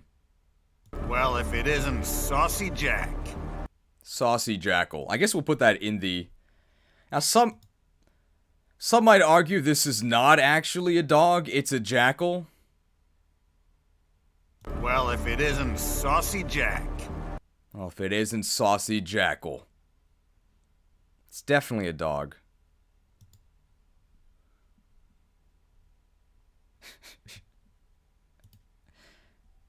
Alright. Armarouge and Ceruledge. A Pokemon X Mega Man Battle Network. So the first thing you have to do is find a Charcadet.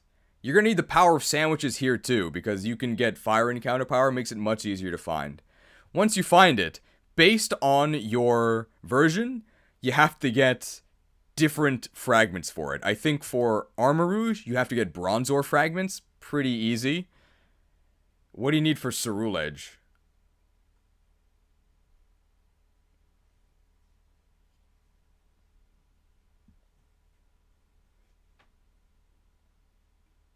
Oh, the same thing? Okay. No, Sinisty fragments. Yeah.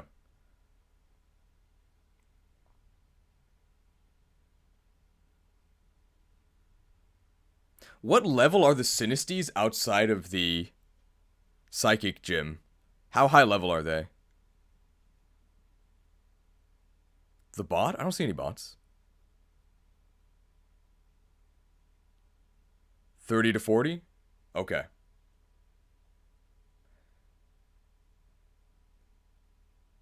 And there's no easier way to get that, right?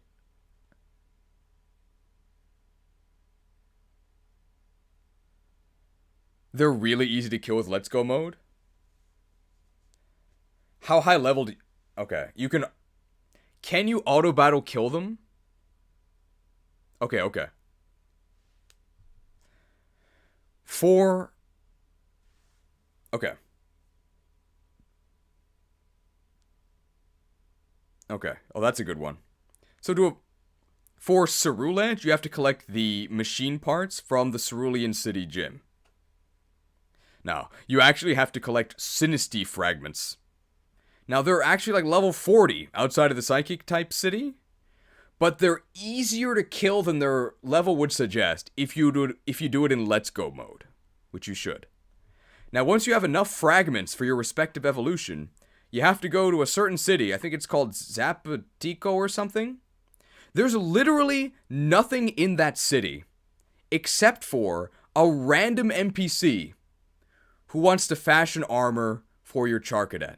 Living, breathing open world. So let's say you collected all these fragments, you made it to Zapatico, I don't know, and you got the armor. Was it worth it? Yeah. These Pokemon are ridiculous.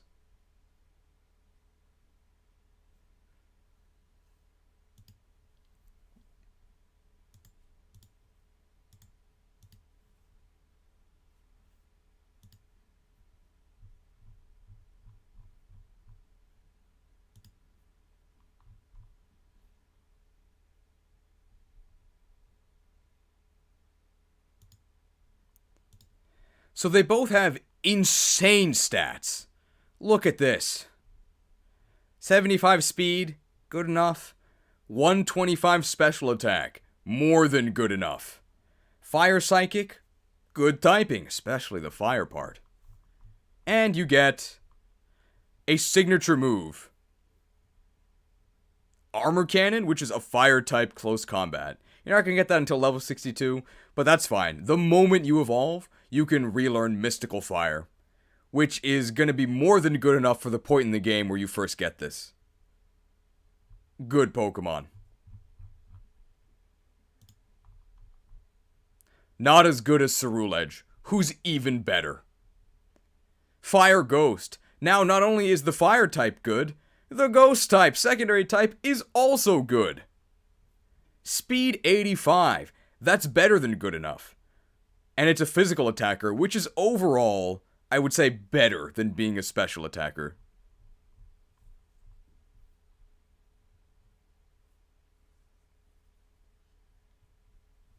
Bitter Blade. Look at this. Shadow Claw. Look at this. Brick Break.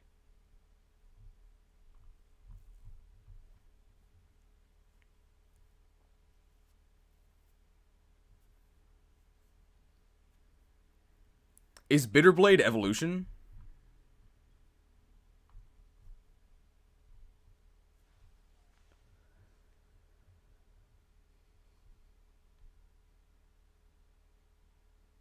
I'll get Shadow Claw and Evo.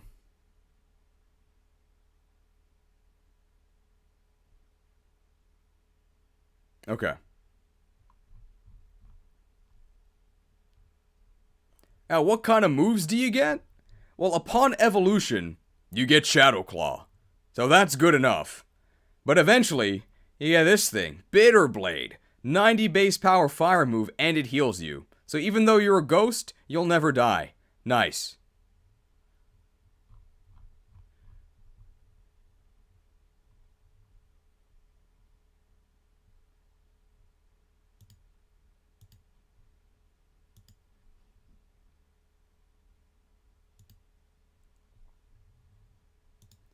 So which one of these is better? I think Cerulege is better once it's like fully trained and once you have all of its moved on. So which one of these is better? I think Cerulege is better once it's fully trained. Like once you have all of its moves.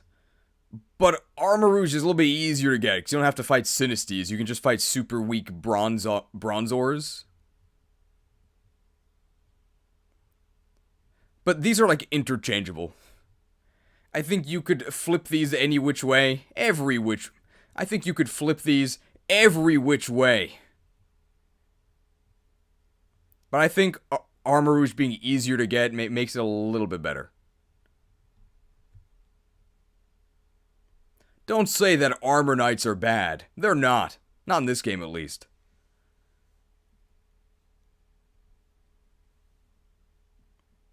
The reason, just to be clear, like why I think they're all the way up here is because the moment you get Charcadet, which is really early, you can go ahead and get the Evo item and evolve them right away. So you get this level of power, like before the first gym. That's why they're all the way up here.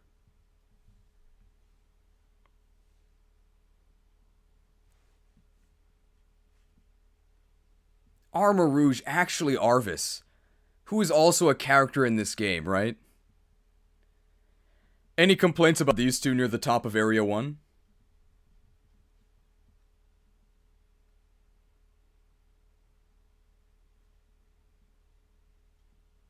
Give Armarouge contrary? Worse than Quaxley.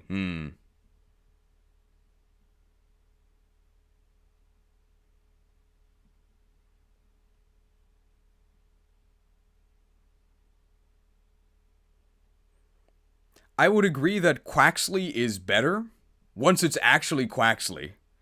But you don't start with Quaxley, right? Oh, sorry. I would say that Quaxley is better once it's actually in its final form. But you don't start with its final form, right? You start with Quaxley. These two you get, like, immediately.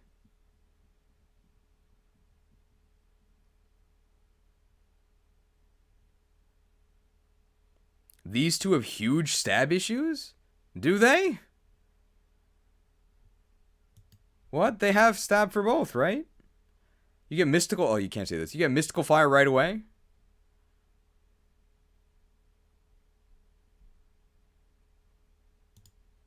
You get Mystical Fire right away. Give it the Psybeam TM. You can find those. That guy's set. Ceruledge, you get Shadow Claw on level up. Probably have to wait till level 24 for Flame Charge. And then you don't get Bitter Blade until level 90. That's a bit of an issue. You can use other moves. I think it's okay. They don't need their signature moves.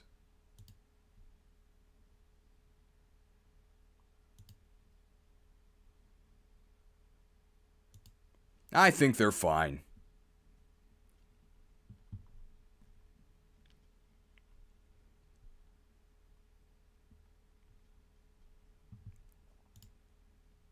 Barboach. Water Ground, one of the best type combos in the game. Barboach would be one of the worst Pokemon in the game otherwise. How far can great typing carry you? Follow the currents to the sea. At least Barboach gets special treatment because you can put it on a cushion in the sandwich shop.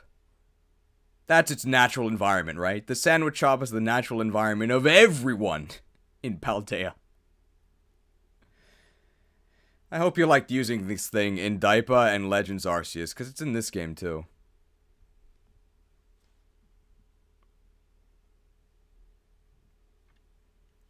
Good night, all. I think there's 3 different water ground types in this game, and all of them are atrocious. I think there are 3 water ground types in this game, and all 3 have atrocious stats. Swampert, where are you? Please.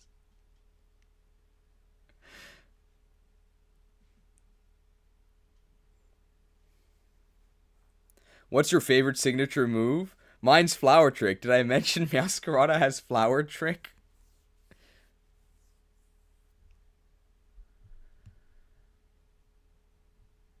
Gastrodon's the 3rd one. There's nothing else to say about Barboach, right?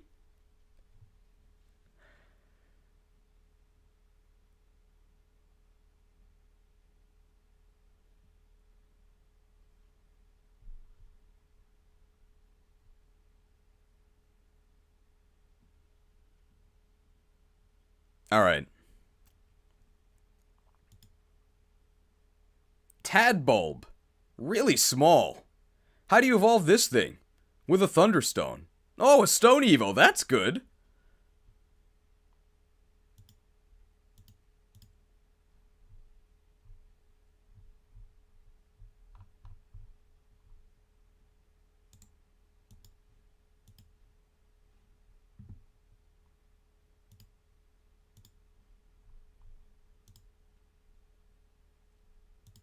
So you can go ahead and Thunderstone up to Bellybolt and get these stats right away. Uh-oh. They could be worse. It is actually bulky, so it'll survive a hit. And surviving hits actually rewards you by giving you Charge! So it then makes your next electric move 50% stronger. That's not bad. But this is really bad. Even if you do one-shot everything, you're going to be one-shotting them after they hit you. So I think somebody else said it. It's Ampharos, but earlier. Yeah. I think that's a good place for it.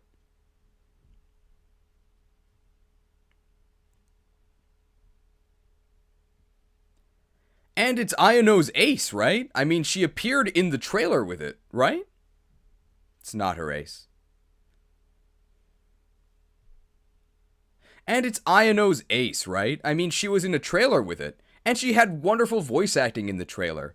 There's no way that in the game she would be completely silent and also just randomly toss out Bellybolt as if it was just some random rube. Don't believe everything you see in a trailer, kids.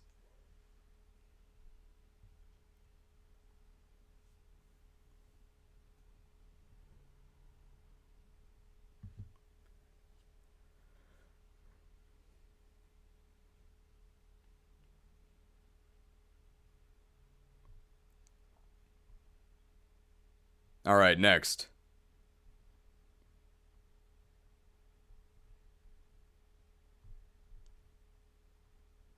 Goomy. Goomy, please. Goomy. Goomy, please. Adorable. Worst pseudo-legendary of all time. So you got Gibble. You level it up, what do you get? You get Garchomp. Amazing. You got Goomy. Level it up, you get Goodry. You got Goomy. Level it up, you get Goodra. Specializes in special defense. Thanks. Top of Area 4? Really annoying final evolution. It has to be raining to actually reach Goodra. But it'll probably rain at some point, and then you can go ahead and level it up. Massive, massive investment. You gotta get it to level 50 before it becomes Goodra. Goodra's not that great. I'm not gonna straight up call it bad, but I think there are other investment opportunities you could be taking advantage of. Why is this thing pure dragon? Can we be dragon poison at least? They should make like a dragon steel variant of this thing. That'd be way better. Maybe they'll do that in the DLC.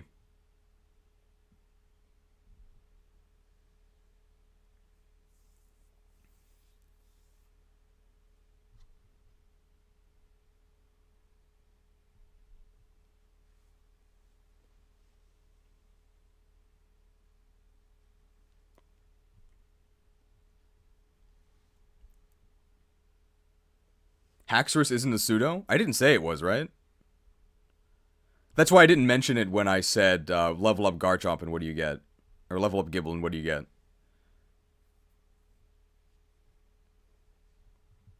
Alright. Croagunk. Who could forget Croagunk? Who could forget Chatter Croagunk for life from Iono's stream? Who wouldn't want to be with a Croagunk for life? It certainly feels like I've been with this thing. It certainly feels like I've been with this thing for a lifetime, because this thing was also in Daipa and Legends, so it's in this game too. Toxicroak is actually kind of okay.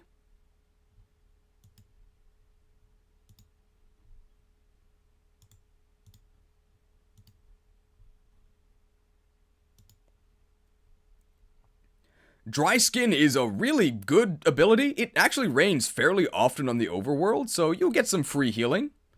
Poison Fighting, not the greatest typing ever, but hey, fighting's not that bad. 106 attack, it's okay. 85 speed, good enough. And you end up getting some pretty good moves. 37 levels for this.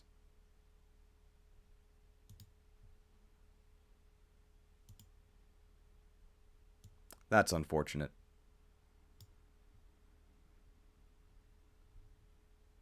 Top of Area 4?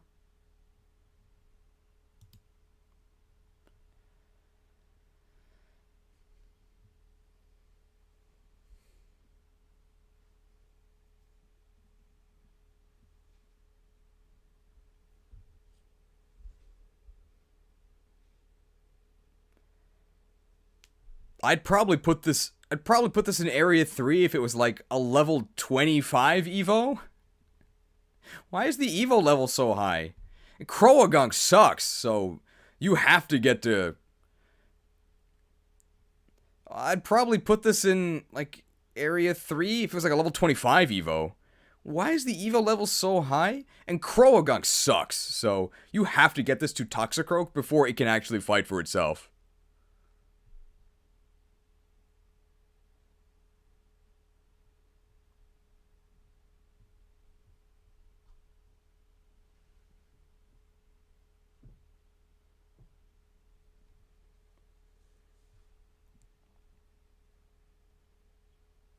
Here's a fun game. What bannable word do you think Iono said? I have no idea. Any complaints about Croagunk here?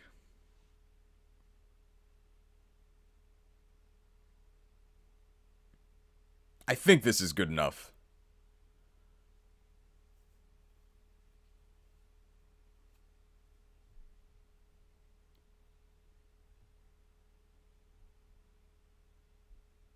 Okay. People are just talking about INO, so I think we're done discussing Croagunk. Krogunk? There's no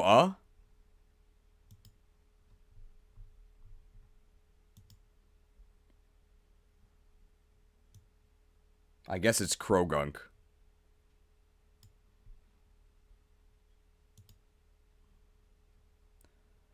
I'd like to publicly apologize. Apparently it's Krogunk. Sorry.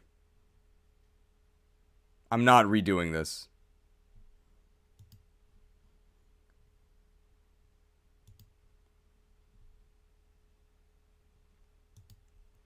Okay, next. Watchroll.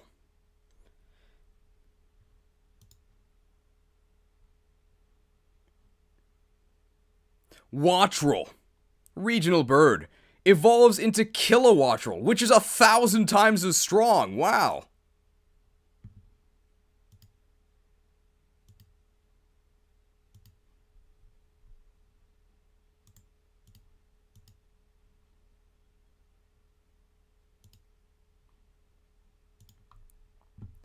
So electric flying as a type is actually pretty good. Volt absorb is nice and useful. Wind power might be useful if we were in competitive, where you actually had an ally to set up Tailwind for you. It's really fast, so it goes first. And then what? Hits you pretty hard, wow. What level is the Evo? 25. Oh, seems pretty good to me.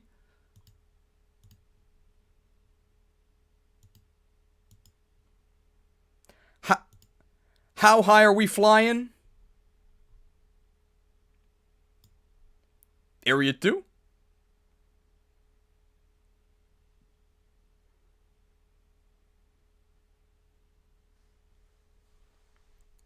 Electric good type. Flying okay type. You've got them both. $4.99 donation from Aaron Gager. $4.99. Oh, sorry. $4.99 donation from Aaron Gager. Where would Onix be on this tier list? Serious answer? Probably. Assuming you could actually get to Steelix? Probably middle of Area 4. Not even Paldea's finest. Steelix is fine, guys. If we're straight up talking about Onix, who is an unevolved Pokemon that does have an evolution, yeah, I mean, Paldea's finest. It's terrible, but I'm assuming we can get to Steelix. And Onix kind of is in this tier list, but he looks a little different.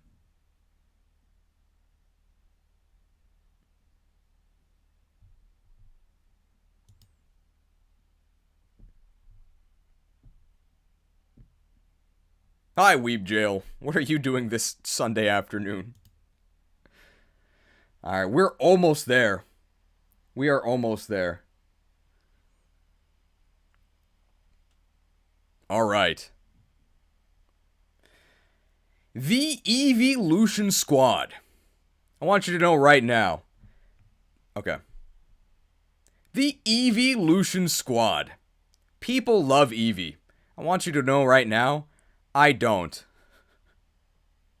I'll try not to let that affect these ratings. Vaporeon should be pretty easy, right? It's a water type. I guess you could use it. It's actually got decent special attack. But it's really slow. It is very fitting it's in this game, though, because the entirety of the water in this game is just Vaporeon. It's very fitting that it's in this game, though, because all water in this game is just liquefied Vaporeons. Looks terrible. Break out the Microsoft Paint fill bucket.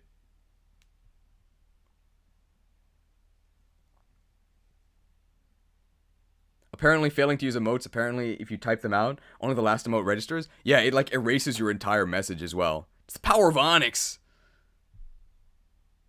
This thing is literally C tier.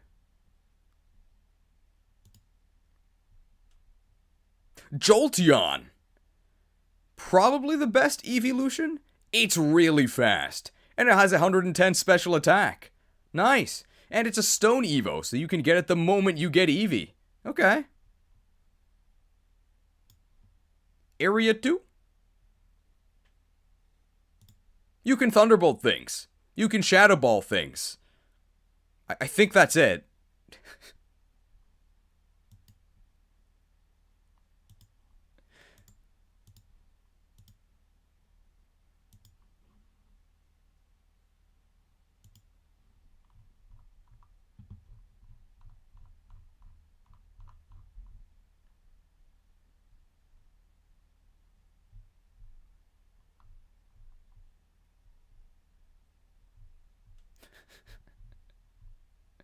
Yup, that's about it.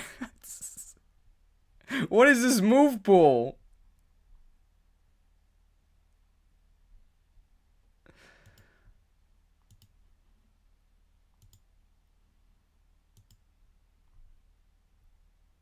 Speaking of horrible move pools, it's Flareon.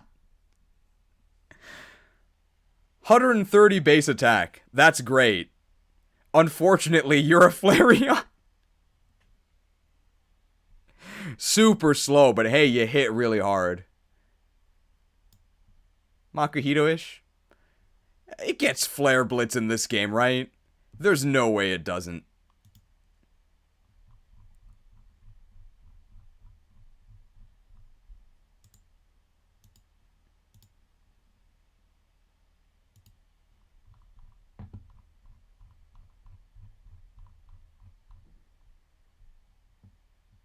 Hey, look at that. Justice for Flareon.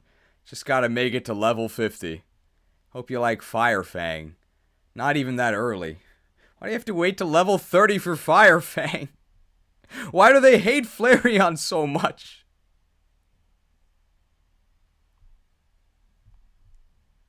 Gotta use the TM.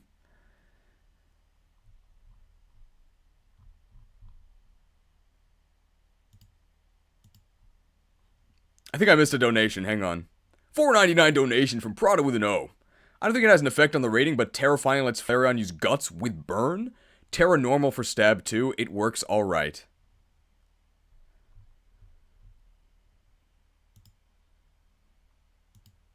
I guess that's worth mentioning? You can buy Flame Orb. I guess that's worth mentioning, because you can buy Flame Orb in this game, but you can also buy Toxic Orb. You're not going to be in for that long. I'm not sure if that raises Flareon's viability at all. Let me see if I missed something. Shouldn't it be worse than Vaporeon? Nah, it hits way harder than Vaporeon. Like, I mean, 130 base attack, even with just random physical moves, is still going to do a ton of damage.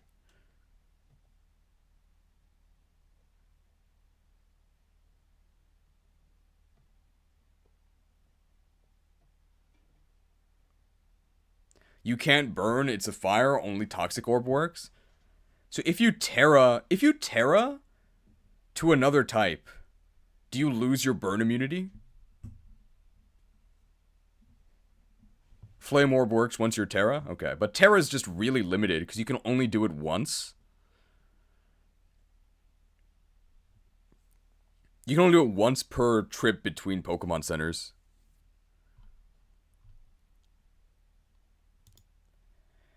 I will say, in Flareon's defense, it's one of the reasons we can't just... I will say in Flareon's defense, this is one of the reasons we can't spam A with Fuecoco through the entire game. Because there's an evolution trainer who has a Flareon.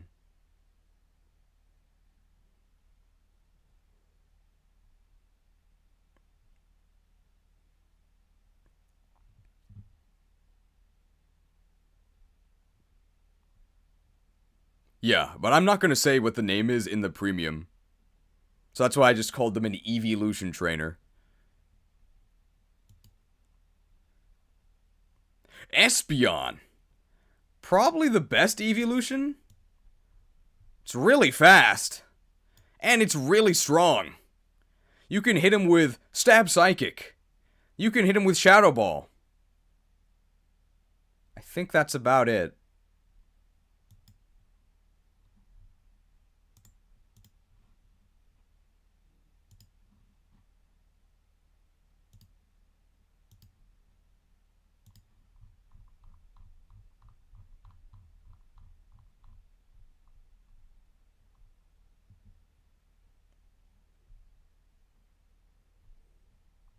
Oh, what about Magical Leaf? You can get him with that too. Power Gem. Truly a monotype evolution movement. Can we get some good moves, please?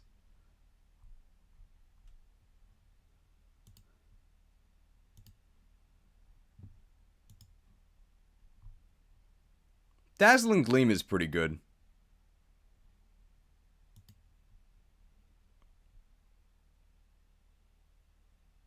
Yeah, we'll put it above Lucario.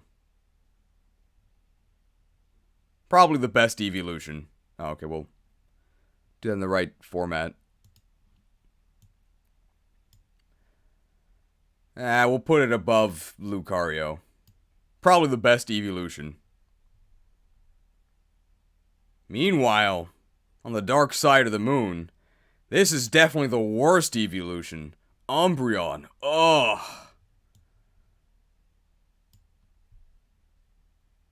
What if Bronzong's typing wasn't as good? You get Umbreon. What does this thing do? It doesn't die. How much is that worth? Nothing. But hey, if your opponent actually does damage, you can use Foul Play to use their attack stat. Wish my attack stat was good. How about that?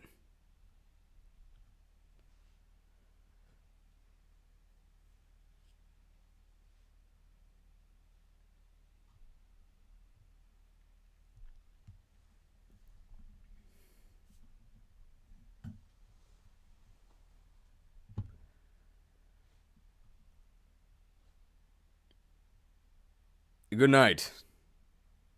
Leafeon. Ugh. 130 base defense. Worthless. 110 base attack. Pretty good. Grass type, though. Ugh. I hope you like grass moves. I don't.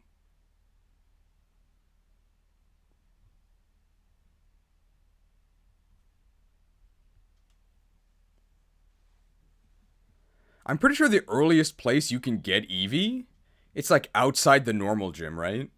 So that's actually already like level 25-ish. So they don't get that much of a bonus from being early Stone Evos.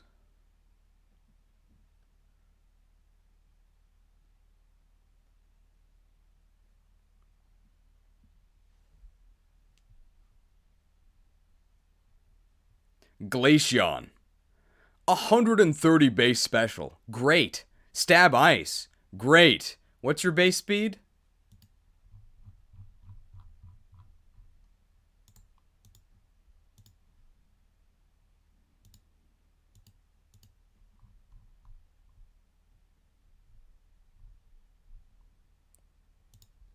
Uh-oh.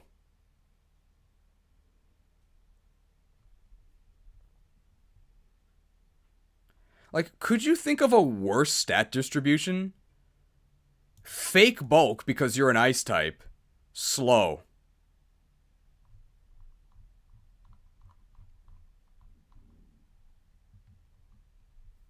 You can ice shard them. Physical move, though. Freeze dry, good move. Shadow Ball. Hey, we've heard that before. That's about it. How about Mud Shot? God, these evolution move pools suck.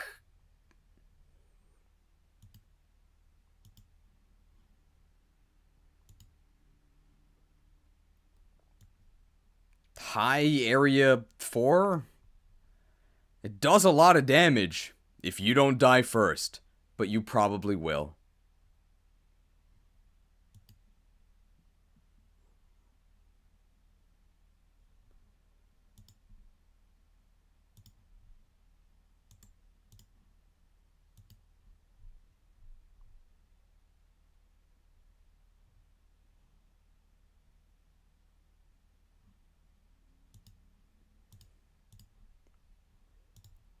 Sylveon. If you're struggling at school, consider enrolling in Sylveon Learning Center. Has the best typing out of any of the evolutions because it's a fairy type, which is completely busted.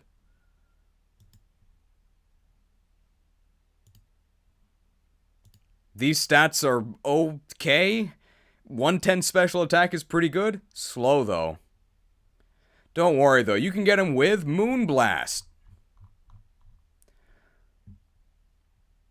Don't worry, though. You can get him with Moonblast at level 50. And Shadow Ball, I guess. Have we heard that before? Any other moves?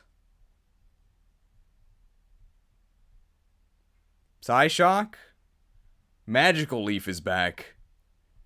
Can we get some better move pools, please? Hello?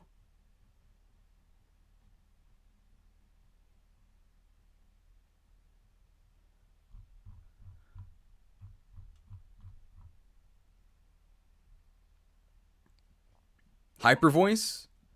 You can't Hyper Voice because Pixelade is a hidden ability.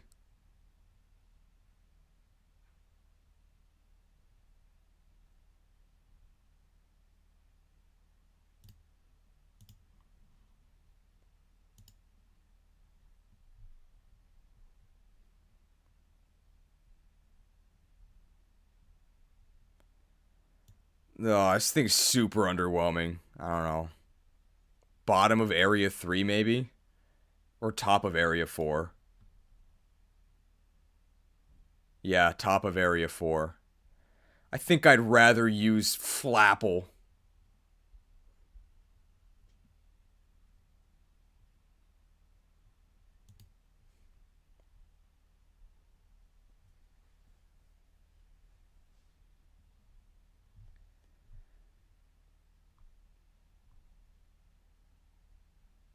Alright. Last Pokemon for today. Dunsparce.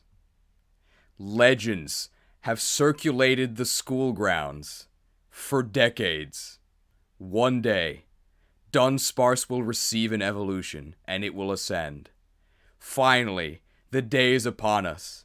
Dunsparce evolves into the Dunsparce. It's Dunsparce, but more. And Dunsparce sucks.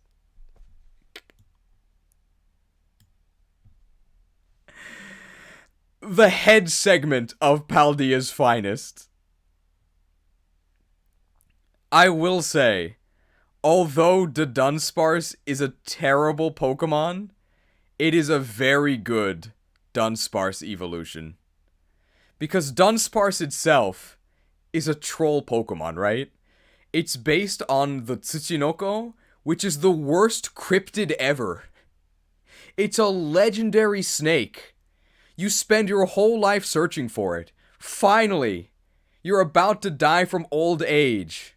But as you're about to leave this mortal coil, you see it out of the corner of your eye. Tsuchinoko is real. What is it? It's a fat snake. It's just a chonker snake with no special abilities. And that's what Dunsparce represents. It's super rare, so you'd expect it to be powerful. You'd expect it to at least be okay. But it's not okay. It sucks. And when you evolve it to the Dunsparce, it just gets bigger.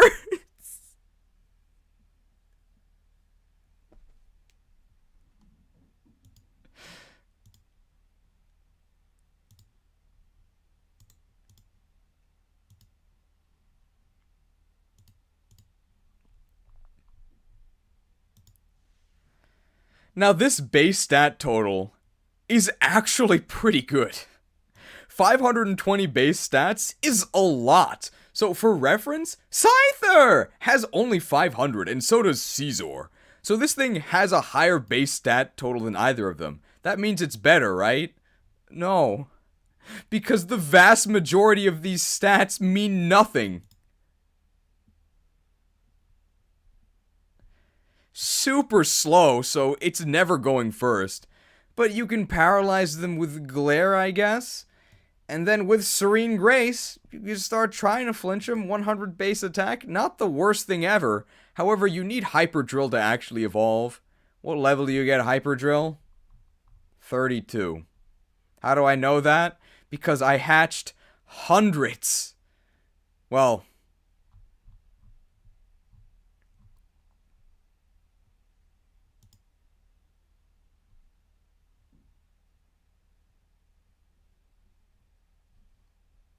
how do you actually get to Dunsparce? You have to level up Dunsparce while it knows Hyper Drill. What level does it learn Hyper Drill? Level 32. How do I know that? Because I hatched about 100 Dunsparces. Because the Dunsparce, in true troll fashion, there's a 1% chance that instead of getting 2 segments, you get 3. What does the extra segment do? Well, it's not nothing. The extra segment makes you heavier. So it means you take less damage from opposing heavy slams, but you also take more damage from opposing low kicks. Nothing for free in this world.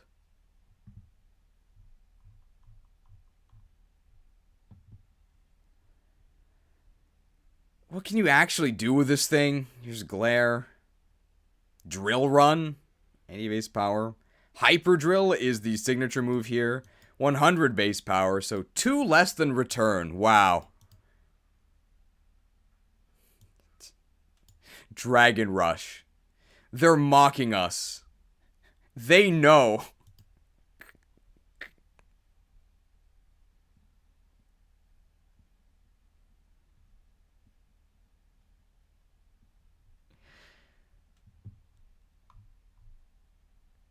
Zen Headbutt. Stomping Tantrum. The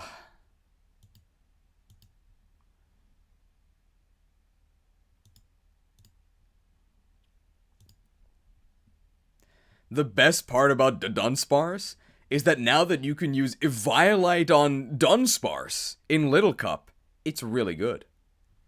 Like, actually, no joke, it's actually really good. But you know who else is good in Little Cup? Onyx!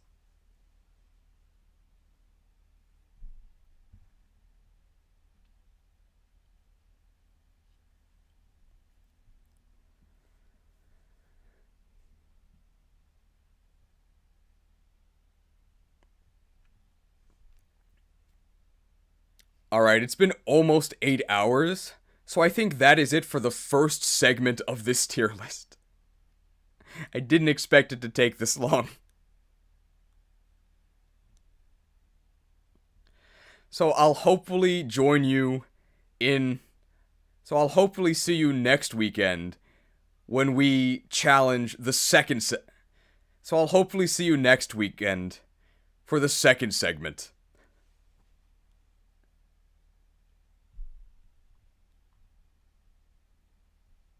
Oh, no super chat? Sorry, did I miss one? Sorry. $2 donation from the Spliffing Brit. Scarlet Violet. Fun sparse games. True. The fun in this game is sparse.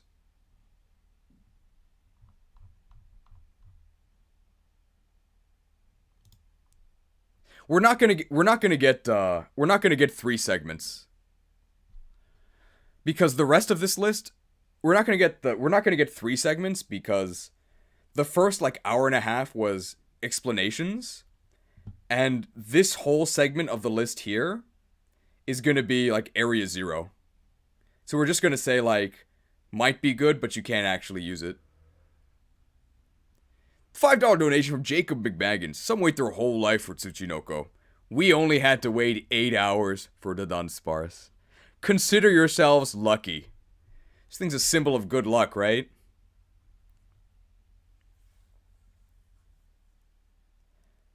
You can use the Donphan forms after you defeat it? Yeah, that's why the Donphans, I specifically move them first. Because we're going to talk about the Donphan forms after you defeat the Titans. They're not going to go in Area 0, but the rest will. Even the ones you actually can use before post-game, so that would be Screamtail and Fluttermane for Scarlet, and I think it's Iron Bundle and Iron Hands for Violet. They're still going to be in Area 0 because they're basically not in the game.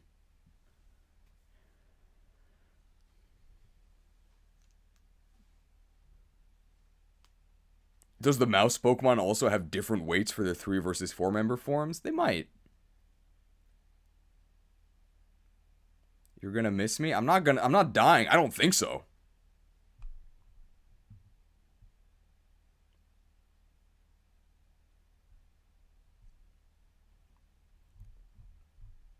I can save this, right? I can save. Okay.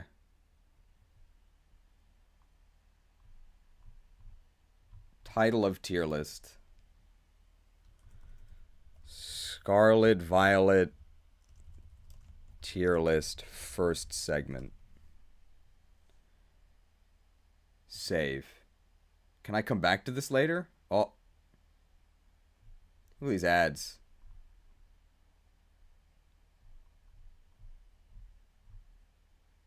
Oh, okay, maybe I should have downloaded it.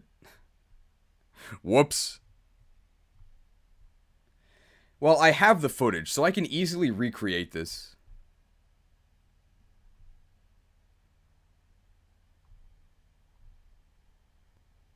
Delete this tier list. Create this tier list. Does this work? Oh, great. Okay, there we go. I'll download it while I'm here. Scarlet and Violet tier list, first segment. Do I need a description? Downloaded. Saved. Okay.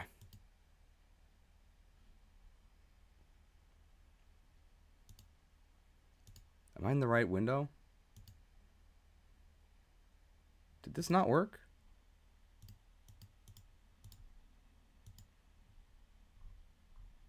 We'll just change this to presentation mode so it doesn't burn your eyes anymore. Okay. Finishing tomorrow? No, I have to work tomorrow, so... Not tomorrow, probably next weekend. I'm gonna spend the week... trying to put together the premium edit for... Trying to put together the premium edit for the content we've gotten so far. But I'll post the second segment thing right after this. Do we hit 8 hours? 4 more minutes.